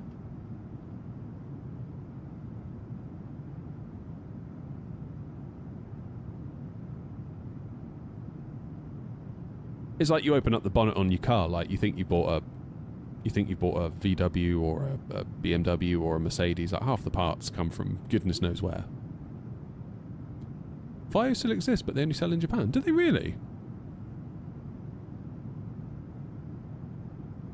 That's unacceptable, Ryan. Sorry, mate. I will have to report you to Grumpy. He'll deal with you.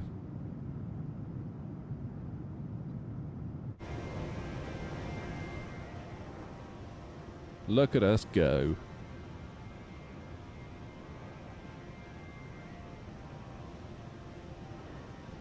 I must admit, we've been looking at a new TV, and I'm like deep into the rabbit hole of TV reviews at this point, and I still don't know what to buy.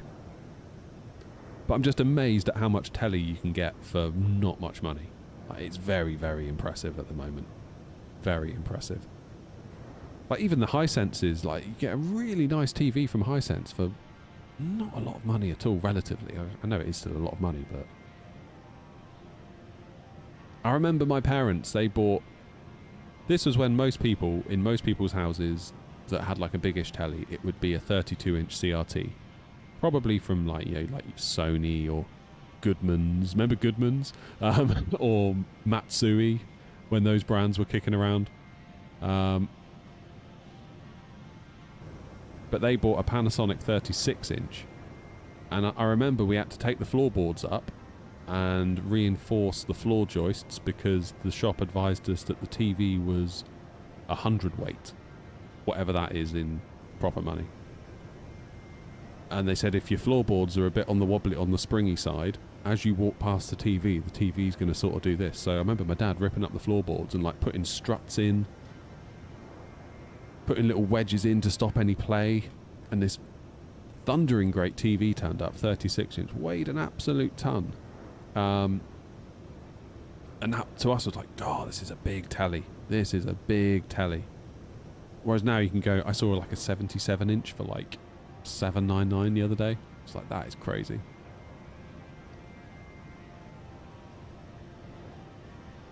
If you go to the channel page, Surges, like youtube.com/n or whatever it's called, there should be now a tab that you see that you didn't see before with a link to the Discord in it.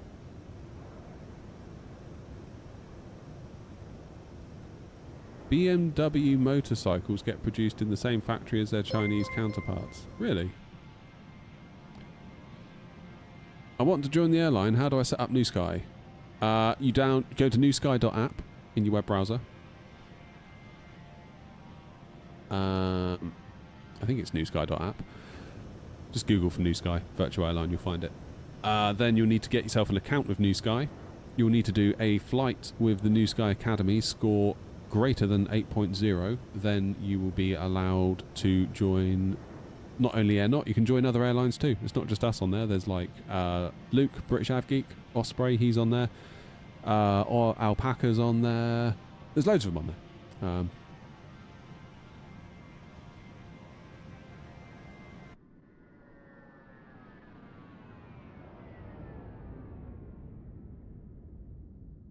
Get an OLED if you can. If not, then get a high-end Hisense or TCL.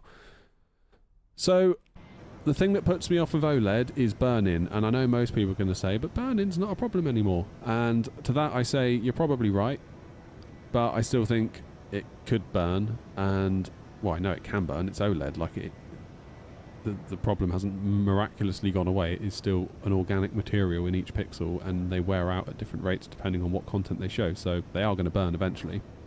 What bothers me is that Minecraft HUD getting burnt into my screen.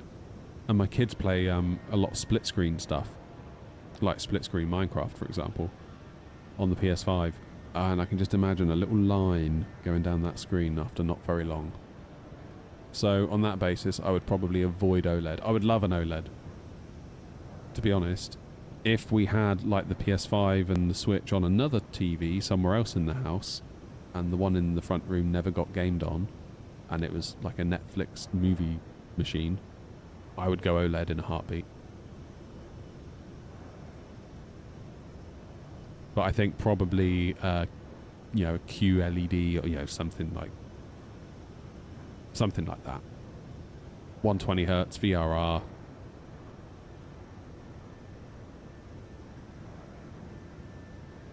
You done with it, Ryan, are you?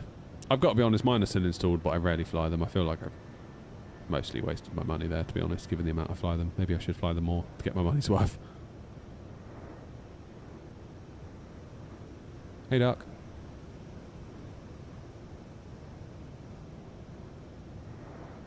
I will see what the toeless A340 is like. I'm really, really curious to get that. I feel like even if I never fly it much, I want to spend the money to find out. That's my plan.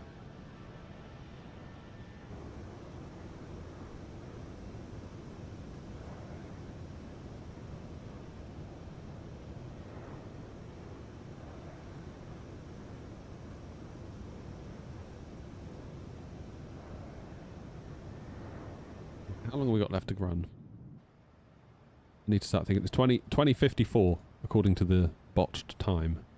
We've got 55 minutes, that's plenty. I am going to go grab some lunch then in that case, and I will be back in a couple of minutes. It's not going to be chips, unfortunately. I'm just going to microwave some old cold curry that I've got. So, see you in a moment. Enjoy the views.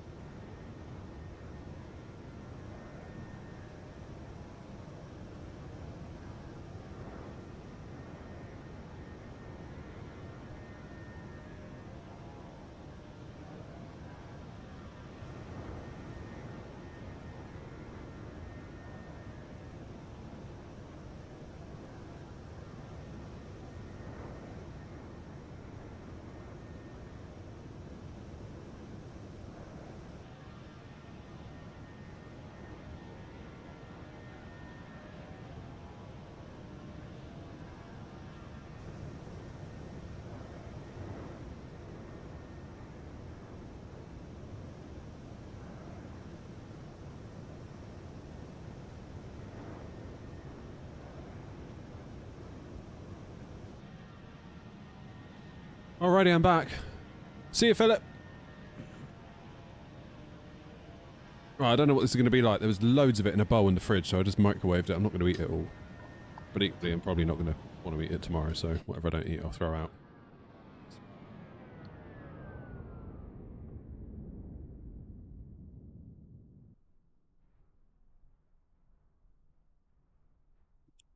Not even real chicken.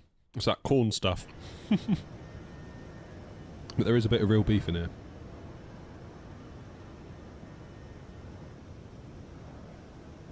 It's not too bad.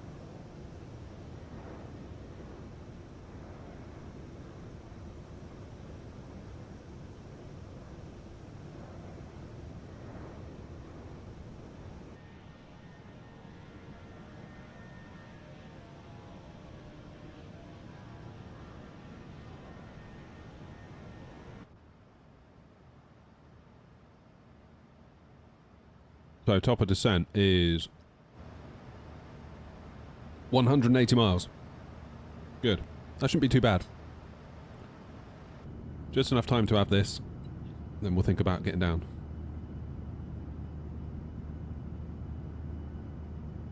Then I can start my Thursday night of feeling sad that I'm going back to work tomorrow. Never mind. Suck it up.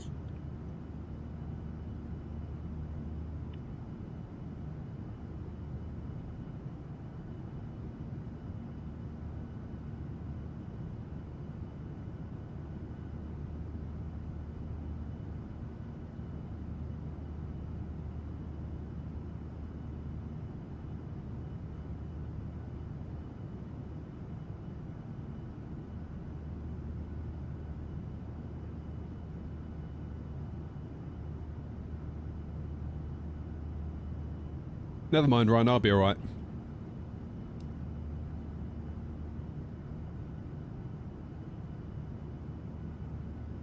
It just bothers me that there's a big gap between Thursday and next Tuesday.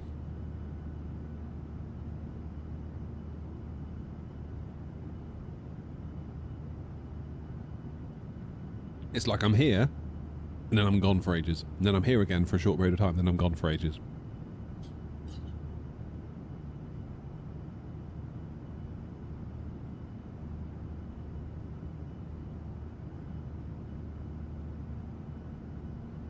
But that's okay.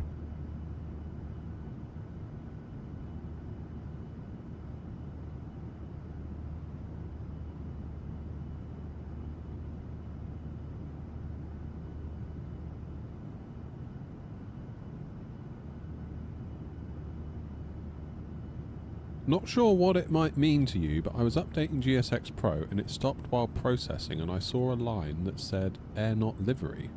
What?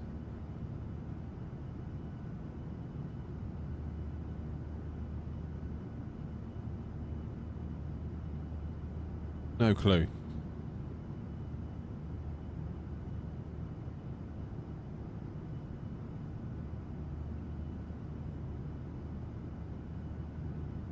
Wouldn't have a clue, Apex.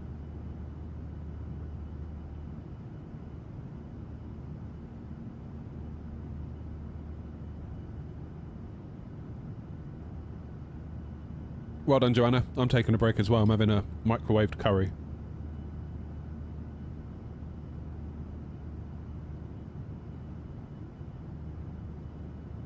It's actually not too bad.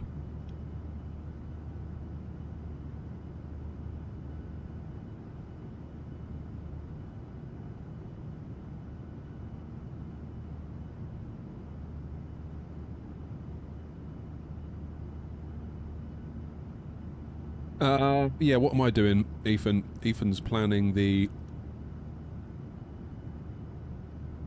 I'm doing the Apollo 2 Alpha via Tosu into 1-5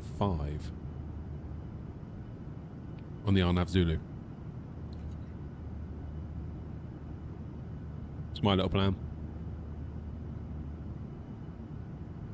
What's the point of the game? What do you actually get once you finish and reach the point you're supposed to get to? That's an interesting point. I think unless you're like really into it, probably you won't get an awful lot. Like, so the problem with Flight Sim 2020 is that loads of people got really excited about it when it launched because it like the graphics and all that stuff, and the fact they'd done the whole world with like, you know, well, look out the window, it looks great. Trouble was, lots of people tried it. Lots of people did a couple of landings, flew over their house, potentially even landed on their house in a helicopter, and then they were like, what do we do now? And then they just sort of rolled off of it. 2024 tried to kind of make it more of a, tried to make it more of a game. So they added a career mode, so you can kind of start in a small little Cessna plane somewhere, do your training, get qualified, move on, get a job as a pilot flying big stuff all around. And that's great. Although me personally, I don't feel like I needed that. I didn't need that at all. But because we've sort of made our own career mode in the form of New Sky, which is here. So this is where an application you can download, and this is where I run the virtual airline. So you can basically book flights if you join different airlines. Airnaut is one of them on there. Quiet.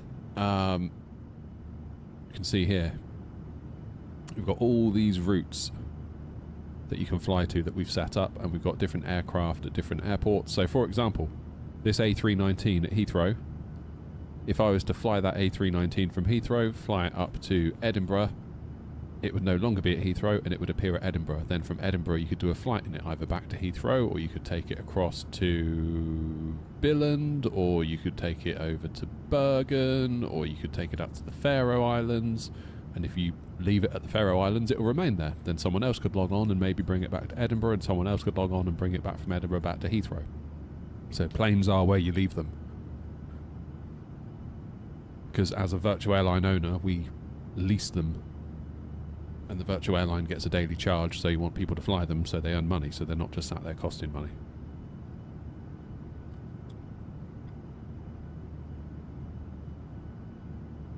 So yeah, lots to do.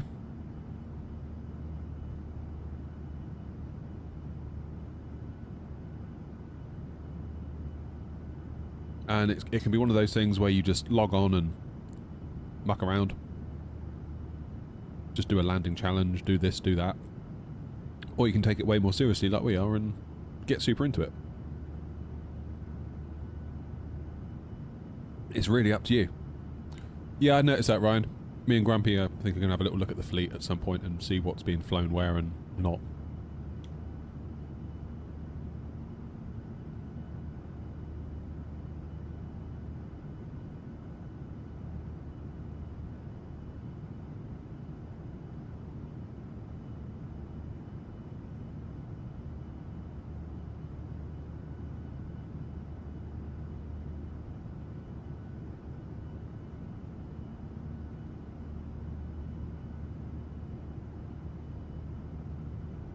I did put out a post a little while ago.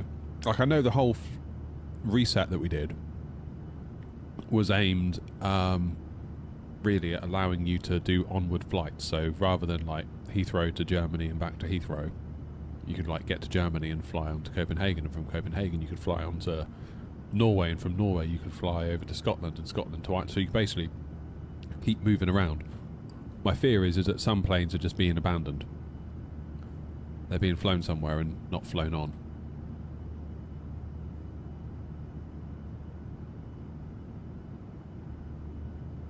So I want to have a little look, see what's being flown and what's not being flown, and maybe repositioning those that aren't being flown to somewhere where they might get picked up and flown somewhere. I suppose the other way it could go is that we need to just add more planes, so that the hubs remain stocked even when planes get flown out of the hubs. It may be that the planes, once they leave the hubs, are still getting flown around, just not back to the hubs so much. So maybe we need to add more planes. When you fly on New Sky, do you have to use VATSIM? No. No, you could fly with Beyond ATC, you could fly with Say Intentions, or you could fly with nothing at all. Just on your own. Offline. Just point A to point B.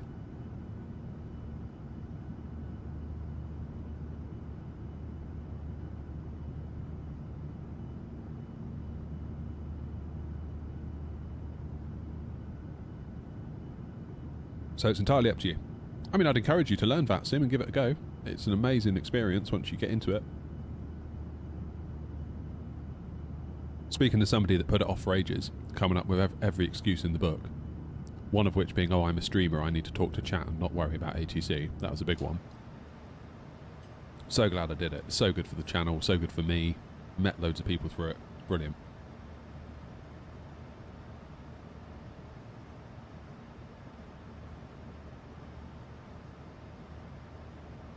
What's the premise of adding new planes, new reg on livery? So we don't actually put the registrations on the liveries because that would be too much work.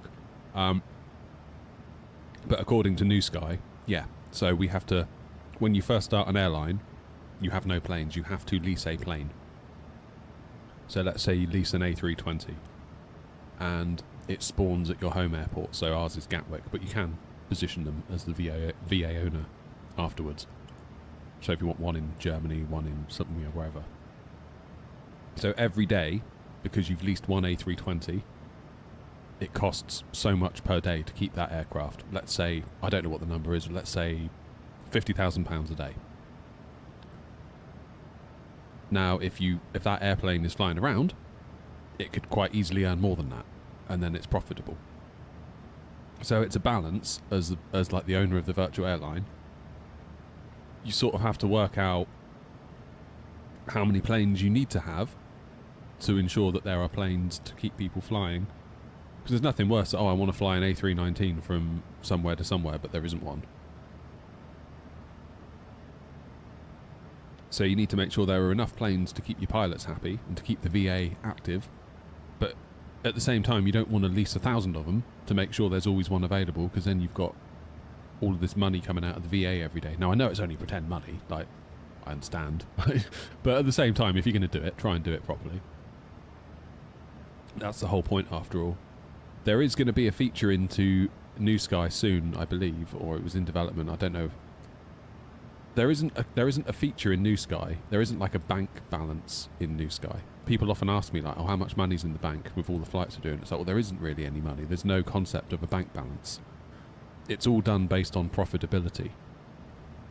So, let's say you did 100 flights, and with all the planes that we've leased, with all the airports that we have in our list of airports and schedules, because if you set up a scheduled flight from Heathrow to Edinburgh, regardless of whether that flight gets flown every day, they are in theory expecting you, therefore there's a charge whether you turn up or not. So again, you might think as the VA owner, great, let's make routes everywhere. And then all of a sudden you've got a whopping great bill for airport fees, and then you've got a whopping great bill for daily charges for leasing aircraft that never get flown. So you've got to kind of keep it in line with the scale that you're at. It's quite an easy one to get wrong. We've got it wrong a lot, like we're getting there with it. We would be profitable, just saying, if people would stop getting penalties. We would 100% be profitable. The biggest one is people cancelling the flight. So they'll schedule a flight. They'll say, I'm going to do Heathrow to Dublin at 2 o'clock today. And they book the flight on New Sky. And then they don't do it. And then New Sky sees that. And if you don't do the flight, I think within like an hour of when you said you were going to, or whatever the time limit is, New Sky treats it as a cancellation. And then they charge you, I think it's like $200 per passenger that was going to go. And again, there's like a whole demand system built into New Sky. So like Heathrow to Dublin, high traffic route, lots of people wanting to go. So you can pretty much guarantee you're always going to fill up a plane going from Heathrow to Dublin. Today we're doing Gladstone to Cairns, whatever you call it. Lo and behold, not many people really want to go from Gladstone to Cairns. So we are... How many have we got on board? How do I find out? Weight and balance. We have got 46% full today. So actually, this flight could actually, when we land, it will tell us how much profit we made for the virtual airline. It could actually end up being a cost. Like Tricky the other day flew with us from Rhodes back to Athens in a 777 cargo. Turns out there's not a lot of cargo demand from Rhodes to Athens, and his flight actually cost the airline money. So you sort of have to be a bit careful. Like, obviously, we're streaming. You've got to keep in mind that we just do fun routes for the stream, and so be it sometimes, but...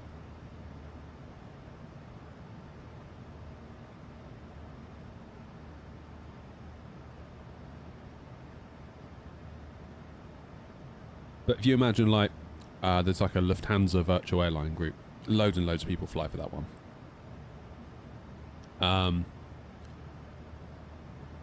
You imagine they've got 1,000 people flying for them, doing thousands of flights a month. Well, obviously their bank balance is going to be higher than little old us, that have a lot less pilots, that do a lot less flights every day. Therefore, how are we ever going to beat them, in air quotes, if New Sky were to introduce that feature where airlines compete to be like the best airline, the most profitable airline? So you don't compete on bank balance, you compete on profitability. Because we could do 100 flights and Lufthansa Virtual could do 1,000 flights, but on a per flight basis, if we are more profitable, if we run on time, if we don't get penalties, if we fly routes that are generally considered profitable and not go to really random places, and we do everything right, we keep our lights, we do our lights at the right time, like we turn our lights on, we don't descend too quickly, we don't land too hard, we don't take off too late, we don't do cancellations, then we could beat, as the little guy, we could quite easily beat in terms of profitability per flight the big guys. Well, that's the thing, Bobby, there is no concept of a bank balance. So you see, like, this flight cost, I don't know, 10 grand in fuel and crew, and it made 16 grand in ticket sales, therefore 6 grand profit. But if you imagine that as a percentage, you made X percent profit today, that's what you get measured on. The percentage of profitability. Rather than you now have 6 grand in the bank. And they say that on their wiki. You can read all about it, because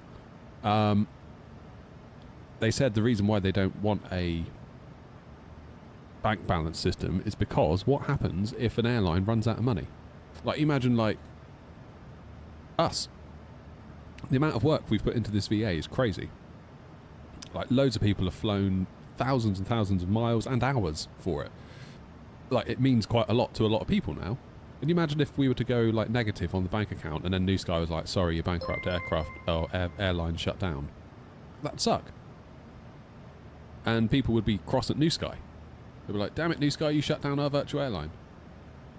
On the other hand, if New Sky were to allow that to happen, but say, oh, it's all right, New Sky will bail you out, well, then there might as well not be a concept of bank balance anyway, because if it all goes wrong, New Sky bail you out, so it's all pretend pointless and stupid anyway. So better not worry about an overall bank account, but just rather worry about profitability in terms of percentages. You know, like costs were X, profits were Y, or revenue was Y, therefore profits equals this. And then you compete on the profits at the end with all the other airlines. I think that feature's coming soon. I think. Or at some point, I don't know.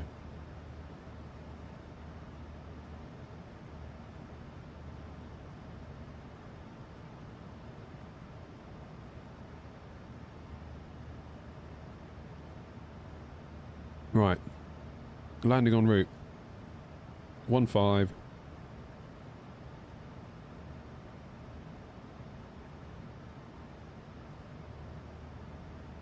We do auto brakes too.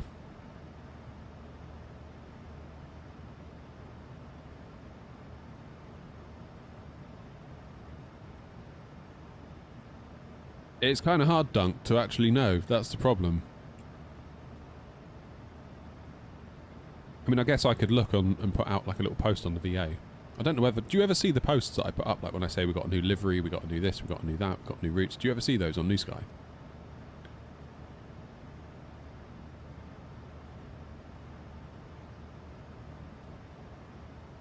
That was on. Nice.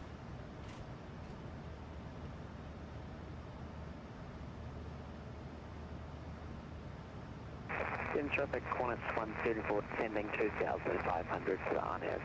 Straight runway 15. Expect instrument approach. 15. Nice. That's a nice ATIS. That's nice and easy to read. 1249.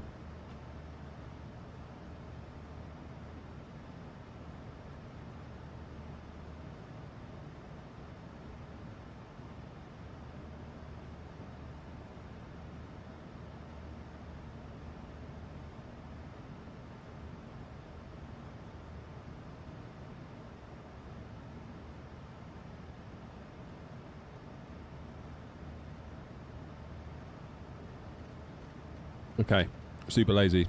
I'm just going to put the minimums in. 860 feet, so we'll go for like 900.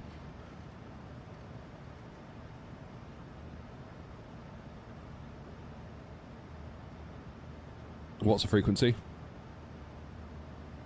1249.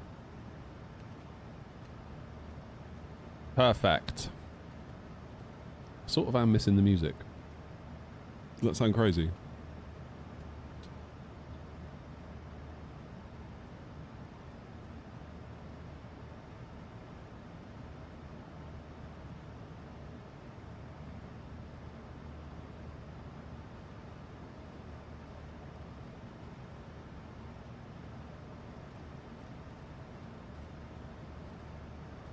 .150 in there. Reset our heading bug.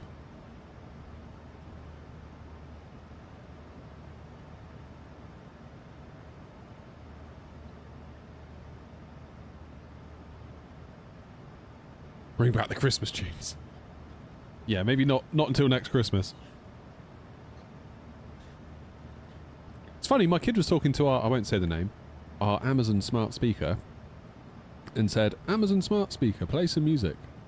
And it went, playing Christmas music on Amazon Music. It's like, what? It's January. You can't do that.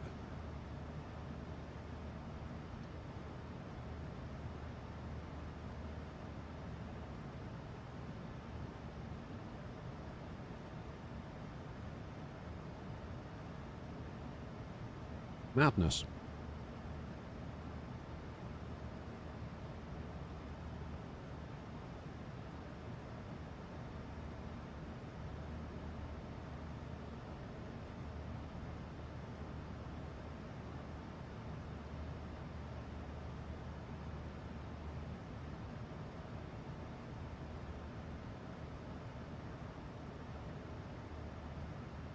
That's cool that tower's on.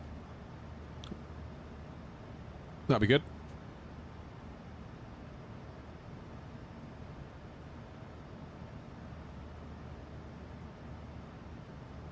Sorry, Stefan. In fairness, this meal isn't all it's cracked up to be. It's like microwave leftover curry. And to be honest, I'm starting to feel like I don't want any more.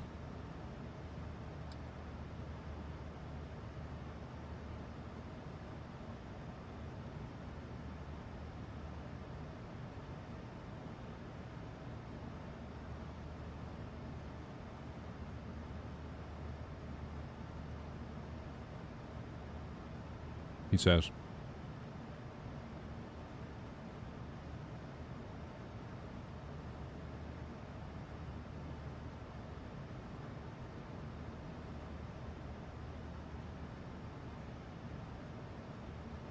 All right, top of descent is coming up.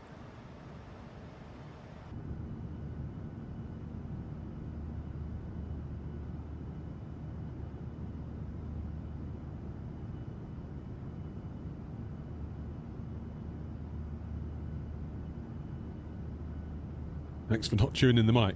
I've got NVIDIA Broadcast, so I think it will cut that out. Look. So I've got an old crisp packet here, the mini cheddar packet from earlier. If I scrunch it, can you hear it? Can you just hear my voice, or can you hear the packet? Like, I can hear it from my headphones. It's very loud.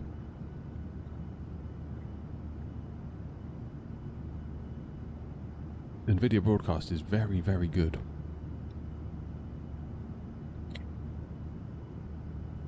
And it's doing the green screen for me. People thought I'd bought a green screen. I haven't. Just NVIDIA Broadcast. Clever stuff. Again, AI.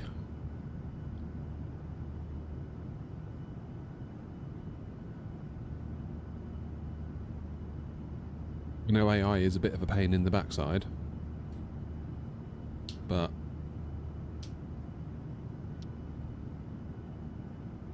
given what it's done to us. But it does have uses.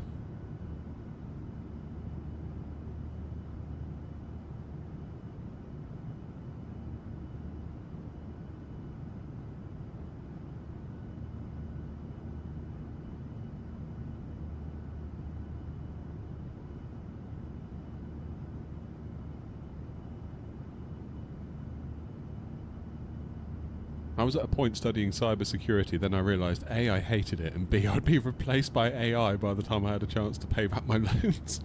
Oh man. I mean, maybe, yeah.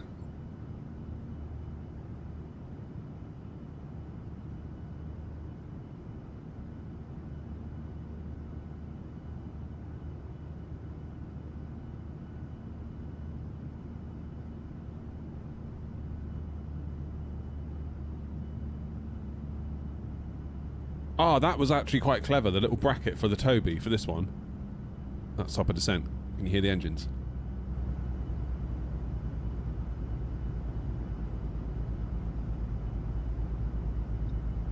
Quick flying, this should be in the video description. Should all be in there. If not, go to my website, airnot.co.uk/setup. And I've got a list of all my gear there. Although it might be slightly out of date. Basically, I changed my gear too much, and then it's hard to update the website to make it match.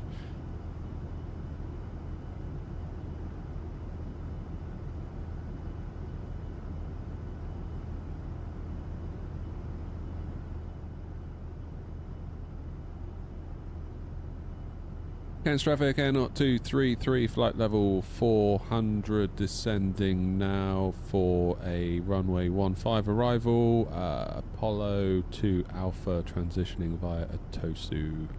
Cairns traffic. Hey 73.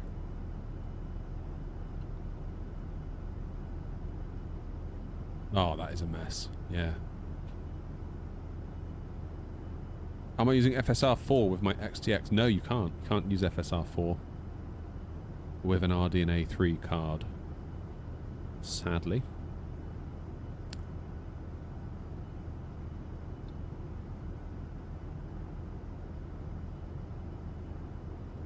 I don't know that I would, though, even if I had a 9070 XT, to be honest. With the sim, I feel like the glass cockpits go all smeary, and I don't like that. Oh, the leaked version? No, I haven't done that. To be honest, my XTX is unstable enough as it is. I don't really want to be doing anything unofficial that could cause more instability.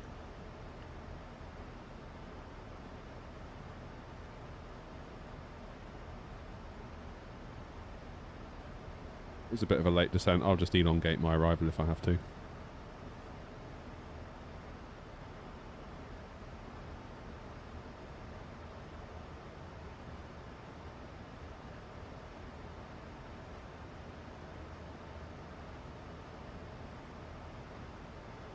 Maybe that I've got a discontinuity that's thrown me out. Hang on, let's have a look.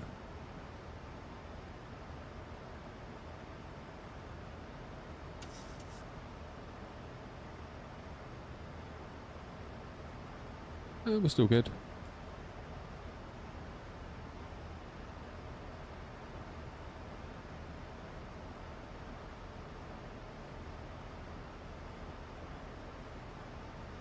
Hey, Andre.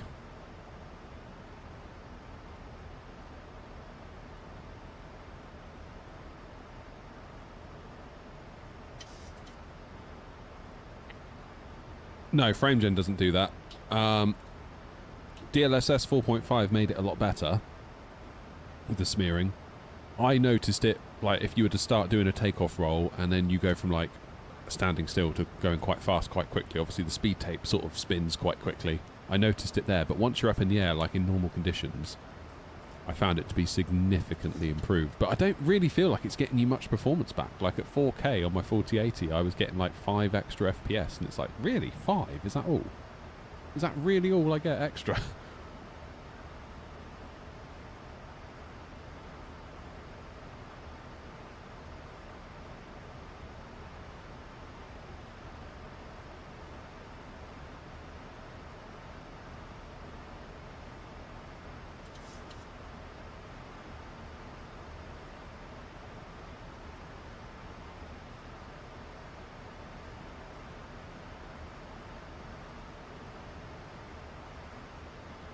Like, to the point where older cards, I would imagine if you run it, they're just not...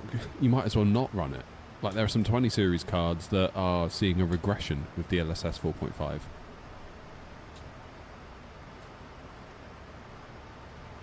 Which is not good. But then, like, obviously the new model is so demanding that it actually has quite a large overhead to run it.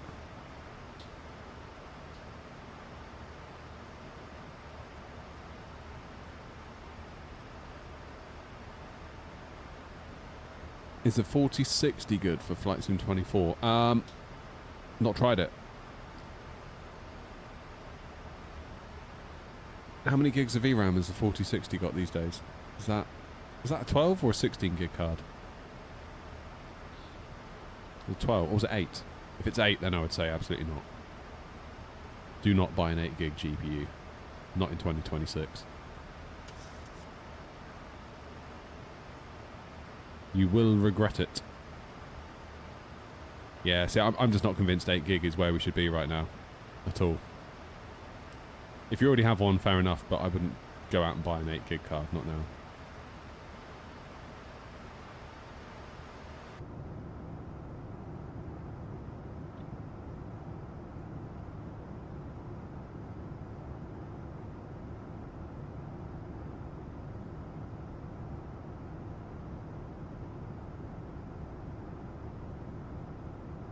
What time is it in Australia right now? This controller's on really late.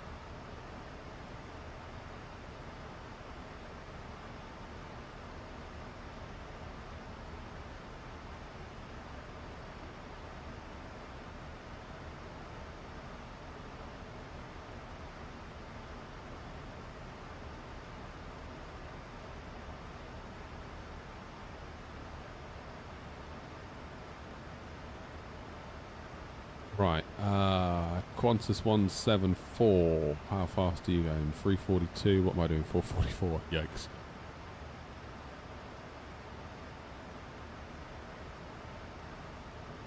Got a decel coming up though. Yeah, Stefan, I would say 1440 you'll be alright with a 5080, but I don't really feel like at 4K, if it's anything like my 4080, you're going to have a good time.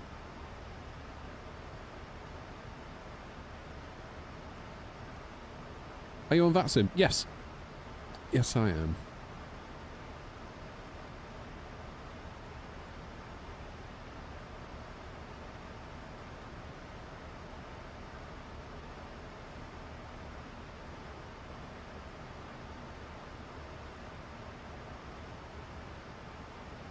I'm going to slow down, because otherwise I'm going to be right on Ethan's tail, I think.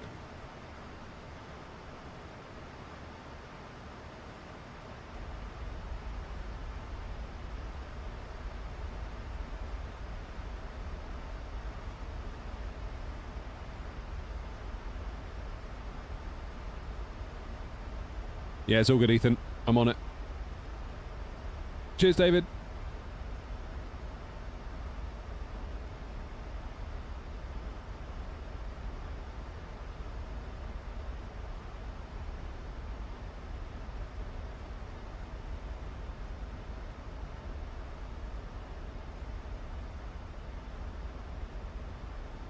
Kill that speed.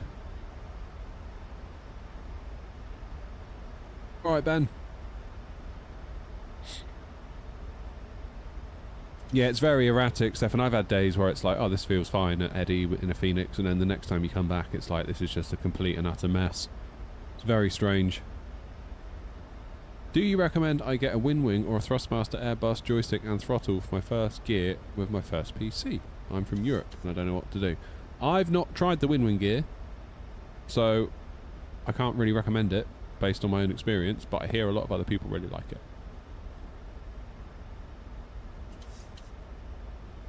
It's really all I can tell you.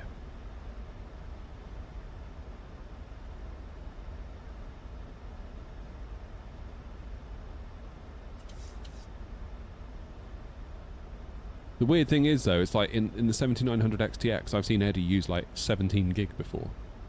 So clearly, in some situations, it wants to use it, you know.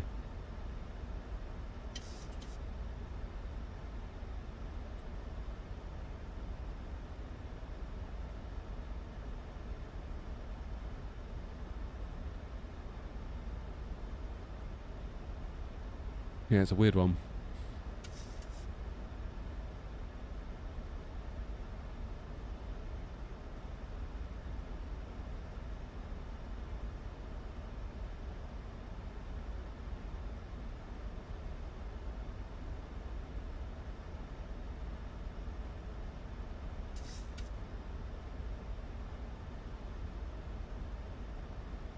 What I might do, Ethan, is extend my downwind a bit.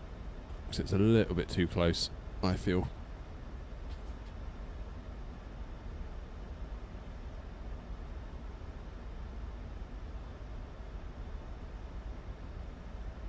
Have you connected the FCU to your PC directly or the hub? Hub at the moment. We were talking about that earlier because Grumpy had problems today. All of his gear, excuse me, is going for a USB hub, and he has. Okay, hiccups. He's bought a PCI Express card with a load of USB ports on it, so he's just going to go direct with all of his gear, which, honestly, pretty good idea, I think.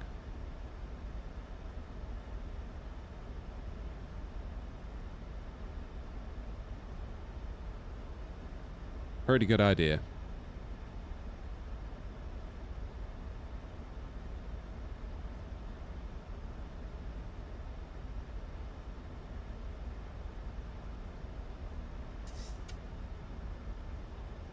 Any idea where I could find a similar 737 MAX procedures to the real one? I don't know. Flightsim.to, maybe? Would probably be where I would start to look.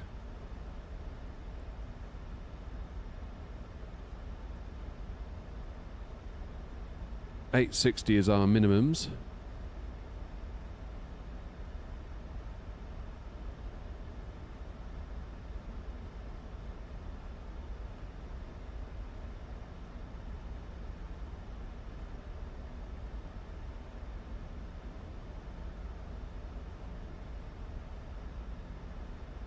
We're going to do auto brakes 2, aren't we? In terms of vacating, vacate left, I think. Left onto Bravo. And QNH is still 1010.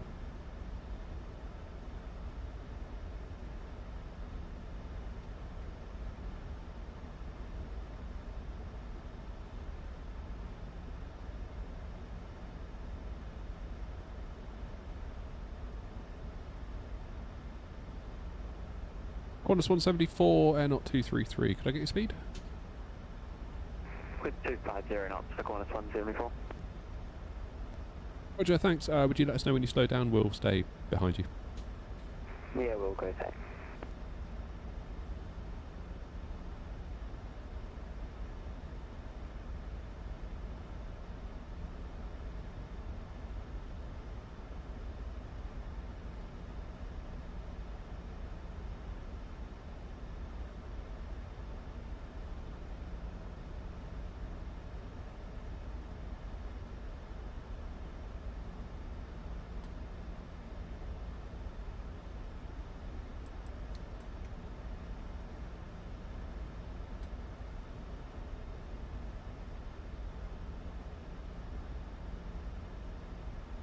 Alrighty.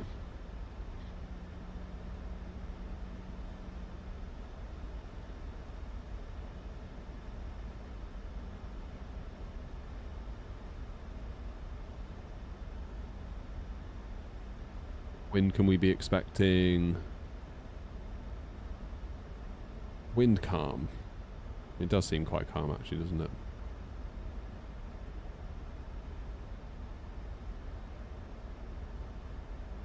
Yeah, it's all good, Ryan. I'm just getting myself on profile, which I think I am now. If I put my speed brake up, it should be okay. As long as the speed stays where it is. It's starting to creep up. Back.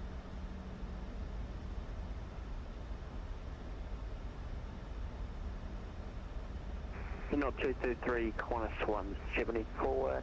We're going to keep it 180 till 5 miles. We're looking at head over now, so it's at tower now, so see on the ground. Roger, thanks. We'll slow to 180 as well, not 233.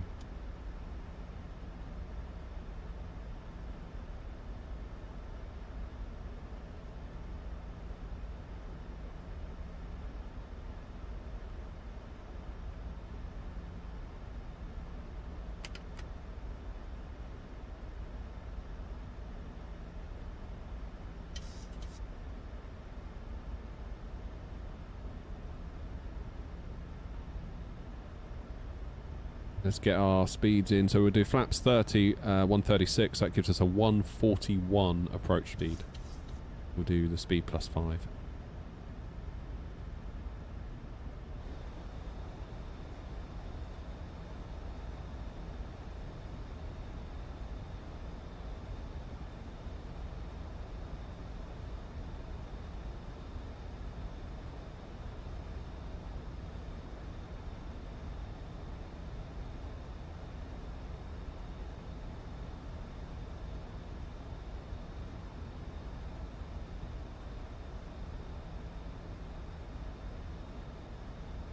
Jolly good. There's Qantas going over to final.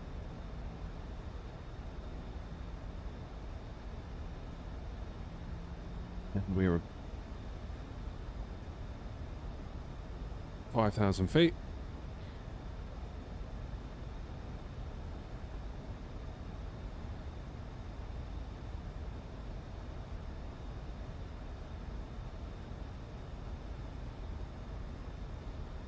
Do you think I should use Beyond ATC rather than jumping into VATSIM if I'm new? It's a good way to learn, just to kind of get yourself familiarised for sure.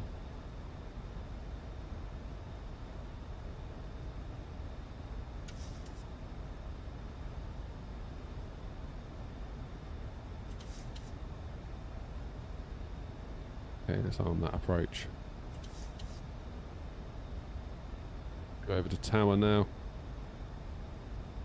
Against traffic, out 233, flying left base, right base correction for runway 15, going over to tower. Clear to land. Oh, look at that. Runway 15, please, lady Qantas 170 kilometers.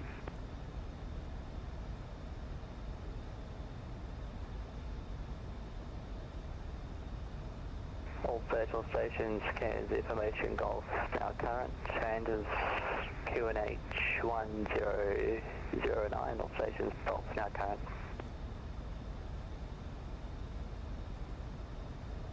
Tower, very good day. Not 233 with Golf on board, flying base for 15.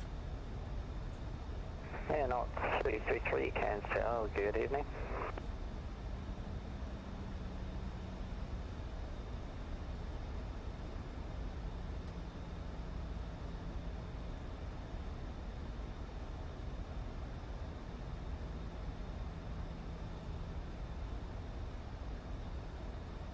Oh, I'm so glad we're not flying this at night. Look at it, it's awesome. Check it out. Beautiful. Look at that, man.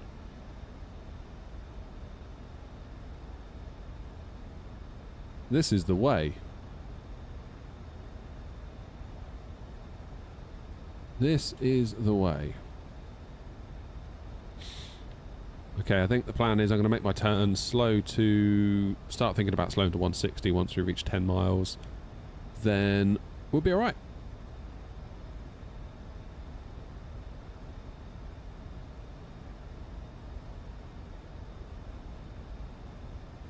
How you doing, Doc? Little bit worried about all the snakes and spiders, I'm not going to lie. I think as long as I stay in the cockpit, I'll be fine. That would genuinely be a worry. Genuinely be a worry.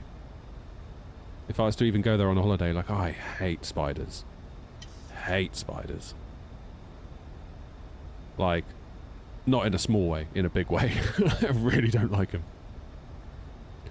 I have to get my wife to get rid of them for me.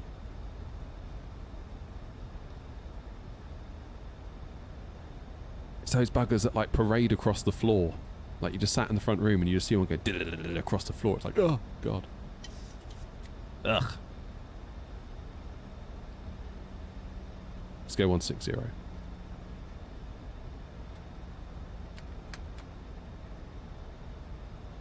Lived here for 5 years and only seen one snake. Yeah, but how many snakes have seen you, Doc? That's the problem.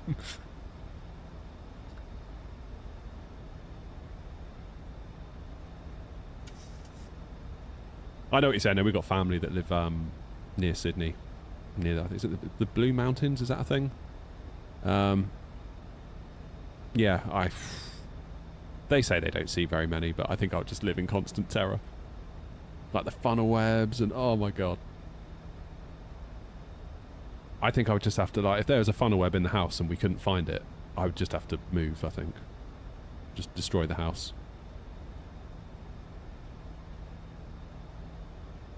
Let's get another one. Shall we get gear down? Might not be a bad idea. The Huntsmans, they're supposed to be big, but they're not that bad, are they? Is that right? Is that right? Like, in terms of venom? I don't know, they're just all terrifying. Utterly terrifying.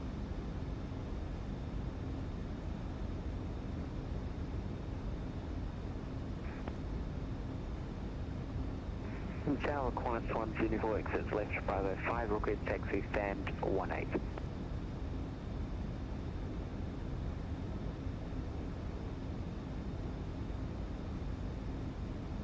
Qantas 174, taxi Bravo, Charlie 4 to the back. Bravo Charlie 4 to the back, Qantas 174, thanks, have a good night. You do. Airnaut 233, runway 15, clear to land. Clear to land 15, airnaut 233.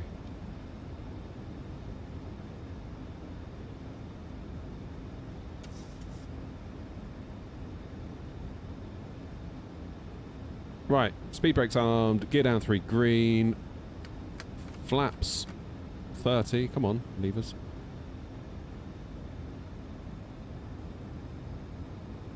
Have I gone flaps 40? No, I haven't, I've gone flaps 30. Right, come on, land the plane.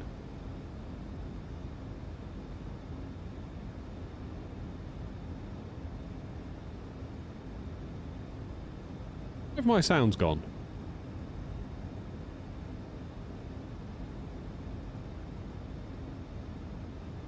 It's a new one.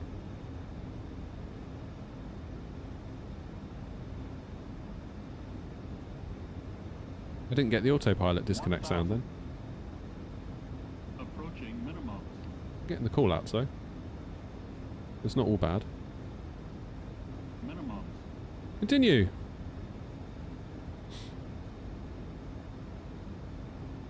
Okay, Pappy say we're high. Arnav says we're fine. Which one do we believe? Who knows?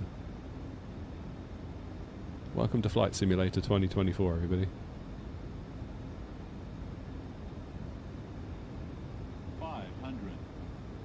Okay, that's looking quite tidy. We'll hold it there. 400. Does look beautiful here, though. Just too bad about those spiders.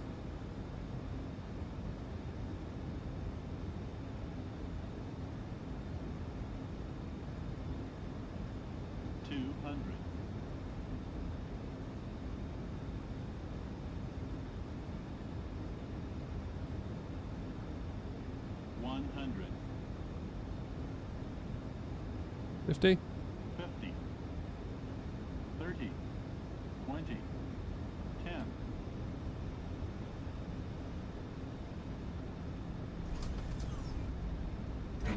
And we're down. Little bit of a hard one, that.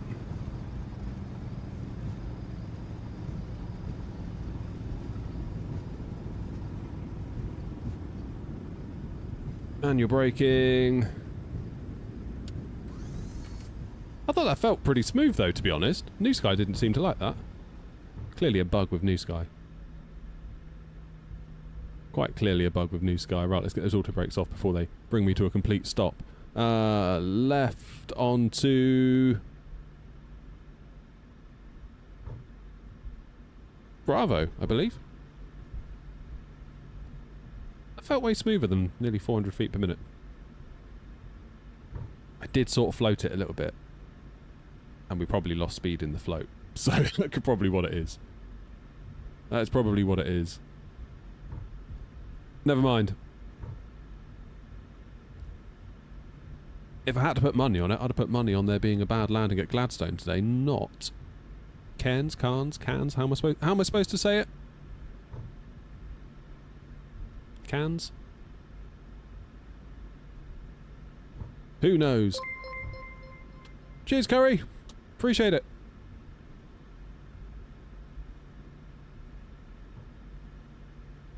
Tower Air 233 on Bravo. Any preference where we park? Not 233, taxi Bravo Charlie 4 to any bay of your choice. Could you repeat how VATSIM did that thing where the audio goes super loud? Oh, good. Taxi Bravo Charlie 4 to bay of preference. Bravo, Charlie 4, and then beta preference. Thanks, Air 233. We'll probably look to take stand 16. Alright. Start the APU, shall we? Get the strobes off. Clean up the wings. And let's get in there. Ryan! Tower, thanks for being online. You have a good night. For the XNO Rapid Runway Repair Crew. Ryan, I appreciate it, but the crew aren't needed. Absolutely unnecessary. Don't worry, I'll make sure they get it.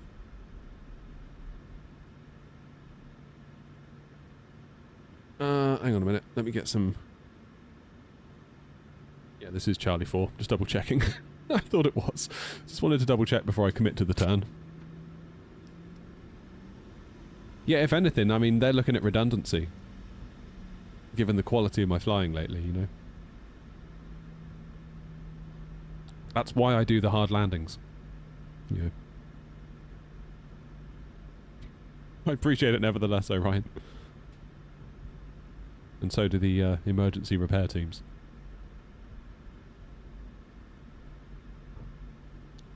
I really want to go back and look at that landing. So I don't feel like that was that bad. Maybe it was.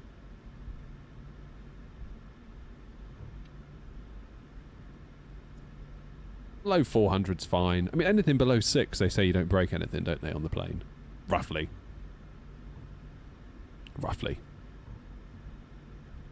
Right, stand 16. That's going to be next to Qantas over there.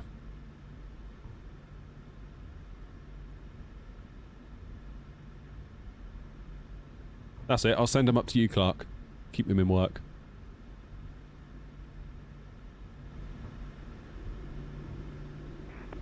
One 6, where are you? It's the one after.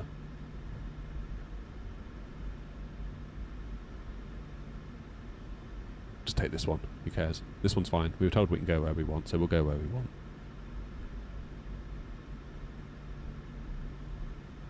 In fact, no, let's go 16. We'll take 16. We'll do what we said we're going to do. Cheers, Ramo. It's been fun flying in Australia. Really pretty here.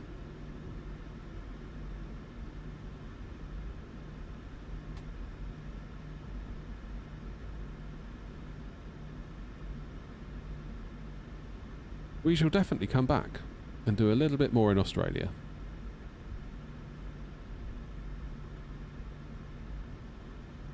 Again, for a default airport, this one... No, it's not the best, but it works, doesn't it?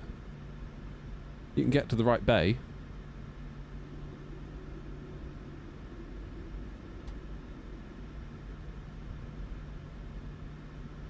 Well, thanks very much for the coverage. We're going to log off now, Air 233. Air 233, no worries.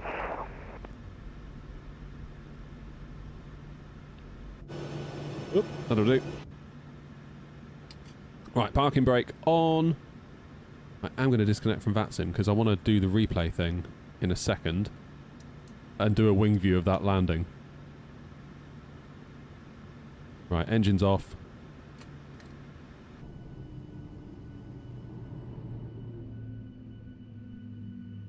Well done, Boris. Awesome. How good does that sound? Seriously. Brilliant. Well done, Boris. Right. Anti-collision light off. Just let him out. I think New Sky might ding us for that landing. Average. Yeah, okay, fine. Alright. I would say it's the upper end of average, though, that. That was definitely upper average. If anything, I'm shocked it wasn't considered good. Or great, in fact, but never mind. Right, less said about that, the better. Let's do the replay. So I'm going to...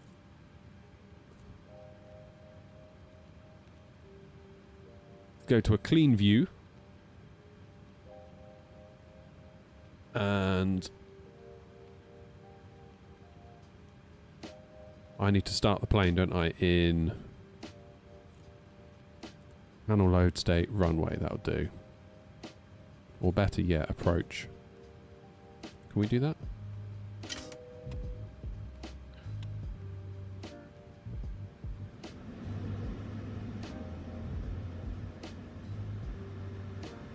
Right, this is all going to go very weird, so just bear with, alright? 80 knots. Where are we?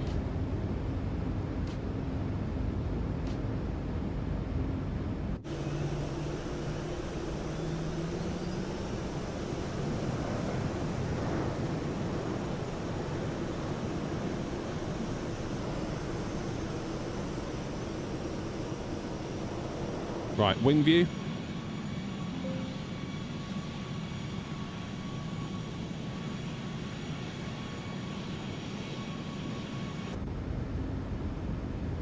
Okay, let's get rid of you.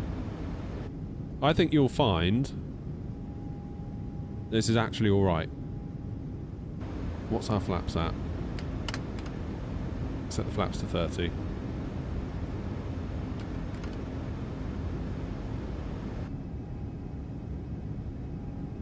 Right, brace yourself.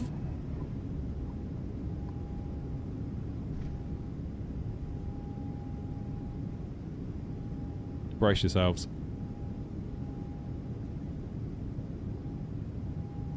Cheers, Ethan. Stefan, I've got an app called Flight Recorder that I've been recording all day, so now I'm just replaying the last bit.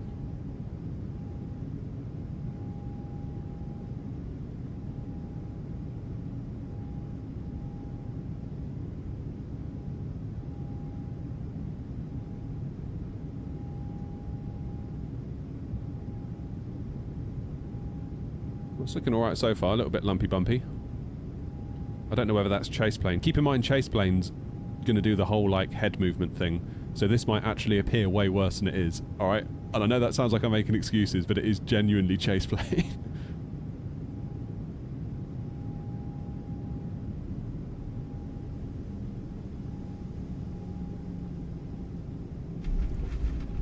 Oh, I don't know, that was alright.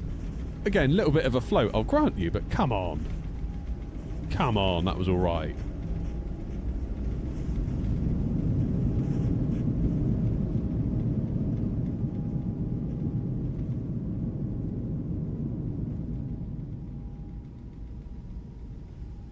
Weirdly, my OBS is lagging like crazy. Why is it doing that? Encoder overloaded? Oh shit, I know why. I know why. Hold the line.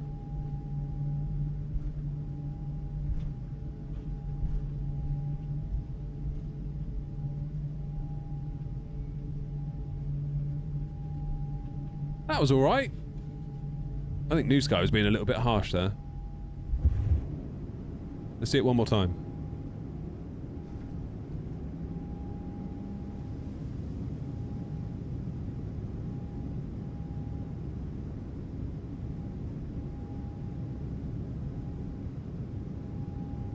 Yeah, we'll do an external view in a minute. We'll do it one more time from the wing view. We'll do the engine view as well, because sometimes the engine view can give you a totally different perspective.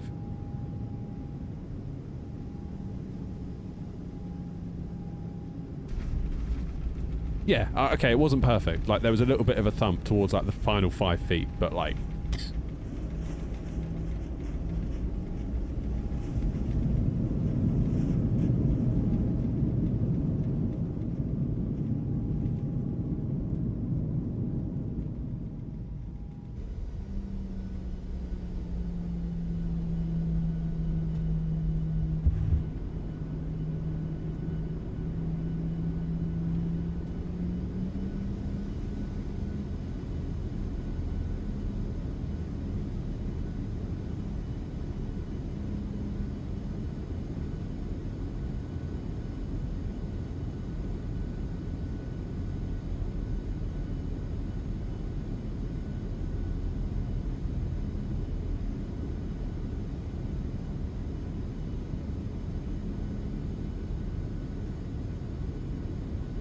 I think my OBS is lagging.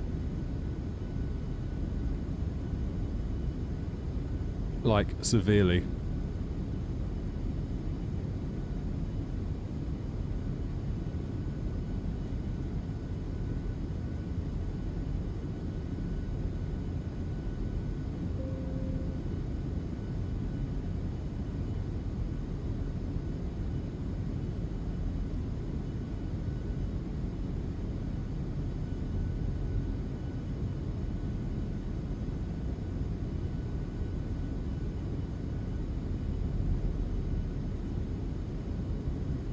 Right, watch for it now.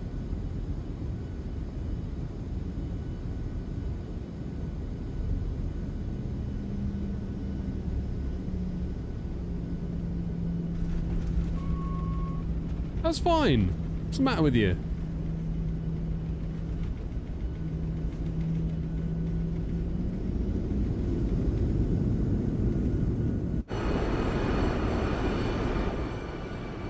Right, we'll do an external view now, alright?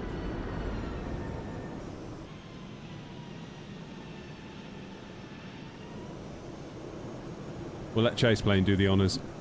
Yeah, default scenery, David, yeah.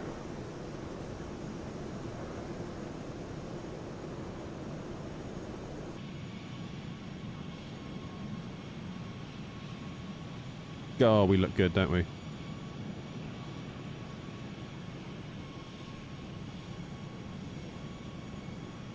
Right, brace yourself.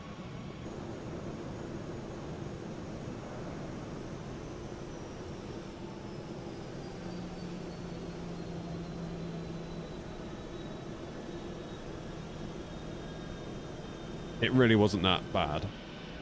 I know I'm obviously going to say that. I think that's alright. I'm not going to say that's a 10 out of 10, because it isn't. I would say that's a 7.5 to 8 out of 10, but I really don't think it was that bad. The problem is that the feet per minute thing that New Sky gets, that is literally just like a moment in time. Like, if you get like a sim glitch or anything, it's just going to ruin that for you.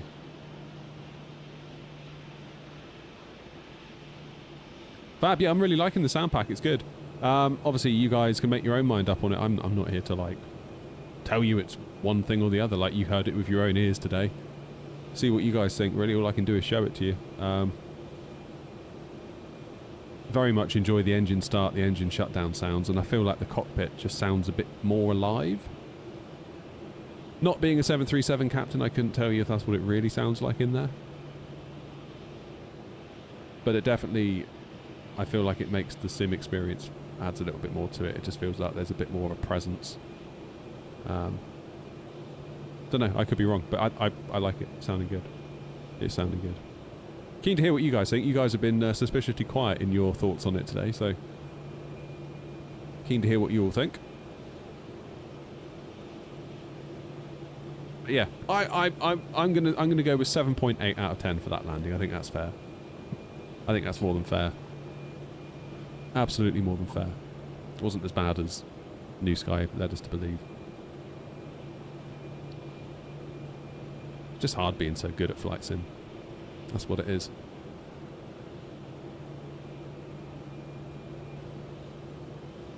You don't care too much about the sounds. Fair enough. Fair enough. Right, guys. We've had a lovely day, haven't we? Thanks to Orbex. Thanks to Boris for the sounds. Good job, Boris. As always. Like, I think, to be honest, if every pay-aware aircraft just had sounds from Boris by default, that'd be pretty good. If, like, every plane dev just hired Boris to do the sounds, that'd be pretty epic. That would be pretty epic. We'd never need to worry about it ever again, would we? Really? That'd just be like problem solved. That'd be pretty cool. Anywho, I'm going to go.